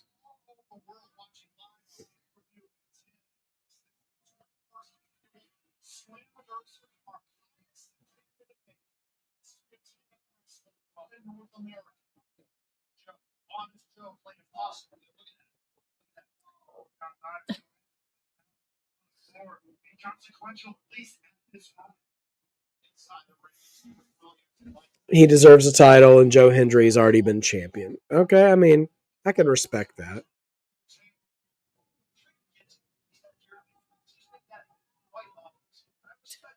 That guy just realized he was on camera. Yeah. It's like,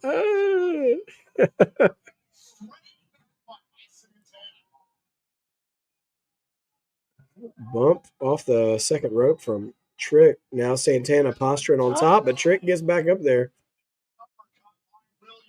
Knocks him back down. Trick going for a superplex.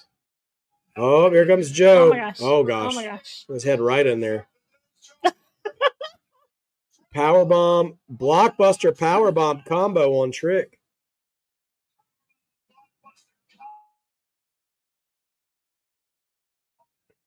Well, had to.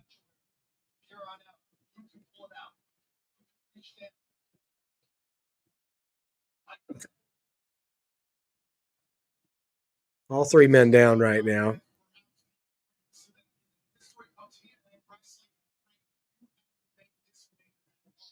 Oh, I forgot that Frankie Kazarian is still on commentary. I completely forgot he was there because remember he came out before all the entrances and was jawing at everybody. I hope he doesn't get involved. I imagine he might challenge the next guy though.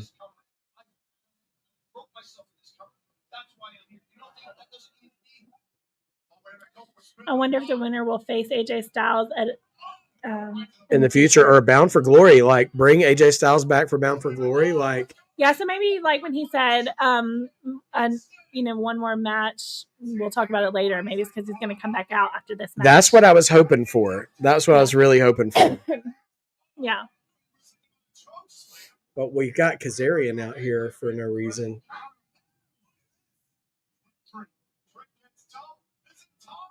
Choke slam. Oh, that's Joe's finisher. That's a slow. Oh, Kazarian pulls the ref out, and it's a triple threat match, so there's no disqualifications. Joe had it won, and Kazarian pulled the ref out of the ring. Bring AJ Styles down to beat him up. Oh, Kazarian is ejected from ringside. You're out of here. Hendry had the match won.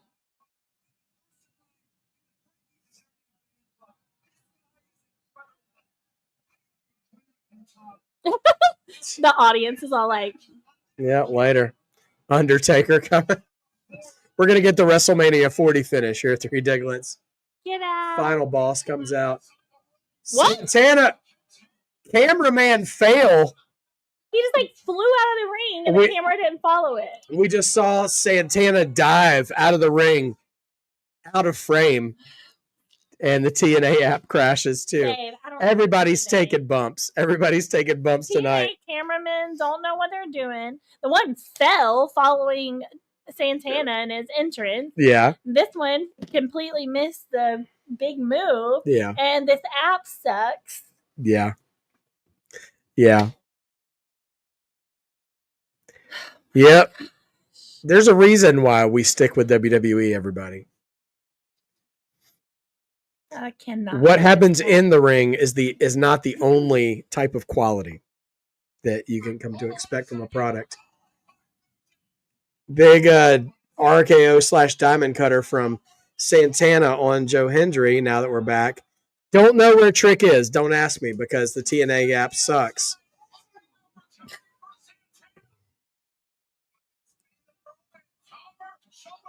Oh my gosh. I was like, if we come back just to see that, I'm going to be mad. Yeah. Do you have a count of how many times we've been kicked out? Yeah. Like, because I'm gonna at TNA after this show is over. Yeah. Why are they? And now the medical staff are attending to Trick Williams for some reason. But we don't know what happened, TNA, because you suck.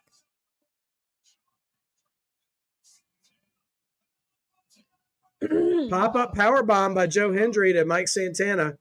Lifts him up. We're going to have a Death Valley driver. Oh, it's an attitude adjustment. A little John Cena action there. Boom. Also, like, why doesn't the cameraman zoom in on right? WrestleMania, they did that for him. Yeah, because it was WWE. Yeah. And boom, another standing ovation choke slam. Trick's being helped. 1, 2.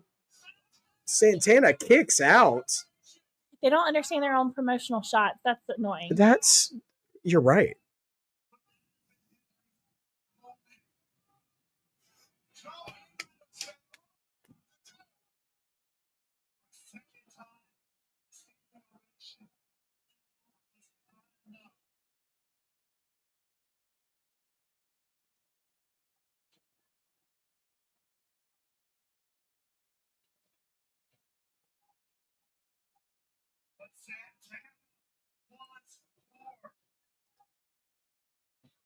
No, that was begging for a kick in the face. Yeah, right. If a guy begs you to do a certain move to him, don't do the move to him. He's going to be expecting it. Oh, man. Spinning discus lariat from Santana. Santana throws him in the ropes and hits a second one. Trick is back. Trick will steal the pin. Trick Williams retains. What? Trick was just sitting outside the whole freaking match. Faking an injury. And comes in and steals the match from Mike Santana. And now he's just out here dancing in the aisleway. NXT now holds the TNA title and the Women's and the Knockouts Championship. Trick Williams is the only person who kept his title tonight. The only one. Look at this. Look at the TNA president. Looks like a complete clown. I feel like TNA is hard up for money. And you know how, like, opening games for, like, UGA are, like, they pay some little nobody Southwestern like, Louisiana $1 State billion so they can beat the brakes off of them. Yes. I feel like TNA was like, listen, we're hard up for some money. Yeah. So if you'll pay us, we'll give you all our titles. Yeah. You might be onto something. Because, wow. This is stupid. I hated it. And I think Tessa's probably going to show up in NXT. And also, like, look where the big moments came. AJ Styles showing up again. The Hardys, who granted are on the TNA roster, but they're the Hardys. Interesting. Man. Three Diglets isn't mad at it. Tyrell Breed also in shock, my friend. Which TNA titles are next, Justin? I mean, is the X Division going to be up next? Yeah, thanks for watching, TNA. I've got a bone to pick with you about your app later. Yeah, drop your ratings in the chat. What a show. It was, I mean, other than the app crashing was terrible. Mm-hmm. The main event was disappointing. Mm-hmm. Bubba Ray Dudley sucked all the wind out of the room. But everything else. No, the girls' match was boring. I thought the finish was exciting. Okay. The ladder match was a lot of fun. Loved the ladder. Ladder match was Best fun. Part. Moose and Leon Slater Very was good. a lot of Loved fun. That. Everything else was okay. Yeah. I think once the ending of the women's match hit, the show really found its stride. Yeah. And then Bubba Ray Dudley came out. I liked Moose and Leon. Loved the ladder match. I would have liked the main event if we had been able to consistently see it, but Yeah. the momentum kept dropping because of the app dropping. Yeah. Well, the combination. I have no idea if I would have liked that match or not. Yeah, we never got any real momentum in the main event between the TNA's app crashing and TNA's own production team, like not being in position. Yeah. So it wasn't like the girls' matches. Yeah. So yeah, that being what it was. So there, Justin, 10 out of 10. Tyrell says for me, 7.2 out of 10. 1 for the app crashing. Amen to that, bro. I think NXT is probably the closest property that I can compare TNA to with their level of presentation and talent. So comparing it to other NXT shows and stuff, I'll probably give it a 7, maybe a 6.5. Because the things that I liked, I really liked, but the things that I didn't like, TNA Plus as an app is an F. Yeah. It is a D plus. I give it a D plus. Yeah, like the moments I liked, I'm like 12 out of 10. Yeah, but then the rest, I'm just like really high highs and really low lows. Yeah. So that's rough stuff. Yeah, so I don't know, man. It's just wild. Thank you guys so much for experimenting TNA with us. I don't know how much more TNA will do because it's just not sustainable. I think with the you gotta do your marked poll. Yeah, I'll absolutely put the marked poll on the channel in just a few minutes after we're done streaming. Definitely be thinking about what your marked moment was for sure. I almost feel like doing an anti-marked moment too. Like, what moment did you hate the most? I might do 2 actually. A marked moment and an unmarked moment. How about that? It's gonna be hard for me between like Leon winning and just like the just how all that played out at the end, and the Hardys winning, Yeah. Well, okay, let me ask you and ask all you guys too, because I'm thinking about Leon, right? If I was putting up a poll, would you have Leon and AJ as like the same moment, or would you have them as like 2 different moments? Like AJ's return as its own moment, or Leon or I think its own moment, because it's like the Leon with Moose putting the belt on him. Oh yeah, is a moment, and then AJ's return, which you could include him giving props to Leon in it, but that's a separate moment. True. Me. And also we didn't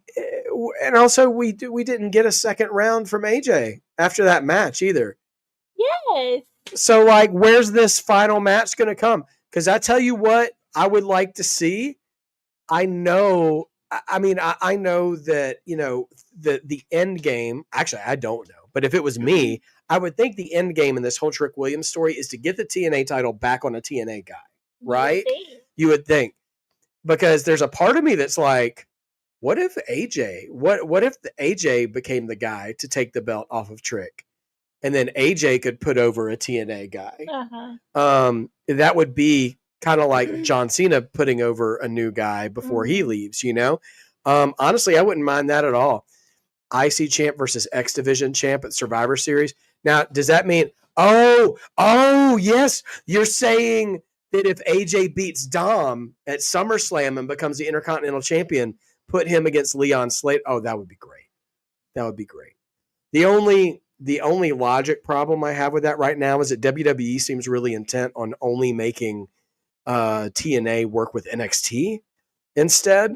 So it would probably be like Leon Slater versus Ricky Saints or Ethan Page, which also wouldn't be bad, by the way, as the North American champion. That wouldn't be a bad matchup either. But yeah, I really want to see AJ wrestle one more match for TNA, whether it's as a WWE ambassador or as a TNA guy. I would love to see AJ Dude, Survivor Series being WWE versus TNA, Diglets, I wouldn't. So here's a funny thing.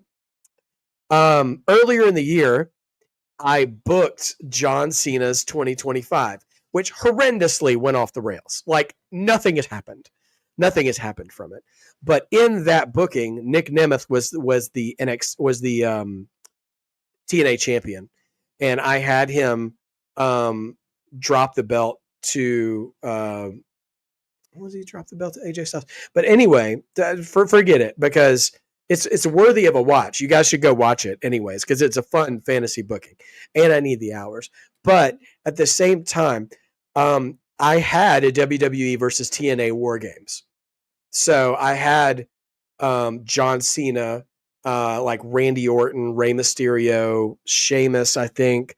Basically guys that Cena had feuded with over the years, but as his friends, and Joe Hendry as Team WWE against Nick Nemeth, the Hardys, Moose, and someone else from TNA. I can't remember. But anyway, it was a little like retro WCW NWO, like because Nick Nemeth had won the WWE title. John Cena had accidentally caused AJ Styles to lose the WWE title to Nick Nemeth in TNA territory. And so, so I ended up booking that with John Cena ending his career in Boston in December versus Nick Nemeth for the WWE title. And his like last match was to try to win the WWE title back to WWE. And so anyway, I want you to get hired. You're better. And you know what? Also, like at the end of that match, I'll spoil it for you guys anyways, because I don't believe that you guys are actually going to watch it. We should go watch it anyways, because there's lots of fun stuff I booked for John Cena in that year. A lot of matches that we won't get. And also gave him the Intercontinental title too for part of the year. So that way he got to Grand Slam it. Was that he beats Nick Nemeth, but Nick Nemeth passes out instead of taps out. And that John Cena petitions Triple H to acknowledge Nick Nemeth as an official WWE champion and not as someone from the outside who stole it, so he can be added to the record books. And that John Cena gives up the title, and that the winner of the Royal Rumble in 2026 would be the new WWE champion after he wins. Babe, you write better stories. Well, just been paying attention for a long time. So anyway, I think that would be a lot of fun. But yeah, WWE versus TNA could be fun. Or even if it's NXT and TNA, like if you could, what they could do, Diglets, because they're doing it in San Diego, right? At the Padres Park. If they could put the NXT PLE, oh man, it wouldn't be good optics. It wouldn't be good optics because you're not going to fill a baseball stadium for an NXT show. Sorry, guys, I got hiccups. Too much Coke Zero. Yeah, I know. It was 4 hours. 4.5 hours. We've been here for a while. So in that vein, yes, and I also got a Cena Hendry match in that booking as well, Justin, is that you could do, if we could do NXT War Games, and that way you could do NXT versus TNA. Like, could you imagine like Obafemi and Hank and Tank and Ricky Saints and I don't know, somebody else, Miles Bourne, or Inamura, throw Inamura in there for a War Games team against, just five dudes from TNA. That would be so much fun. I would love it. I'd go for it. Or you know what? Throw Javon Evans in that team, and then throw Leon Slater on the other team in there, and just have those guys be the first two. Justin, I believe the next NXT PLE is in the last week of August. It's Heat Wave. I think it's August, I want to say 24th. So the weekend before Clash in Paris, if I'm remembering that correctly. So I think that's when it is. I'll have to check my calendar, but I'm pretty sure it's there. So thank you guys so much for joining us tonight. Thank you, Mrs., for tolerating TNA, such as it is. And then, guys, I came for Joe Hendry, but actually was most happy about the Hardys. Hey, well, you know what? You come for one thing and then, you get surprised by another. It's great. No commitments yet on whether or not I'll be on for Raw tomorrow. We'll see how the old voice box feels. Absolutely, we'll be here with you Tuesday for NXT, though. Just keep your eye on the channel for the thumbnail, and you'll know whether or not I'm going live or not tomorrow. But thanks for joining me for TNA, guys. It was a fun experiment. Don't know if we'll ever do it again because that app sucks. I'm going to go complain to TNA.